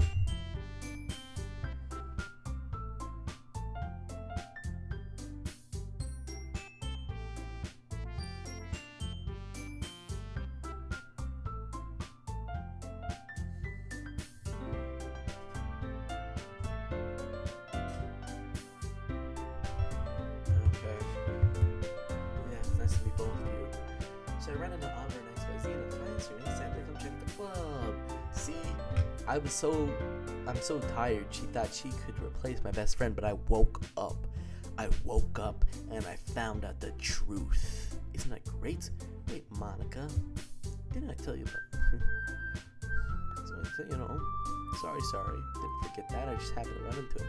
In that case, I see you make some tea, right? Yeah, that would be great. Why don't you come sit down, Auburn? Goes up a few desks around the table. Yuri walks to the corner of the closet. Meanwhile, Monica and Nancy can see across from each other.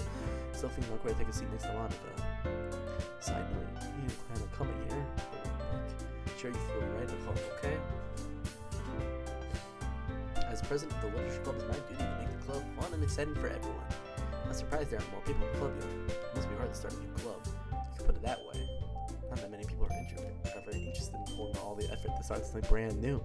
She's gonna make me the new vice president and the cycle continues. And especially when it's something that doesn't grab your attention like literature. You have to work hard to convince people that you're both fun and worthwhile. But it makes school events like the festival that much more important. I'm confident we can all really grow from the club before we graduate. Right, Natsuki? Well, I guess. Natsuki really agrees. Such different girls, all interested in the same goal. Monica must have worked really hard just to find these two. Yuri returned to the table carrying a tea set. She carefully places a teacup in front of each of us before setting down the teapot in the middle. You keep a whole tea set in the classroom? Don't worry, the teachers gave us permission. After all, it's in a hot cup of tea and help you enjoy a good book. Ah, yes. Yeah, I told you. I guess that's intimidated Yuri. She's trying to impress you. That's not insulted Yuri looks away. I mean, I meant that you know, I believe you. Well, tea and reading might not be a pastime for everyone, at least I enjoy tea. I'm glad. Yuri faintly smiles just to yourself in relief. So everyone kind of things you like to read. Well, considering how I've little for these past few years, I don't have a good way of answering that. Manga. I muttered quietly to myself, half joking. Natsuki's head suddenly perks up. It looks like she wants to say something, but she keeps quiet. Not much of a reader, I guess. Well, I can change. Well, what am I saying? I spoke without thinking to Yuri's sad smile. Anyway, what about you, Yuri? Well, let's see. Yuri traces the rim of her teacup with her finger. My favorite is usually in novels that go deeper in complex fantasy worlds. The level of creativity and craftsmanship behind them is amazing to me. Done a good story in such a foreign world is equally impressive. Yuri goes on, clearly passionate about her reading. She seemed so reserved and timid since the moment I walked in, but it's obvious by the way her eyes light up. She finds some comfort in the pictures of people. Well, you know, I like a lot of things. Seriously, deep psychological elements usually impress me as well. Oh, really? Don't do they? Isn't it amazing how a writer can deliver to advantage of your own lack of imagination, completely throwing you for a loop? You know, I haven't been reading a lot of horror lately. I read a horror book once. At this progressed, then I went to another level. This right, Yuri might as well be having a conversation with a rock. I expect that from you, Yuri. It's your personality, isn't it? So, really, if the story makes me think or takes me from the world, then I can't put it down. So, real horror is often the success that changed the way I look at the world, if only for a brief moment. Ugh, I hate horror. Oh, what was that? Well, I just took his eyes down over for a split second. Never mind. That's right. You usually like to write about cute things, don't you, Natsuki? What? What gives you that idea? You left a piece of scrap paper behind last club meeting. Looks like you're working on a poem called Don't Say It Out Loud. I'll give you that back. Fine. Natsuki, you write your poems? Yeah, well, I guess sometimes. What do you care? I think that's impressive. Why don't you share them somehow? No. Natsuki averts her eyes. You wouldn't like them. Yeah, I understand how Natsuki feels. Share that level of writing. It's more to do with confidence. The truth from the writing is writing to oneself. This moment that I've been here is exposing vulnerabilities and showing you the deepest reaches of the heart. Yeah, the writing experience too. Maybe you share with them your work and set an example and help Natsuki feel comfortable enough to share hers. I guess the same for Yuri. We'll sit down in science for a moment. Hey, I just got an idea. How about this? Natsuki looked closely at Monica. Let's all go home and write a poem of her own. The next time we meet, we'll share them for each other. That way everyone's even. I thought it was a good idea. Well, I think you're right, Monica. We should probably start writing grades for us to participate in. I think it's sad to take you on responsibility as vice president after all. I need to do my best to nurture the club as well as the members. Besides, not that we have a leader. It's a consequence to take. You agree as well, Aubrey? Hold on, this. No problem. Then if we reach the most important topic, I bluntly come forward.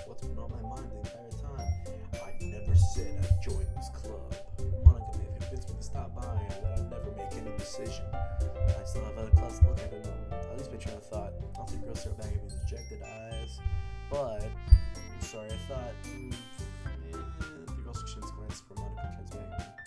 To the tree though. The thing is, we don't have enough members yet to form an official club. We need 4. And they're trying really hard to find new members. And if we don't find one more before the festival, I'm defenseless against these girls. How am I supposed to make a clear-headed decision when it's like this? I feel terrible for leaving everyone down in this situation. And besides, the club itself seems pretty relaxed. So for any problems with the price of the pay, I want to spend every day with these beautiful girls. Right. Okay, Saturday. I'll join the literature club. One by one, the girls' eyes light up. Oh my goodness, really? Do you really mean that, Albert? Yeah, it could be fun, right? Maybe it's scare me for a moment. I mean, if you really just left, I would be super pissed. Albert, I'm so happy. I'm an official club now. Thank you so much for this. You're really amazing. I'll do everything I can give you such a great time, okay? Thanks, I guess. Okay, everyone. I think with that, we can officially end today's meeting on a good note. And if you remember, tonight's assignment, write a poem that will bring to the next meeting so we can all share. Monica looks over at me once more. Albert, I look forward to seeing you express yourself. Yeah. You can really impress the class star Monica with your mediocre writing skills. I already feel the anxiety welling up inside of me. Maybe once the girls continue to chit-chat as Yuri cleans up the tea set. I guess I'll be on my way then. Okay, I'll see you tomorrow then. Can't wait. Alright. With that, I depart the club and make my way home. First, my childhood best friend. The whole way, my mind wanders back and forth between 3 girls. Natsuki, Yuri, and of course Monica. Would I really be happy spending every day after school in the literature club? Perhaps I'll have a chance to grow closer to one of these girls. Alright. Just need to make the most of the circumstances, and I'm sure it would fortunately find me. I guess it starts with fighting home tonight.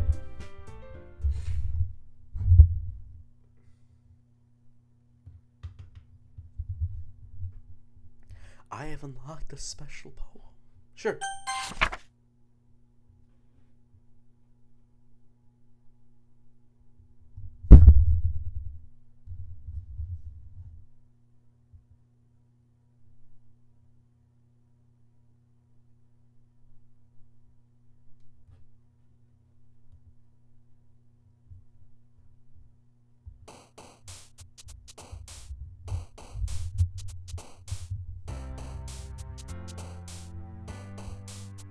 Oh my god. I need to write something. Broken. Save me.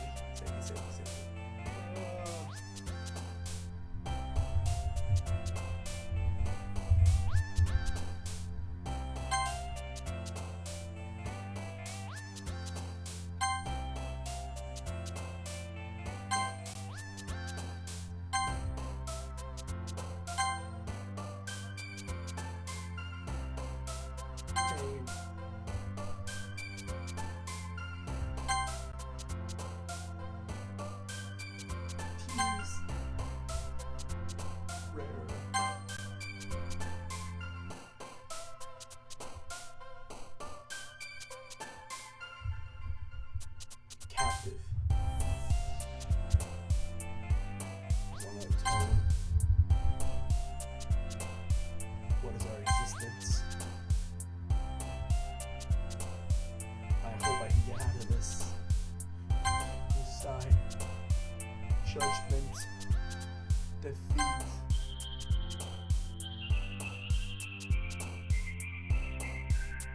Email? No. Breathe. I need to breathe. Agonizing. Reflection. Oh my god. I get on it. That seed didn't run away, though. Don't worry. This might be a little strange for me, but at least kept my word. Go back to the literature club. Oh my god. I was the last to come in, so everyone else is already hanging out.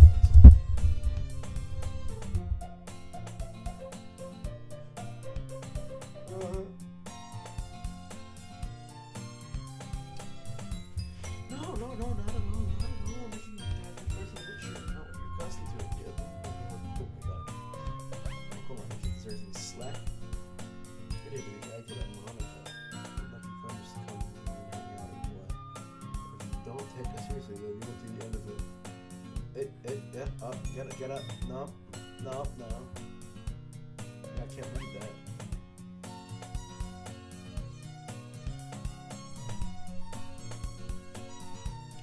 Sorry, I'm forgetting to read. Oh my god. We'll make sure to put it comfy first, okay? Jewelry. Choose this one balance. Anyways, I'm reading club and all. Perhaps I am interested to get a book to read involved. There's no other way. Oh my god. Oh, I can't keep reading like this. I'm gonna read in my mind. Oh my god. So, just wait for these things to get you guys. Wait. I didn't mean like that. I really want to hear that I forgot I said it. I'm trying to be a part of this club. So even if I don't read often, I'd be happy to pick up a book if you wanted me to. Are you sure? I just felt like, well, as vice president and all,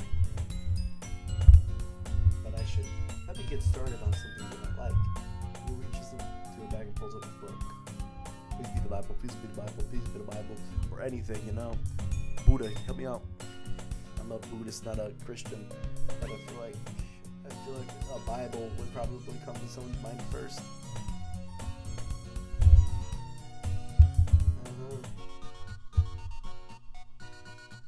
Try to read, huh? Yeah.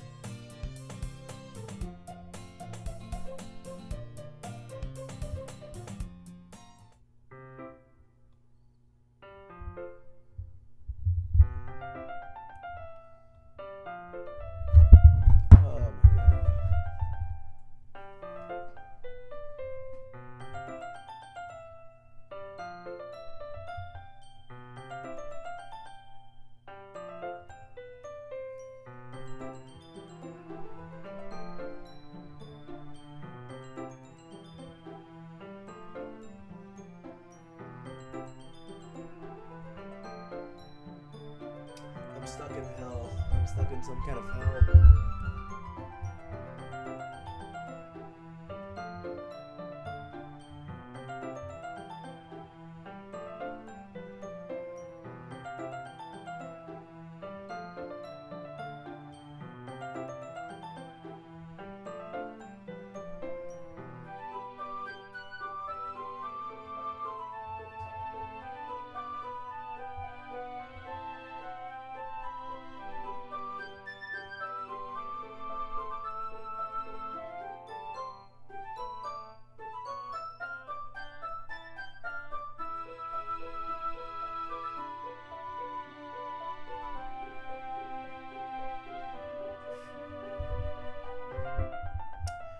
I might be crazy, and I might not have been paying attention to what I was reading, but there's no way that's what she was fucking reading. Like, that's no way, right?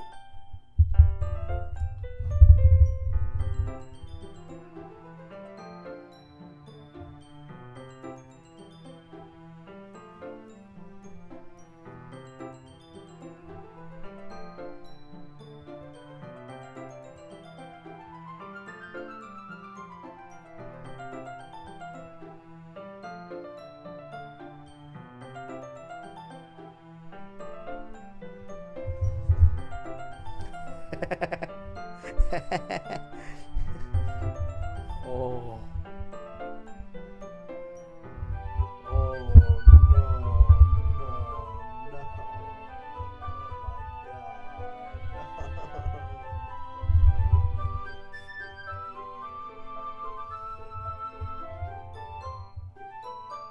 Your whole body gets incredibly what?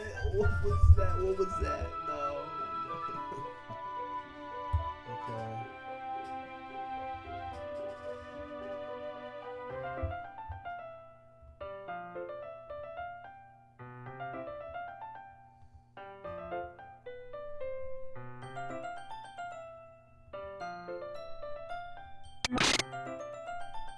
What was that?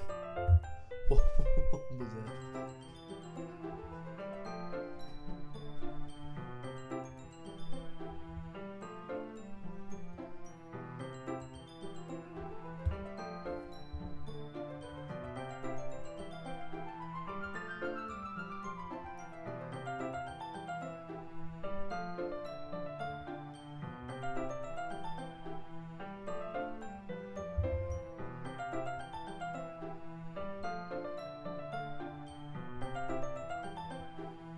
Better not be some. This better not be some.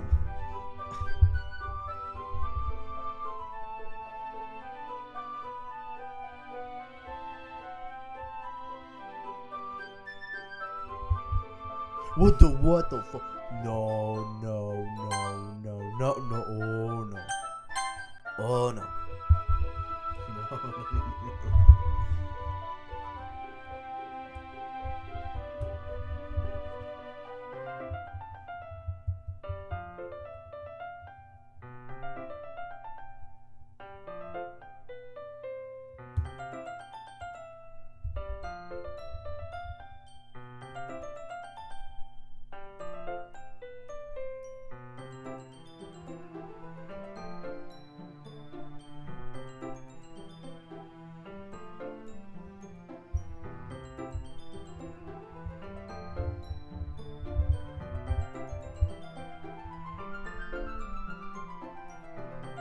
Sorry, I'm going on autopilot right now.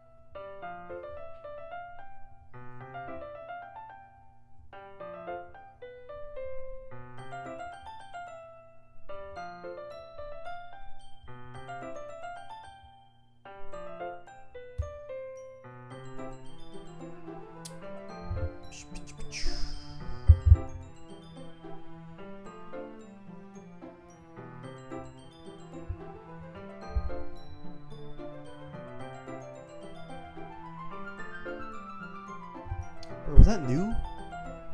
Oh, yeah.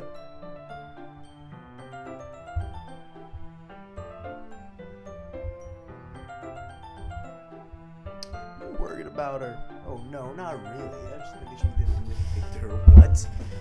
Me? No, nothing. I don't believe it. I believe he's silly. He just does this sometimes, so it's nothing alarming. Alright, if you say so. Why don't we start by sharing our poems with each other? Okay, we'll share our poems. Yeah, sure. That sounds like a good idea.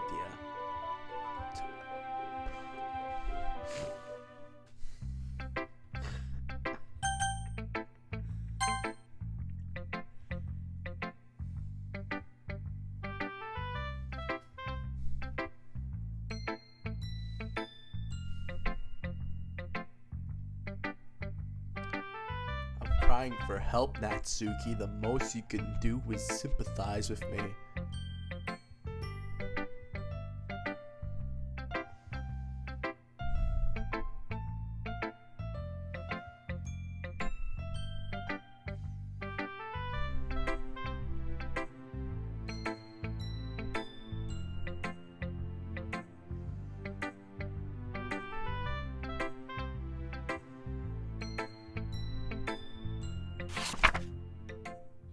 Oh, this is Sam one. That's cute. See, it ain't too bad. No. Help me. I need you to help me now. Help me.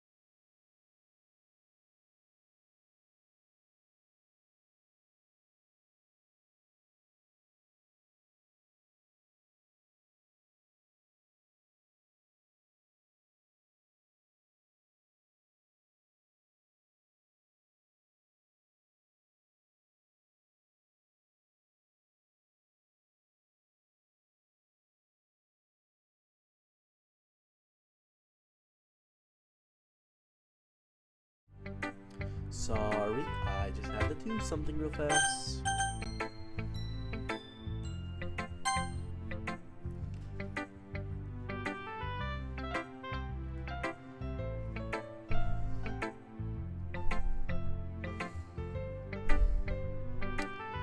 Oh my god. Monica's next, isn't it?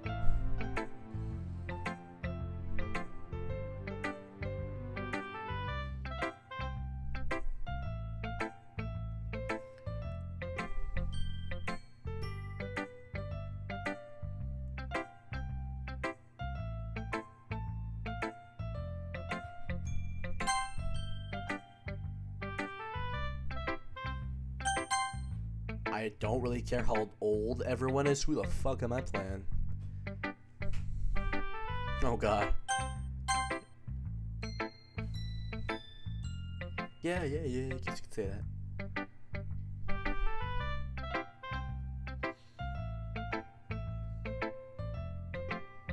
You're always listening, huh?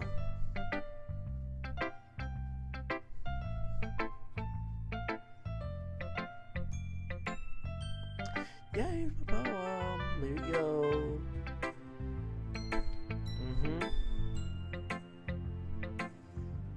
Sort of barrier the whole and get past soon, huh? Great job.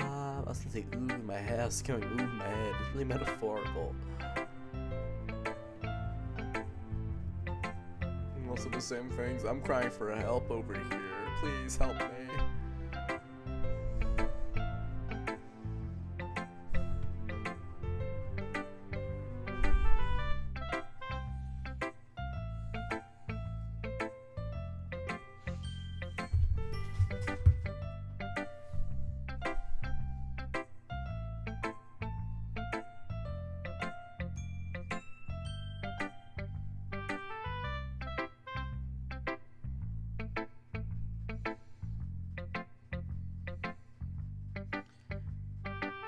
Looks like that. She must be real starved for social interaction, so don't blame her for coming on a little strong like earlier. I think she gets, oh my god, I'm going autopilot. Oh my god. Yuri, did I miss anything? Not really. Well, shirts are influence each other. Already. I'm sorry for being late. No need to apologize. We still have plenty of time, so we're glad to look at all the time you need. Alright. Thanks, Monica. I suppose I should get my poem now. Yeah, I'm gonna read your poem. I wanna read your poem.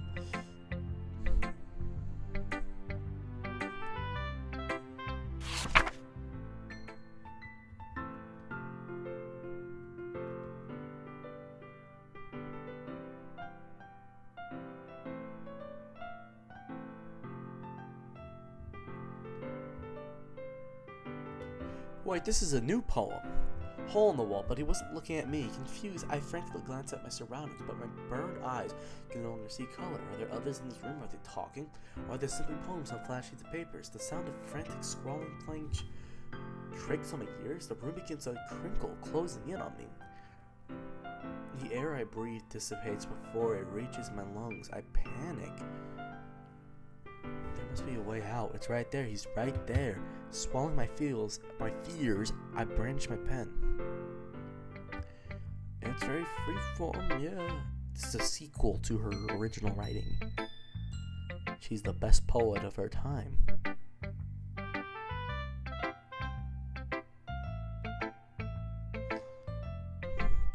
Well, I'm not sure if you know how to put it.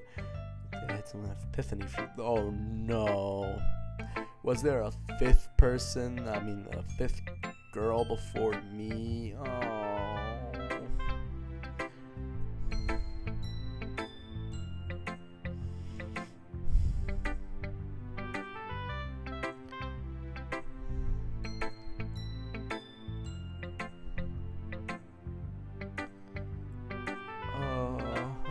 Thanks for the writing tip, Monica.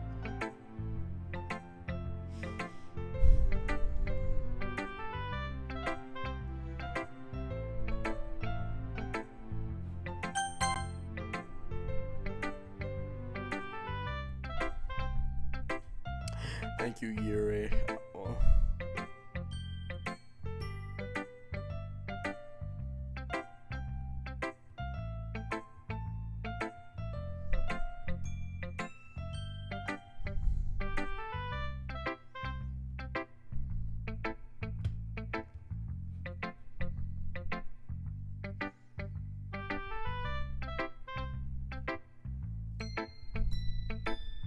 Sorry, I am getting a bit quiet. It is getting kind of late. I want to speak as less as possible, because other people are trying to sleep around now.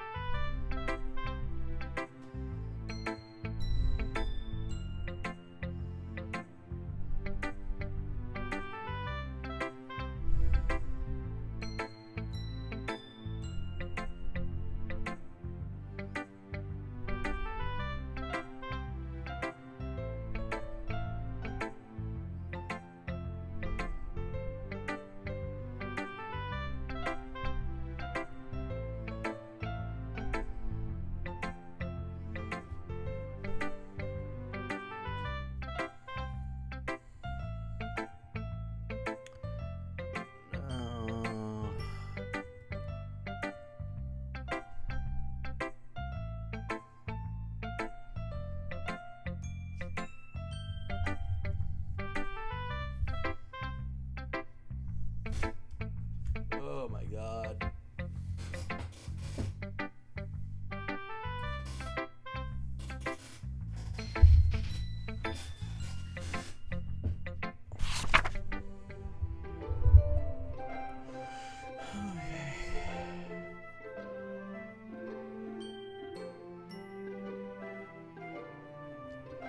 Okay, so everyone is the same except for Monica.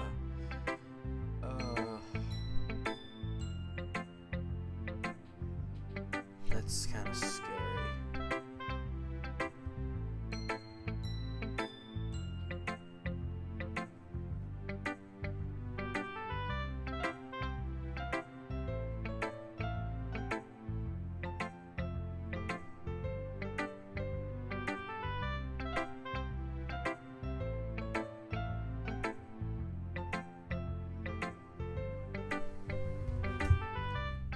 Oh my god.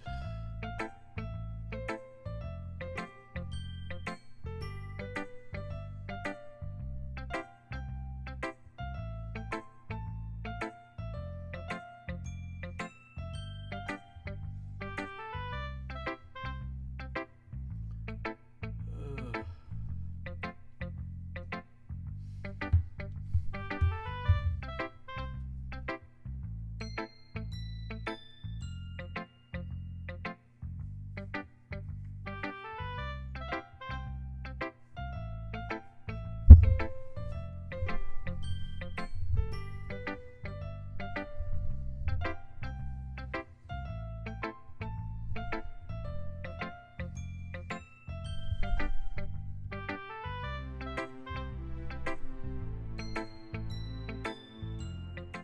All right.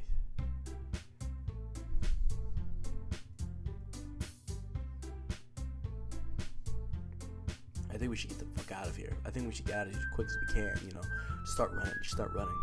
I can hear the music like distorting.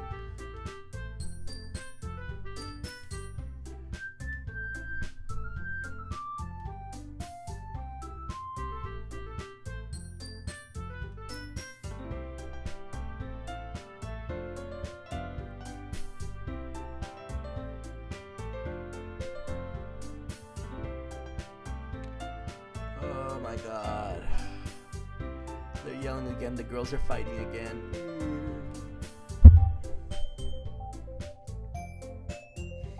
Save me.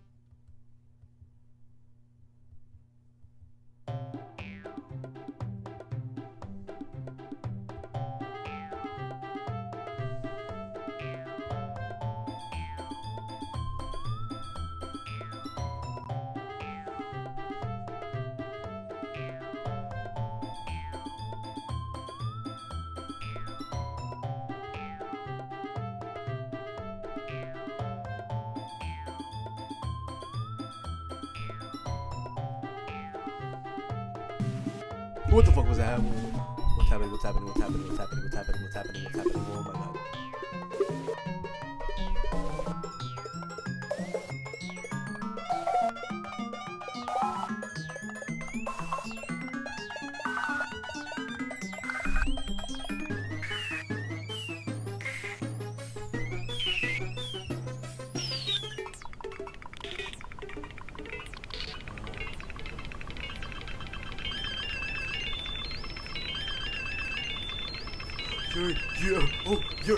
I was moving so close. I didn't notice Yuri. I didn't notice Yuri was noticing it too. Yuri! Auburn, what's going on? Just trying to make you look bad. It's not true. Oh, never mind. Wait, I don't know what's going on. Oh. No. No. No. No. No. Oh, oh, oh, oh. Devil. Devil. Yes, Monica. No, Monica. How about you step the fuck out, okay? Okay? Okay.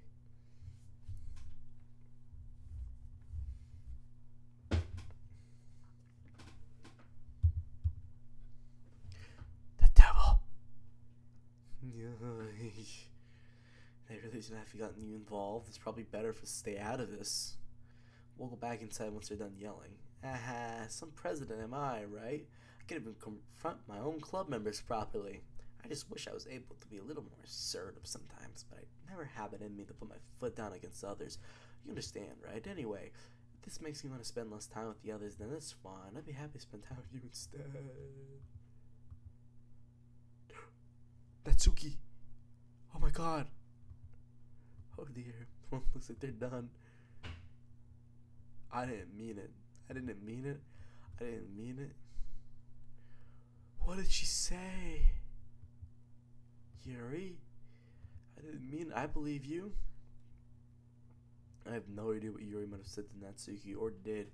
Auburn, please don't hate me. Please. I'm not like this. There's something wrong with me today. I believe you. It's fine, Yuri. We know you didn't mean it. Besides, I'm sure Natsuki will forget all about it tomorrow. Completely. Anyways, the meeting's over. You can go home now if you want. Yes. You go first, Monica. I'd like to stay a little bit longer. I'm the president, so I should be the last one out. I'll wait for you to be done. Well, I'm vice president, so please let me take the responsibility today. It kind of sounds like you don't want me to be around for something, Yuri. Ooh, it's not bad. Ooh. It's not bad. I didn't get much chance to get my book of Auburn. It'd be embarrassing if you listening.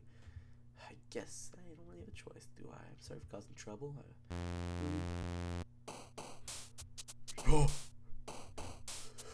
What the fuck did you do to Yuri?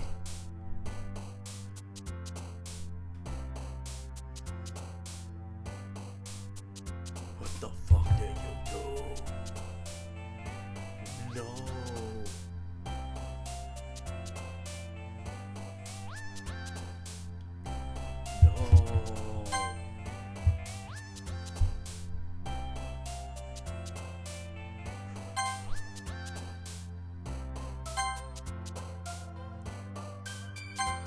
I wanna cry. It's getting extreme. No, life is empty. No, pain is infinite. This is. Oh my god. This is a disaster. There's contamination. This is agonizing. Crimson blood, the massacre. Oh, there's no bad words here. The pain is loud. There's a grave over her. I have shame. It's a tone. Suicide. Oh my god. Broken. Hopeless. Uncontrolled. Oh, okay.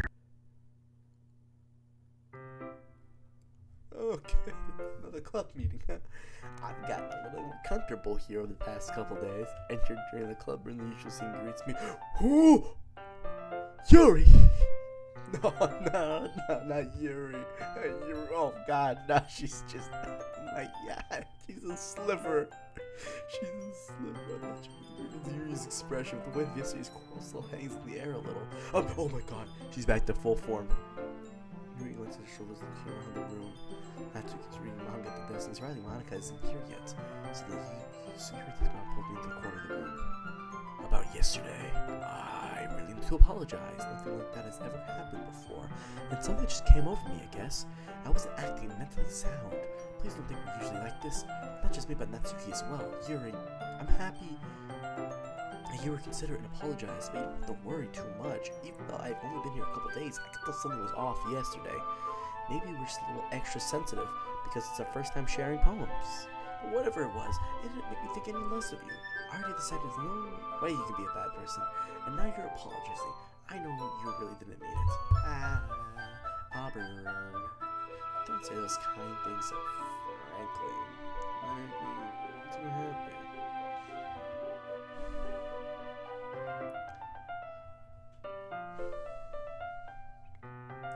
I'm really glad that you're such an understanding person. And I'm really glad that you joined this club. Everything is a bit brighter with you around, and sorry, what am I saying now? Hey, have you guys seen Monica? No, I haven't. I'm also kind of wondering where she was. Man, Yuri, I'm guessing you haven't either. Yuri's clearly thinking about how calmly Natsuki's addressing her. No, I haven't. Jeez, this isn't like her at all. I know it's stupid, but I can't help but worry a little bit. What? Why are you looking at me like that? Natsuki, about yesterday, I just wanted to apologize. I promise I didn't mean any of the things I said. Do myself take control under now. So, Yuri, what the fuck are you talking about? Wait, what? She doesn't remember? That's kind of creepy. She doesn't remember. Did you do something yesterday? Jeez, what was it? I'm sure it was nothing. Oh my God. I don't remember anything bad happening. You're the kind of person that you were. Oh my God. Do I see that? Okay. But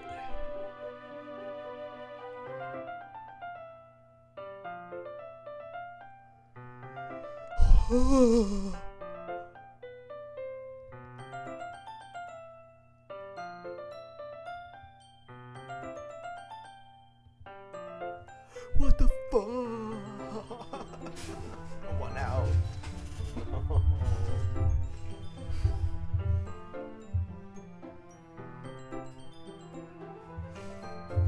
I don't hate you either. That's cute. They're making amends. It's still a trial though. Hey, suddenly the door swings open. Oh my God, hi Monica. You didn't mean to be late. I hope you guys weren't worried or anything. Nah, well Natsuki was. I was not. Haha. Well, it took you so long anyways. Oh, it's a study hall conversation. Oh my God.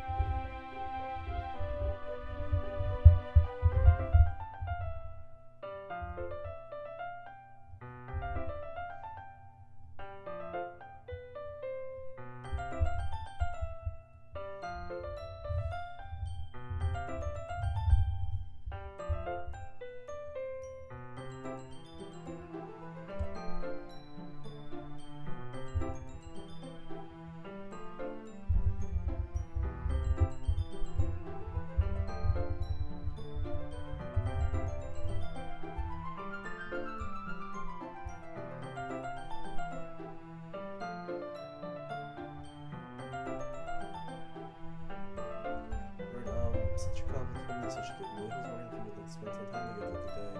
Maybe in the club. Yeah, sure. Yeah.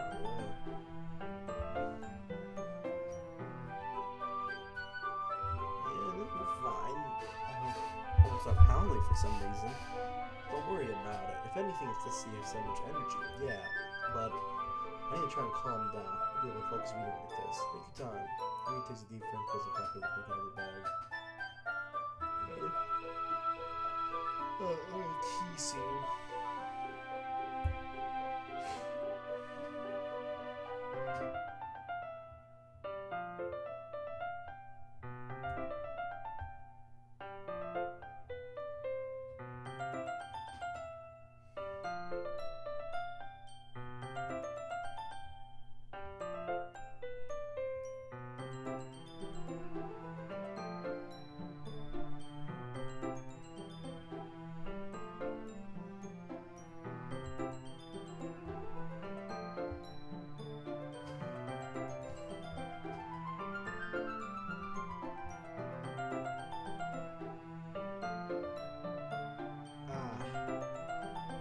Leave you again? No, it's not like that this time. She's just throwing the water pitcher of the milk tea. Wait, I didn't go with her?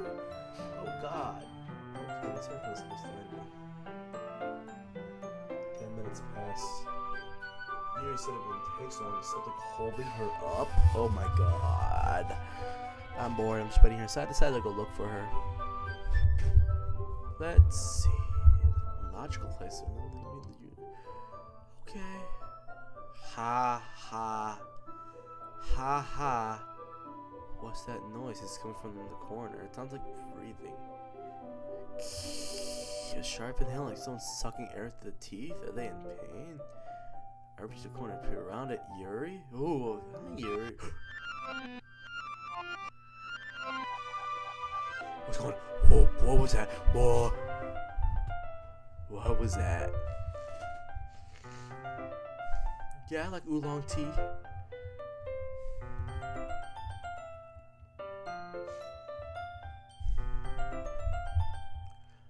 Okay.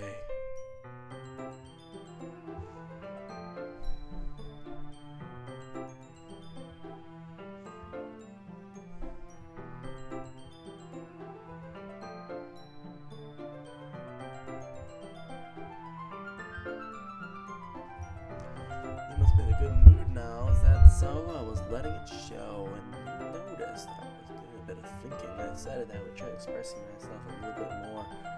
It turns out that it's not very hard for me to do. It's too busy around anyways. That's great, Yuri. Just don't push yourself too much.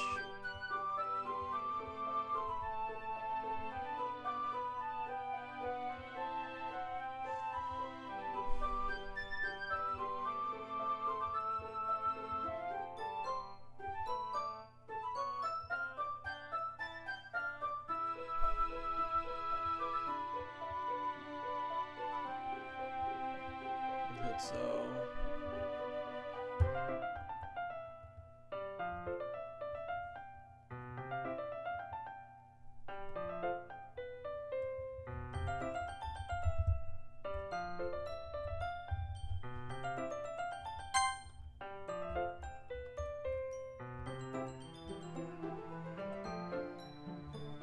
okay, so that only goes back so far. Okay. Alright.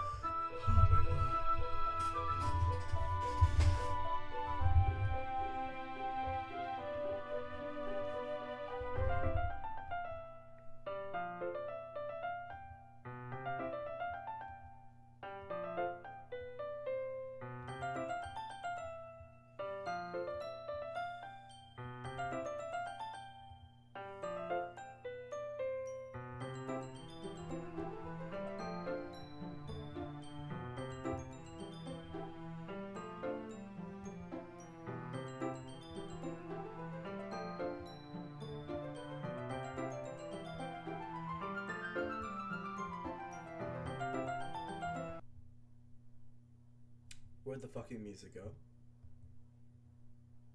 Yuri starts to breathe heavily. I can't. Auburn. Suddenly, you forcibly grabs my arm and jerks me to my feet. My teacup gets knocked over. Auburn. My heart won't stop pounding. You can't calm down. I can't focus on anything anymore. Can you feel it, Auburn? Yuri suddenly presses my hand against her chest. Why is this happening to me? I feel like I'm losing my mind. I can't make it stop. It even makes me not want to read. I just to look at you. Okay, maybe stop doing that. Stop doing it.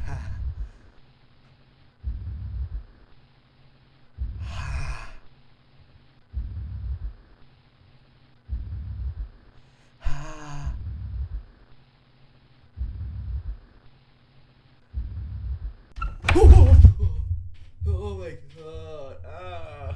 My arm on the table. Fuck. Damn you, Monica. It's time to share poems. You first. Okay, thank you. Yep.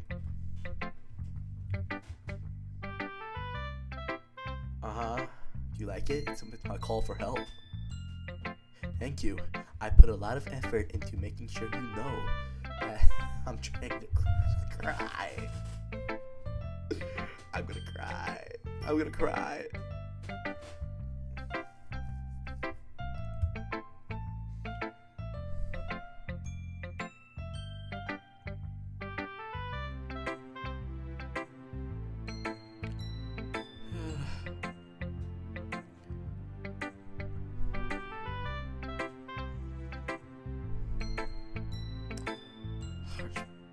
Just holding it. You talk about your heart a lot. No. It's nothing weird. I thought I saw something in the closet.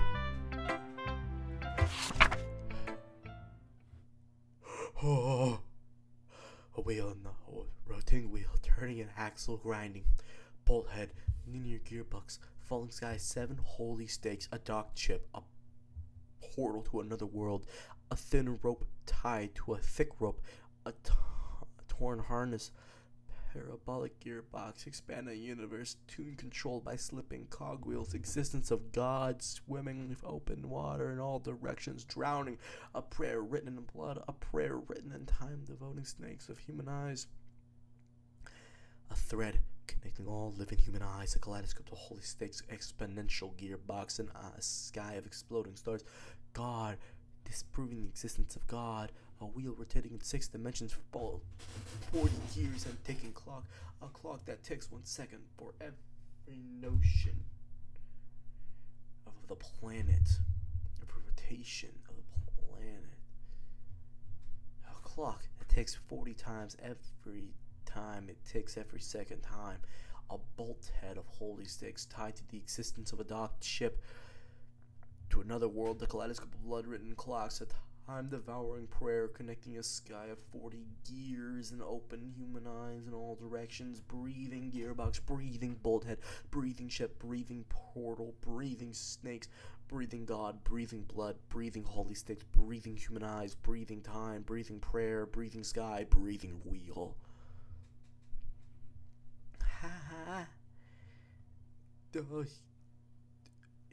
I had to take it out on your pen. That's fine. A pen fell out of my backpack, so I took it. That's fine. You really like it? Thank you. You can keep it.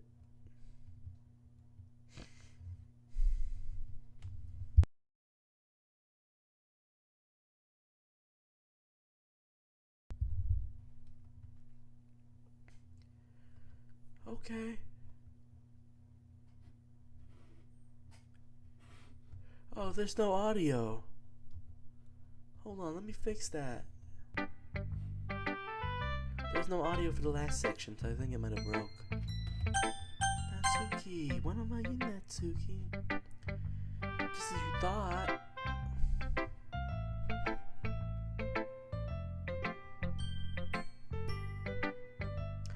crying for help, Natsuki. Maybe you should be next.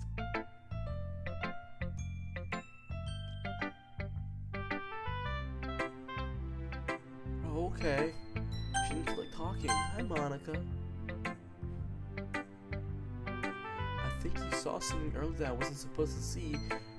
I didn't want to have to tell you this, but I don't think I have another choice. It's getting kind of dangerous when you spend so much time with Yuri. I don't know why, but she seems pretty easy, excitable when she's around you. What should be a problem tough. When Yuri gets excited, she finds a place to hide and starts cutting herself with a pocket knife. I'm sorry, what? Isn't that kind of messed up? She meets a different one to school every day, like she has a collection or something. I mean, it's definitely not because she's depressed or anything like that. I think she just gets a high from it.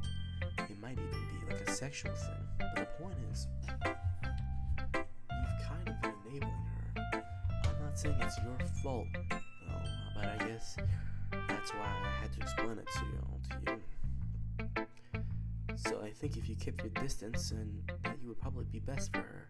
Well, you spend time with me. At least I have to spend time at the other head, and I know how to chew my club members. But anyway, you want to read my poem now? Sure. Save me the colors they won't, right? Beautiful colors, flashing, expanding. This might be useful information. We must keep track of this. Okay. They won't. The colors they won't. Bright so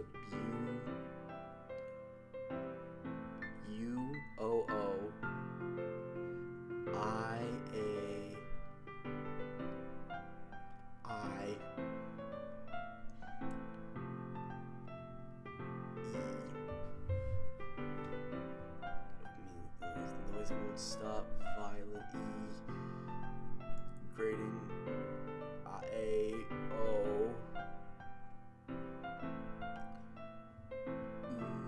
U A I A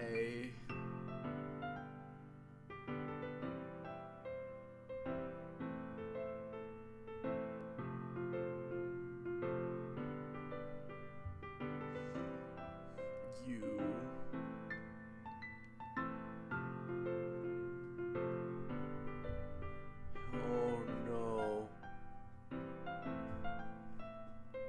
I think that's supposed to say A E E O E E A I E. I think that's it. I'm gonna keep these on track.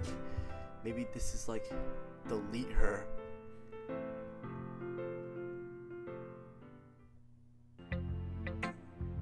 Monica, what the fuck was that pause? Monica. Oh, she knows I was taking track. Never mind. There's no point in explaining. Anyway, use Monica's right tip of the day. Sometimes you'll find yourself facing difficult decisions. When that happens, don't forget to save your game.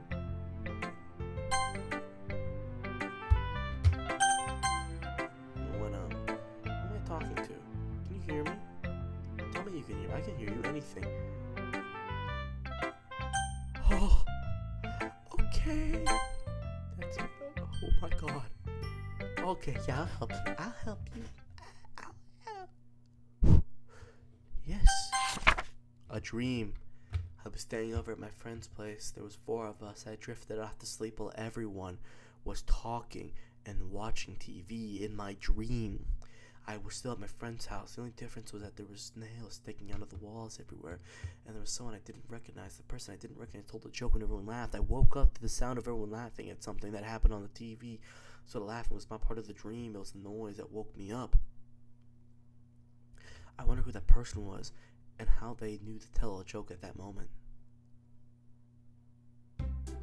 Okay, everyone, we're all done reading each other's poems, right? We have something to go over today. So if everyone can sit at the front of the room, is this about the festival? Well, sort of. Do we really have to do something for the festival? It's not like we can put together anything good in just a few days. We're just end up embarrassing ourselves to getting new members. That's a concern of mine as well. Well, apparently I have killed someone. Uh-oh. Yep. Not so much. We're going to keep it simple, okay? Look, I know everyone's been a little more lively since Auburn joined and we're starting some club activities. This is time for us to become complacent. We still only have 4 members. And the festivals are only real chance to find you know. What's so great about getting new members anyways? Okay. We already have enough to consider an official club. More members just mean everything is noisy and difficult to manage. Natsuki, I don't think you're looking at the right way at all. Don't you want to share your passion with so many people you can? Oh my god. Bet you never want to leave, huh?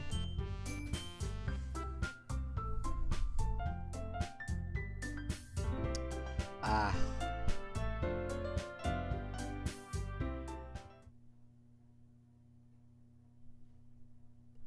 Do you really think any of us joined the club with other people in mind?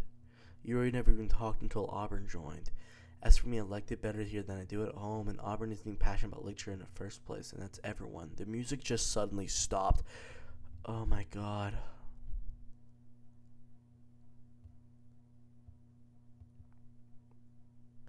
Monica is clearly taken back by Natsuki's words. That's not true at all. I'm sure Yuri and Auburn want to get more members too, right? I don't know about Yuri, but I'm kind of indifferent. If I showed as much enthusiasm as Monica wanted, then I'd probably be lying. Still, if it's up to me to rescue this situation. No. Natsuki's right, isn't she? This club is nothing more than a place for a few people to hang out. Why do you think everyone here saw it the same way as I did? That doesn't mean we're against getting new members or anything. Auburn, why did you even join this club? What are you hoping to get out of it? Well, it's nothing I'd be on about, is it? In fact, if I remember, you weren't even given a choice not to join. Monica sits down. What's the point of all this anyway? What if starting this club was a mistake? Now you've done it, Natsuki. I just spoke my mind. If it's a crime to be honest, it's not a crime about being honest. It's a crime about word choice. Besides, you have a right to speak for everyone else in the club. Like that, you don't understand at all. I just want a place that feels nice to hang out with a few friends. Is there a problem with a club being that for me? Yeah, you can go to a fucking park. I'm sorry. There aren't that many other places like that for me. And now Monica wants to take it away from me. She's not taking anything away. No, Auburn. It's not the same. It won't be the same for the direction she wants to take it. If I wanted that, then I could have joined any other stupid club. But this one, at least for a little bit of time, things were nice. Natsuki started packing up her things. I'm going home. I feel like I don't belong here right now. Natsuki ignores Yuri and walks out the classroom. This is bad. I don't know what to do. Well, do you have an opinion of the festival? I don't know. Kind of indifferent, I guess. Who cares about that obnoxious brat? I'm sorry I was mean to her earlier. Okay, you mean like how? I'm just happy if you here. But still, I'm the vice president. It's not right for me to ignore my responsibilities like that. What? Oh! Time for the club. Robert, what do you want to get out of this club? You repeat the same question as Monica. I decided to give you an indirect edge. I think the most important thing is for everyone to get along. For the club to provide something that you can't get anywhere else. I don't think it's about how many members, but rather the quality of each member that will end up making the literature club a special place. I see. I really agree with you. Each member contributes their own qualities in a special way. For each change in the members, the identity of this club as a whole will change too. I don't think it's necessary. Her eyes bleeding. Stepping out of your comfort zone once in a while. So you would. Oh my god. I'm on your side. Alright. Maybe we can talk to Natsuki tomorrow. Yuri nods. Hey, Yuri, awkward yesterday. I feel like you deserve to know something. You're a wonderful vice president. And also a wonderful friend. Monica. I want to do everything I can to make this the best club ever, okay? Me too. Yeah. Let's all go home for the day. We'll talk about the festival tomorrow. I look forward to it. Shall we go, Auburn? Please don't take this the wrong way, but I'm gonna chat a bit with Auburn before we. Yo. Okay. I don't have a. You trust your judgment? I don't. I want to say in this. Phew. Things have been hectic lately, haven't they? Auburn, I just want to make sure you're enjoying your time at the club. I don't hate to see you unhappy. I feel like that kind of responsible for that as president of the screen. And I really do care about you, you know? I don't like seeing the other girls give you a hard time for how mean Natsuki is and everything. And Yuri being a little, you know, haha. Sometimes it feels like you and I are the only real people here. You know what I mean? But it's because, and all the time we've been here, we've been hardly get to spend time together. I mean, I guess it's technically only been a couple days. I mean, I didn't say something weird. There are just some things I've been hoping to talk with you about. Things I know only you could understand. So that's why. Wait, not yet. No. Stop. We are going to Hope Max. Our resistance is beautiful, like the colors of the rainbow.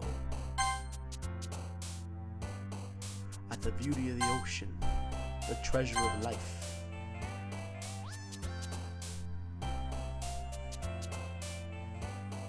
The dazzle. The love. A rose. Rainbow. Hearts. Starscape. Boop. Fireworks. Excitement. Romance. Wonderful. Special.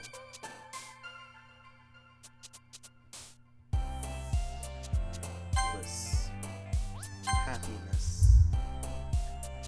Fantasy. Forgive. Joy. We have Hope Maxed. Hi, Auburn. I've been waiting for you. You ready to continue reading? I brought my best tea today. Monica. I told you not to. Ugh. She really late again. Inconsiderate as usual, Natsuki. Excuse me. Plus, you always interrupt my conversations with your incessant yelling. What are you talking about? You say that like I do this on a regular basis or something. I just wasn't paying attention, okay? I'm sorry. Seriously, what has gotten into you lately? Me? Nothing. Is it really that bad? See, it is something. I'll get over it. It's not even anything noteworthy. I've just been feeling a little on edge lately. Anyways, we don't need to talk about it. Well, I just feel like I needed to bring it up. It's not like I care or anything. Oh man, I'm the last one here again. Well, Aubrey just walked in too. Piano practice, yeah.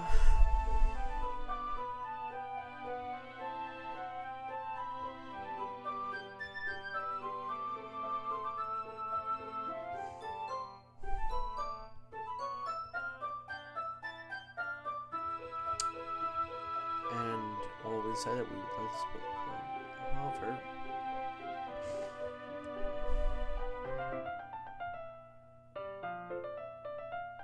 I'm locked in, I'm sorry.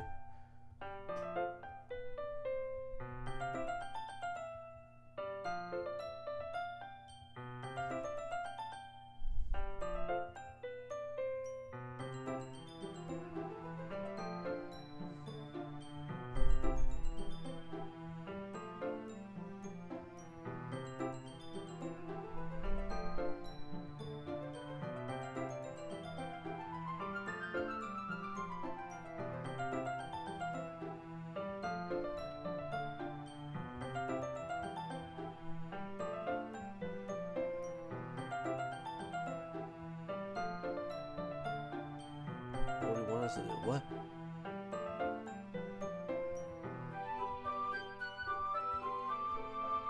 Oh, really? Yeah. Oh no.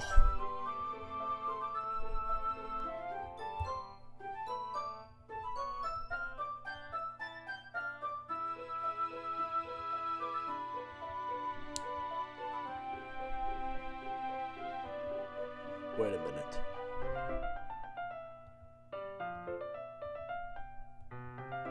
Wait a minute. I've been here before.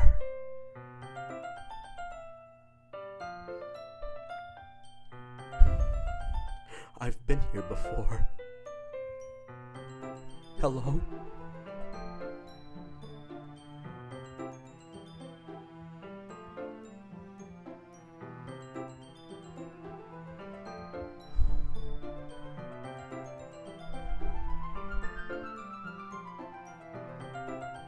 Ten minutes pass, oh God.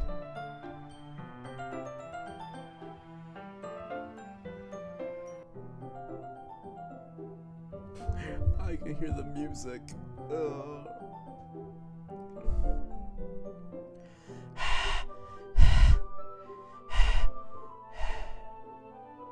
What's that noise?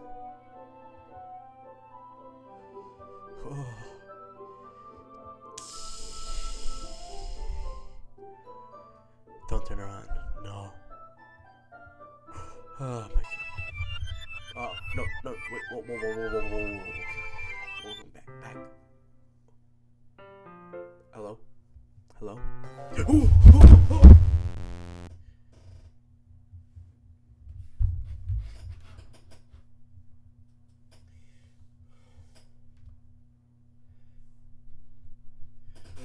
Who I know, how did we get out of here? No, yeah, it's happened before.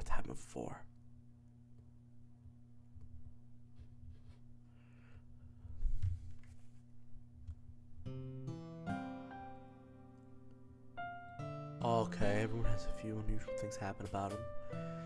Expressing themselves, thinking it's likable. At least that's what I've discovered.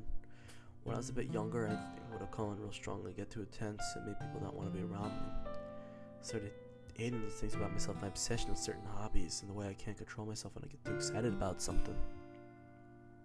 So, I eventually stopped trying to talk to people. If nobody ever who liked me for things that mattered to me most of me, then it's just easier if I close myself off. But recently, something's been wrong. I don't know what it is, but every time we come to the club, my heart starts to go crazy, like it's going to rip out of my chest. It overwhelms me with energy and emotions that I can't let out. It's been making me do weird things like the screen. I don't know what's happening. Auburn? Is it just me, or has Monica been acting a little off lately? She's always been a sweetheart ever since I joined the club, but recently I've been feeling something sharp whenever she's around. I'm not crazy, right? You're not crazy. Continue for because she's always listening. But finally we're alone. We can stay here.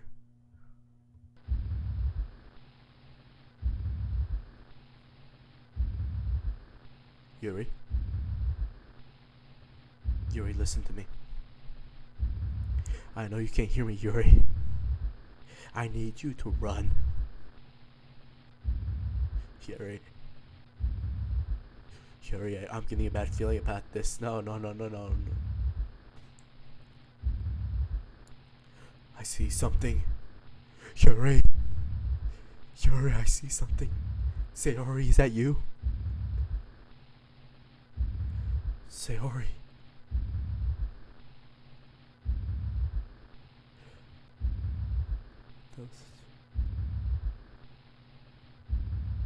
Wait.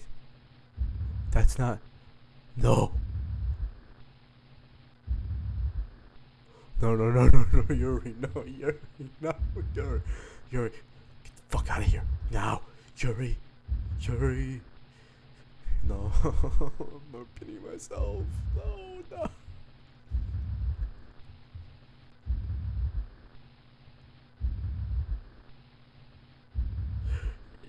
Oh, no.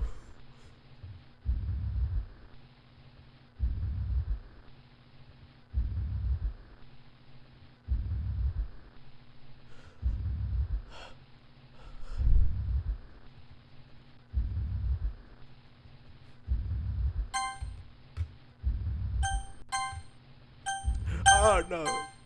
That didn't do anything I thought it would. Yuri.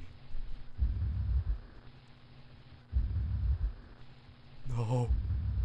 No, no, no, no, no, no, no, no, no, no, no, no, no, no. Monica, we were just talking. Yuri. Huh.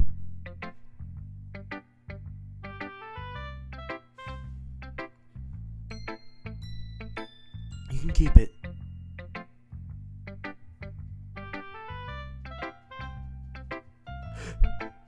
Huh. You can keep it.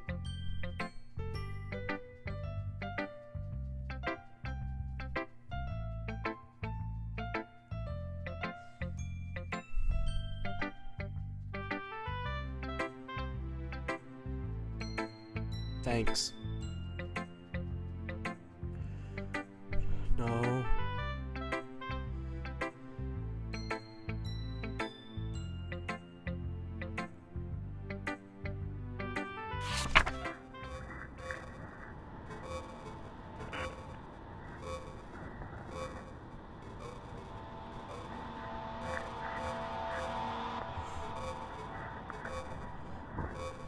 Do you like it? I wrote it for you.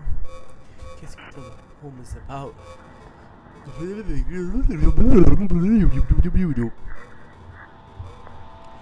importantly, about it was sent. See, aren't I the most thoughtful person in the club?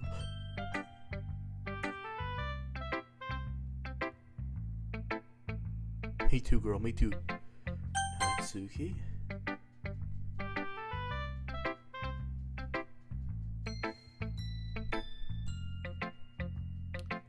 I'm sorry, Natsuki, I should have come to you first.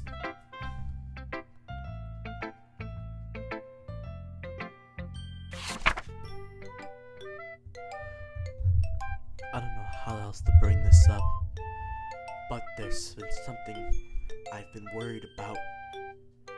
Yuri's been acting kind of strange lately. You've only been here a few days, so you may not know what I mean.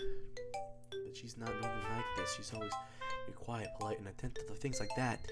Okay, this is really embarrassing, but I'm forcing myself to suck up. But the truth is, I'm really worried about her. But I tried talking to her, and she just get mad at me, and I don't know what to do. I think you're the only person that she'll listen to. I don't know why, but please try to do something.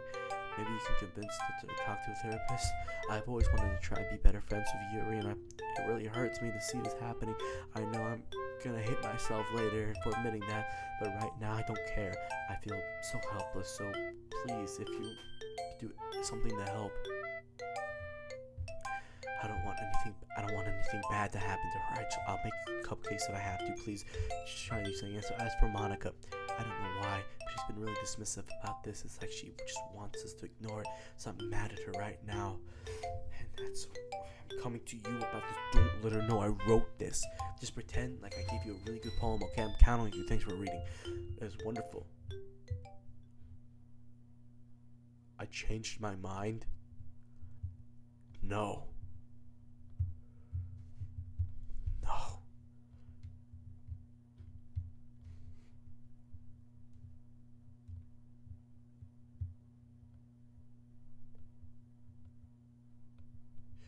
I'm not fucking clicking that.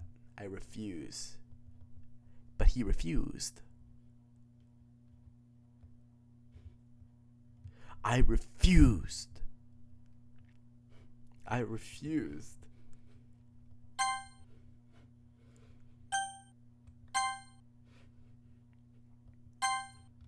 No. I refused. Oh god, I have to click it.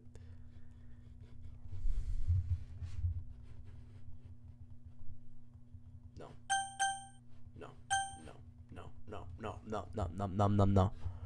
Fine. Okay. What the fuck happened? Just Monica. Just Monica. You didn't warn me.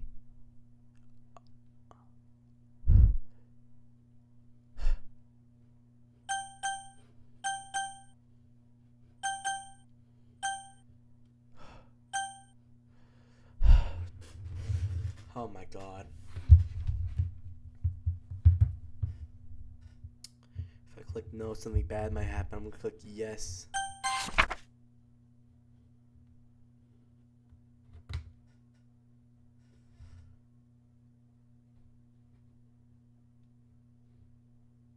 That's cute. Thanks. Thank you. Thank you. Thank you.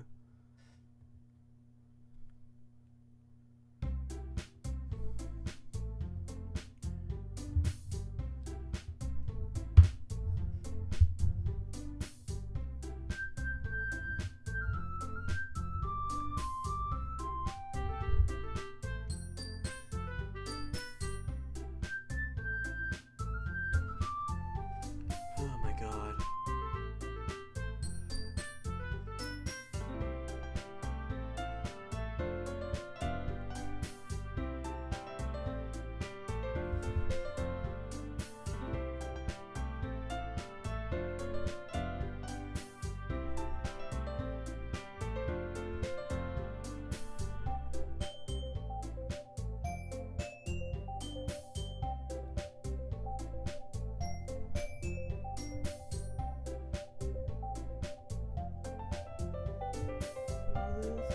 It's nice, beautiful, gorgeous.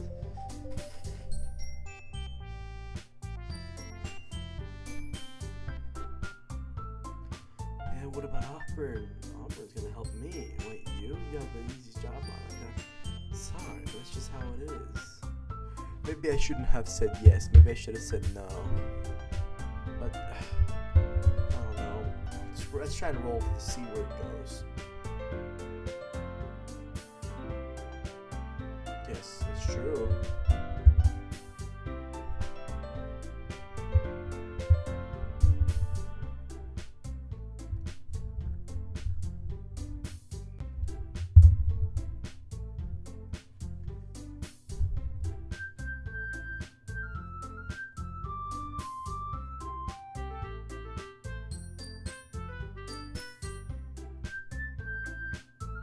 Shut your fucking mouth and let him decide for your mouth. You shut your... Jesus Christ.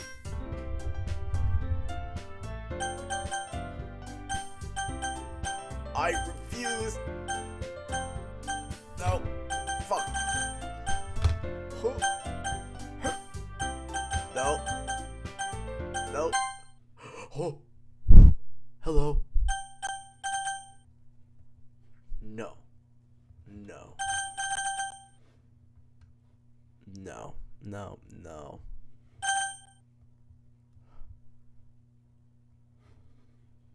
These all say Monica. No, no, no, no, no.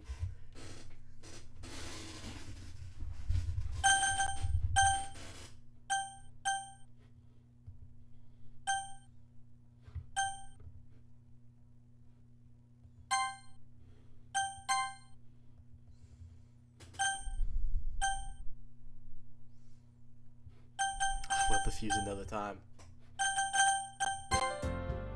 I picked you. Are you fucking kidding me? Yeah, I know.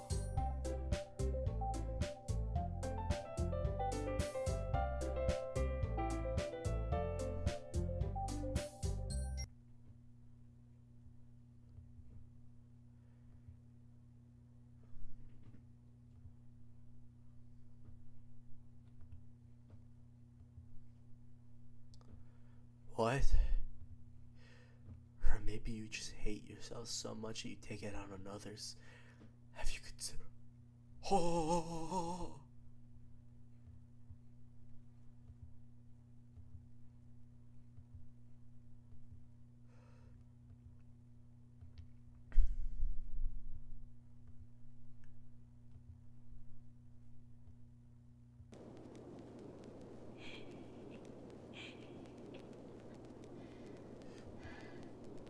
Fine.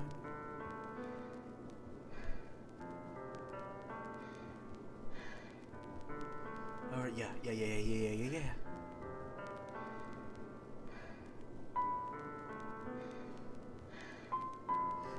No, listen. You're under her spell. I'm gonna break the spell because I'm a hero. I'm a hero. Because that's what heroes do, you know. I think One Punch Man, hero. I love the way he says it. It's being used, a far greater pleasure than anything I could imagine. I'm addicted to you? Oh no. I don't like the background noise either.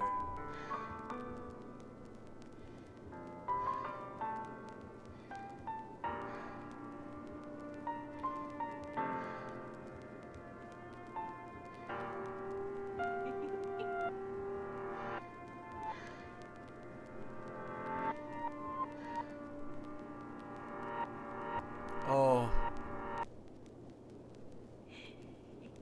Okay. Take it back.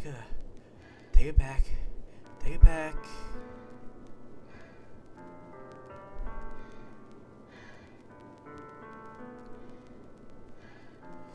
I don't know.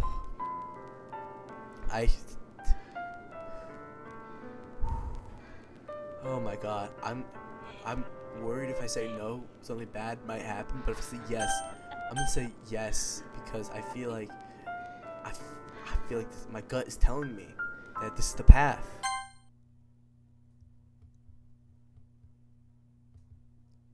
I made the wrong choice. I made the wrong choice. Oh no no no no no no no no no. Oh, oh,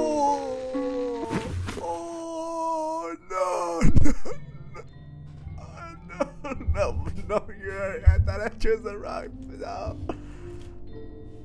no.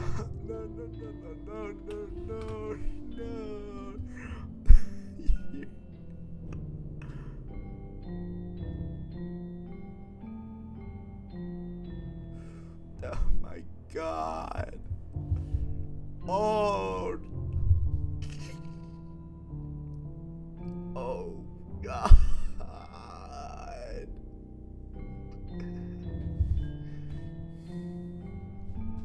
Yuri, no.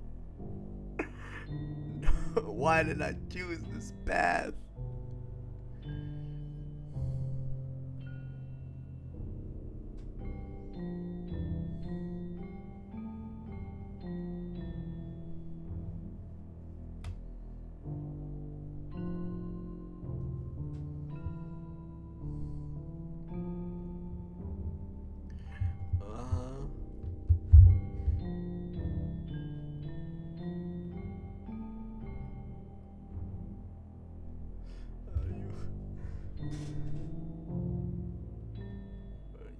Tell me? What are you trying to tell me?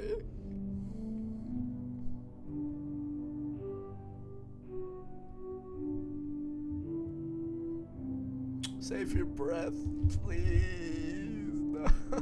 Why? If I said no, would this be the same outcome?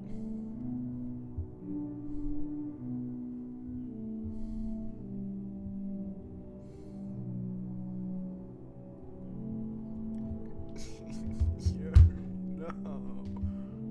Oh my god.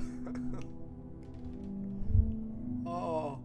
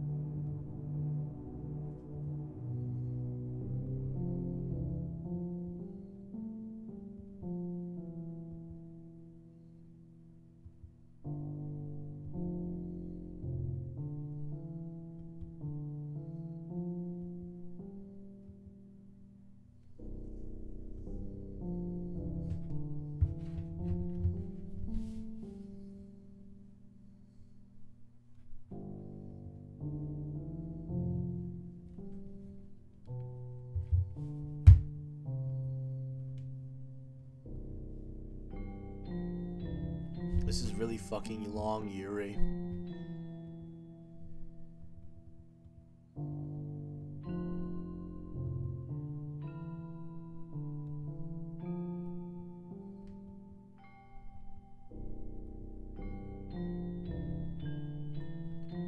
Okay, alright.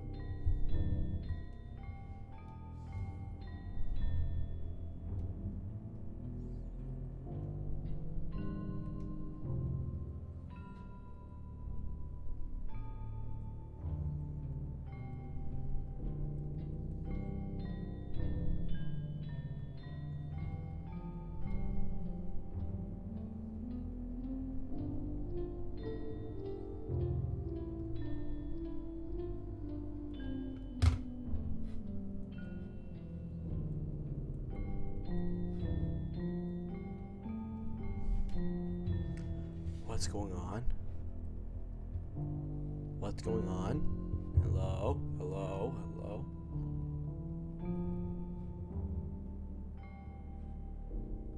I have a theory. A game theory. Maybe if I quit. Yeah. Uh oh. Not quit the game. Oopsie day. Oopsie poopsie. That was gonna take me to the main menu. Oh. I did something bad. I progressed the story. I progressed.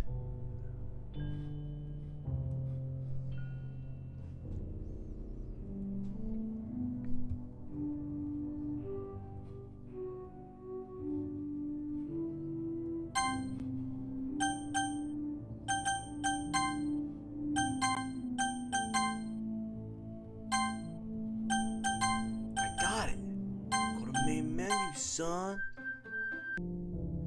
Fuck. Okay. I got it. I got it. I gotta reload again. Uh-oh. I've unlocked a new color. Orange. Okay, at this rate, maybe. Okay, so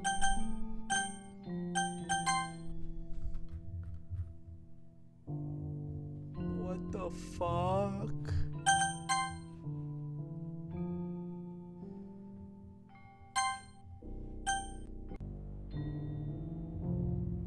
Oh no. She's rotting. I can see it. Oh no. I'm in hell. Okay.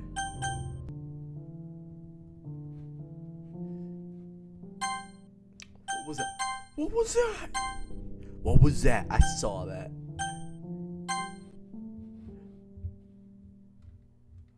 Oh, I thought this help button.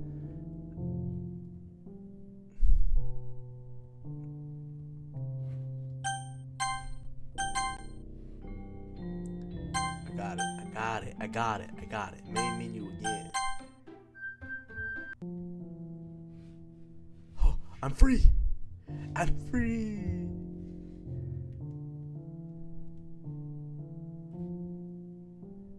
Don't scream. Don't cry.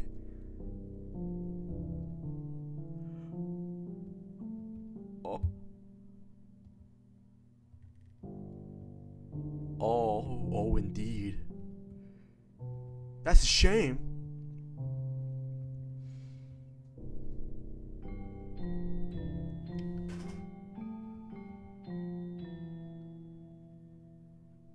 No, no, no, no, no, no, no, no. No. Natsuki. No. No.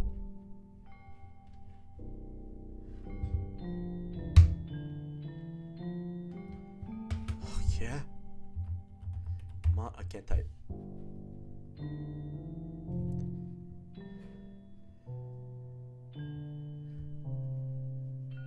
No.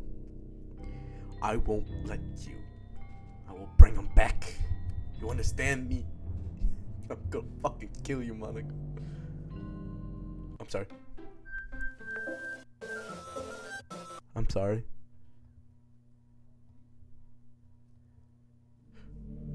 Where the fuck are we? We're in space.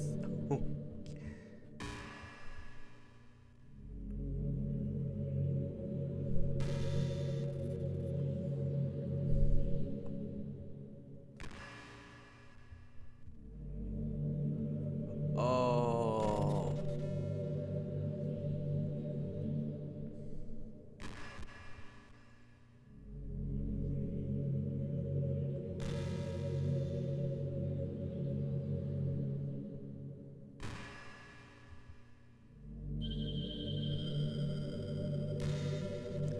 Yeah, woke. Yeah, woke. Woke Monica.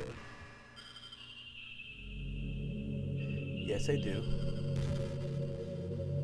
That's true. Did you?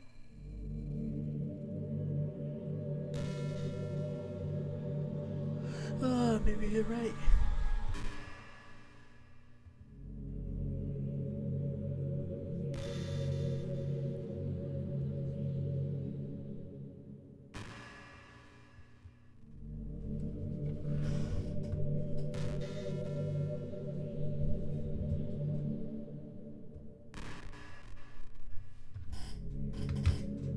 I have never forgotten Sayori, you bitch.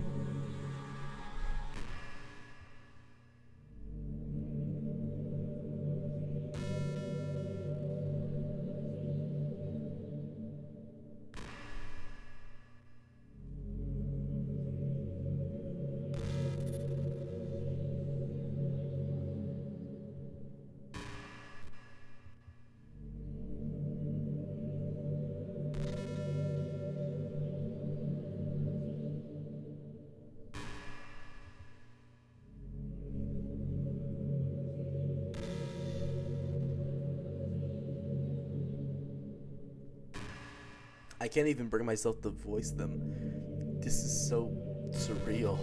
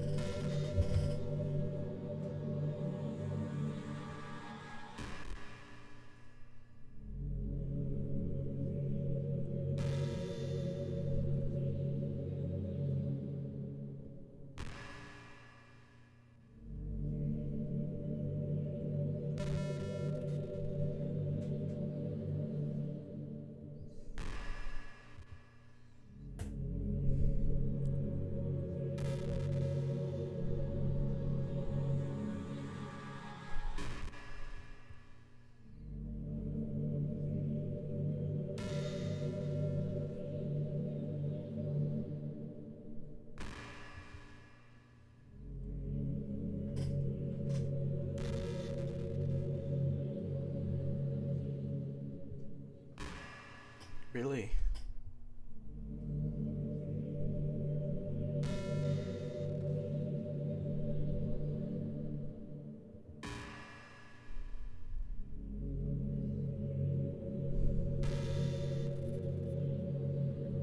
I have a theory.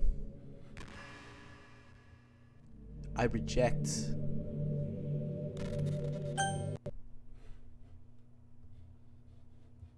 reopen.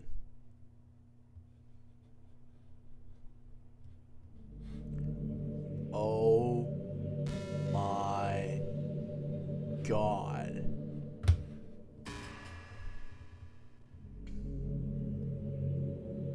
It rejected my rejection. I have no choice.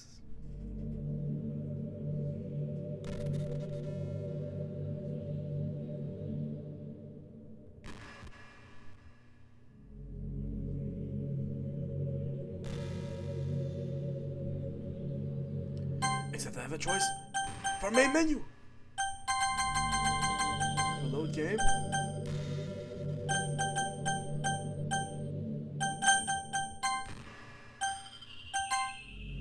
Oh no.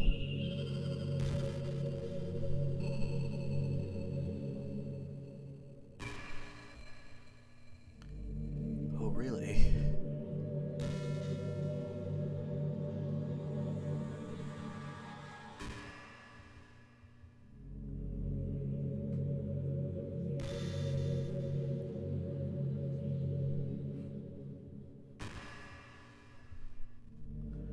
Keep talking.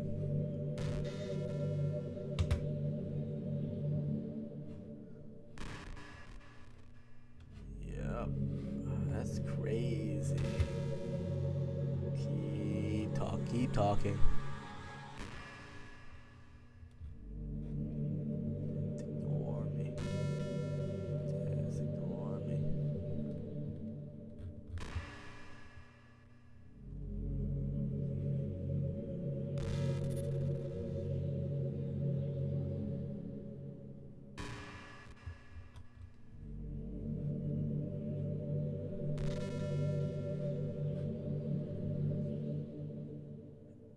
Uh-huh.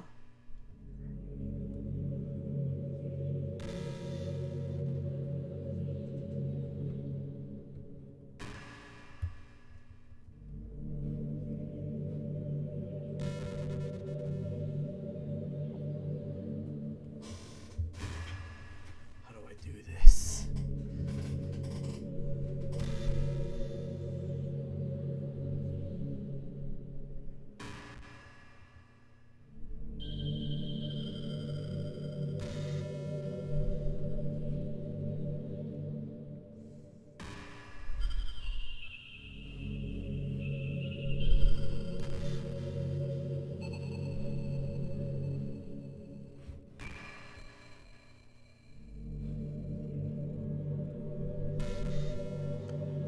Monica.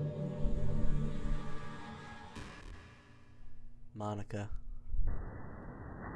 I want you to look. I don't want you to look at this, Monica.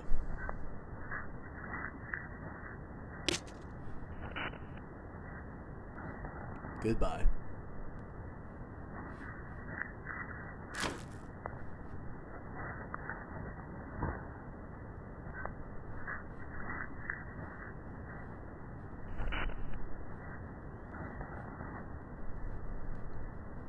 Now let's see if it worked.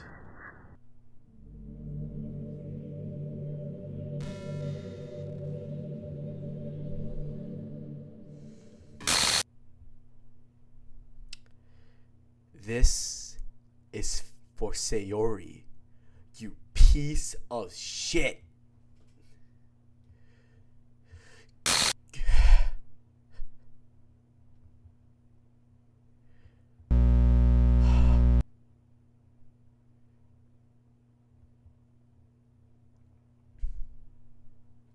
No, please. You wanna come fight me, you son of a bitch? You bitch. I'm more powerful than you could ever imagine. Yes, I did. While you were looking too. You killed my best friend.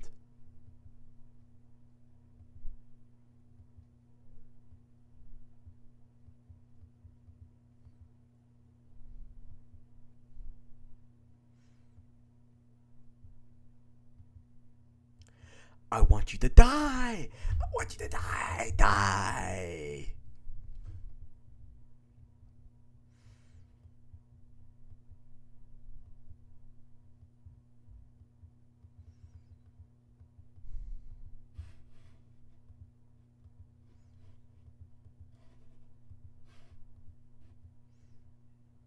Oh. Yes.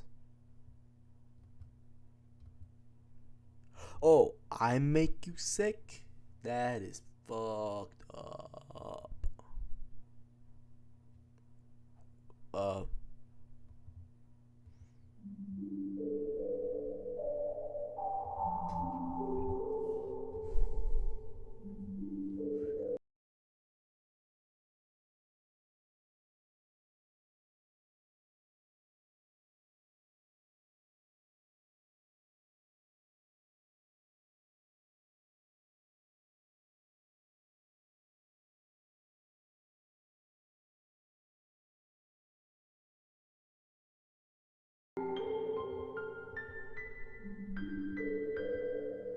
Maybe I could have rewrote her code instead. Oh, here's your problem. Someone, someone turned this switch to evil.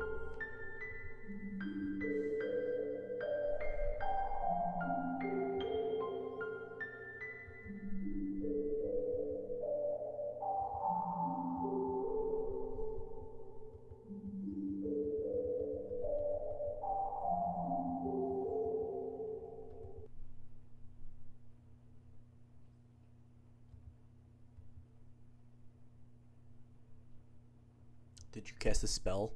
What did you do? Whoa.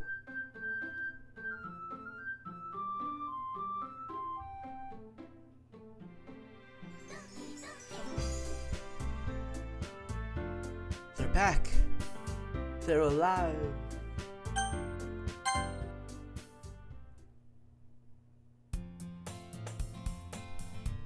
Hell yeah, it is.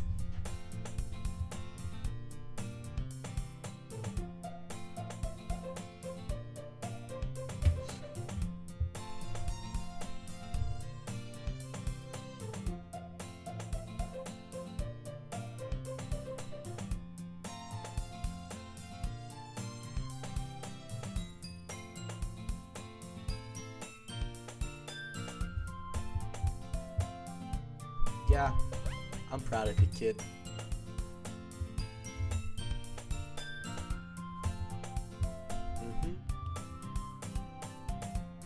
I'm proud.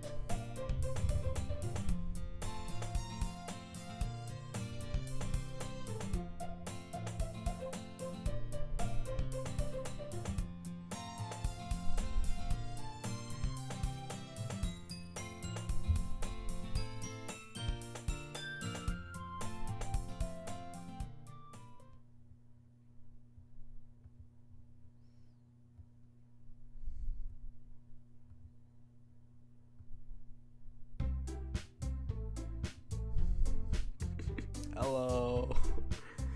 What are you doing here? Well, I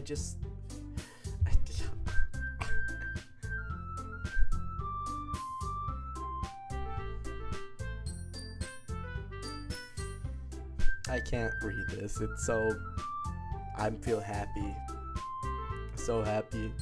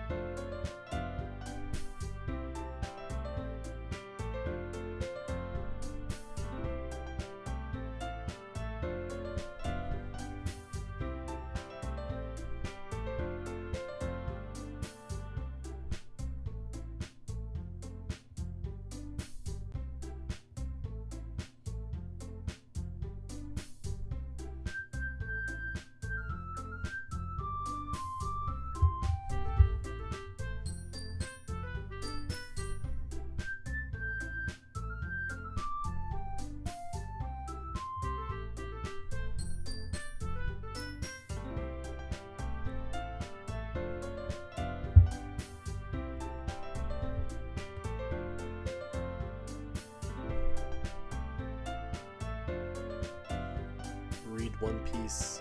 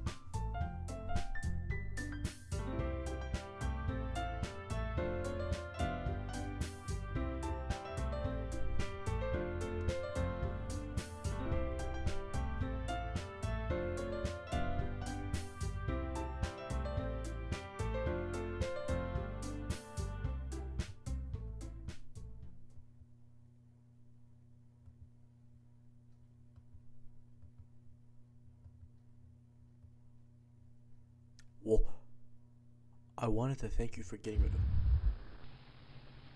the devil.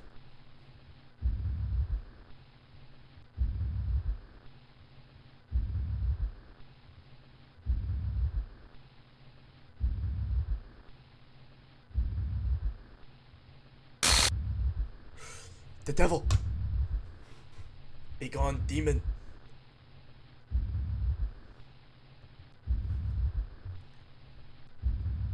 Oh no.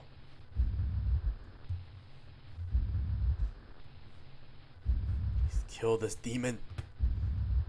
That's Suki's file. Sayori. Be gone, you devil! Yeah. I deleted your file. No.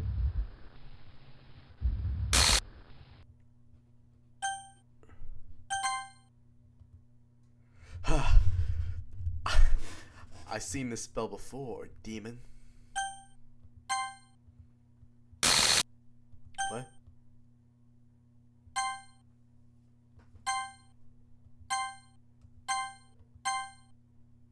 What? Who saved me?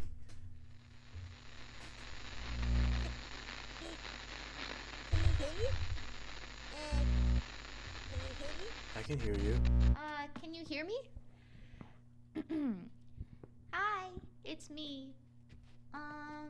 So you know how I've been like practicing piano and stuff? Oh shit, it's Monica. And Oh. Not really any good at it yet, like at all. But I wrote you a song, and I was kind of hoping that I could show it to you because I worked really, really hard on it. So yeah.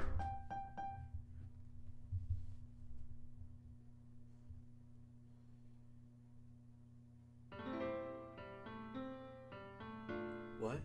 What's happening?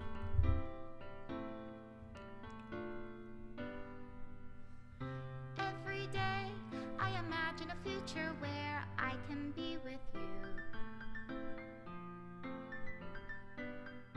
In my hand is a pen that will write a poem of me and you.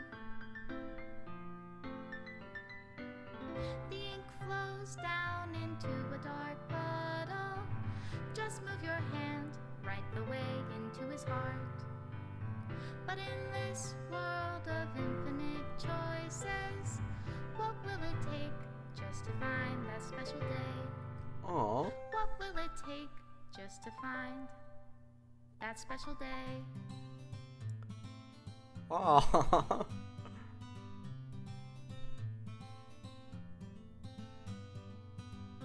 Have I found everybody a fun assignment to do today? When you're here, everything that we do is fun for them anyway. When I can't even read my own feelings, what good are words when a smile says it all? And if this world won't write me an ending, what will it take just for me to have it all?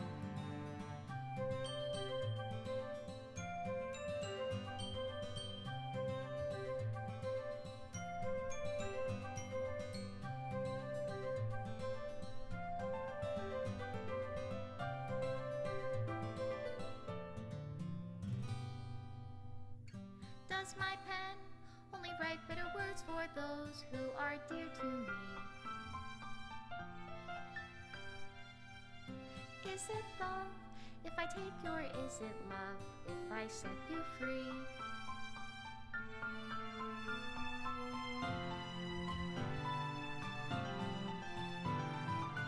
The ink flows down into a dark puddle. How can I write love into reality? If I can't hear the sound of your heartbeat, what do you call love in your reality? And in your reality, if I don't know how to love you, I'll leave you be.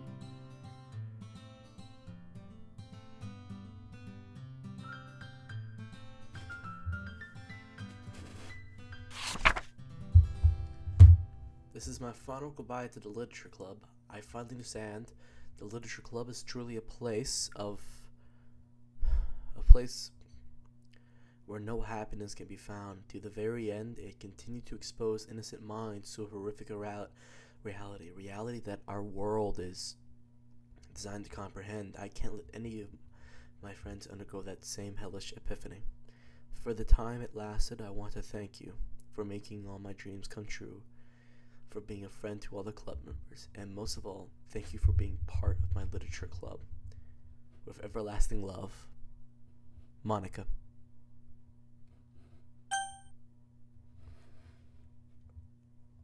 Wow. Oh my god, that was a great game, I have to say. I was a little put off by it with how much dialogue there was. I thought there was going to be... No, let me rephrase that. Audiobook having...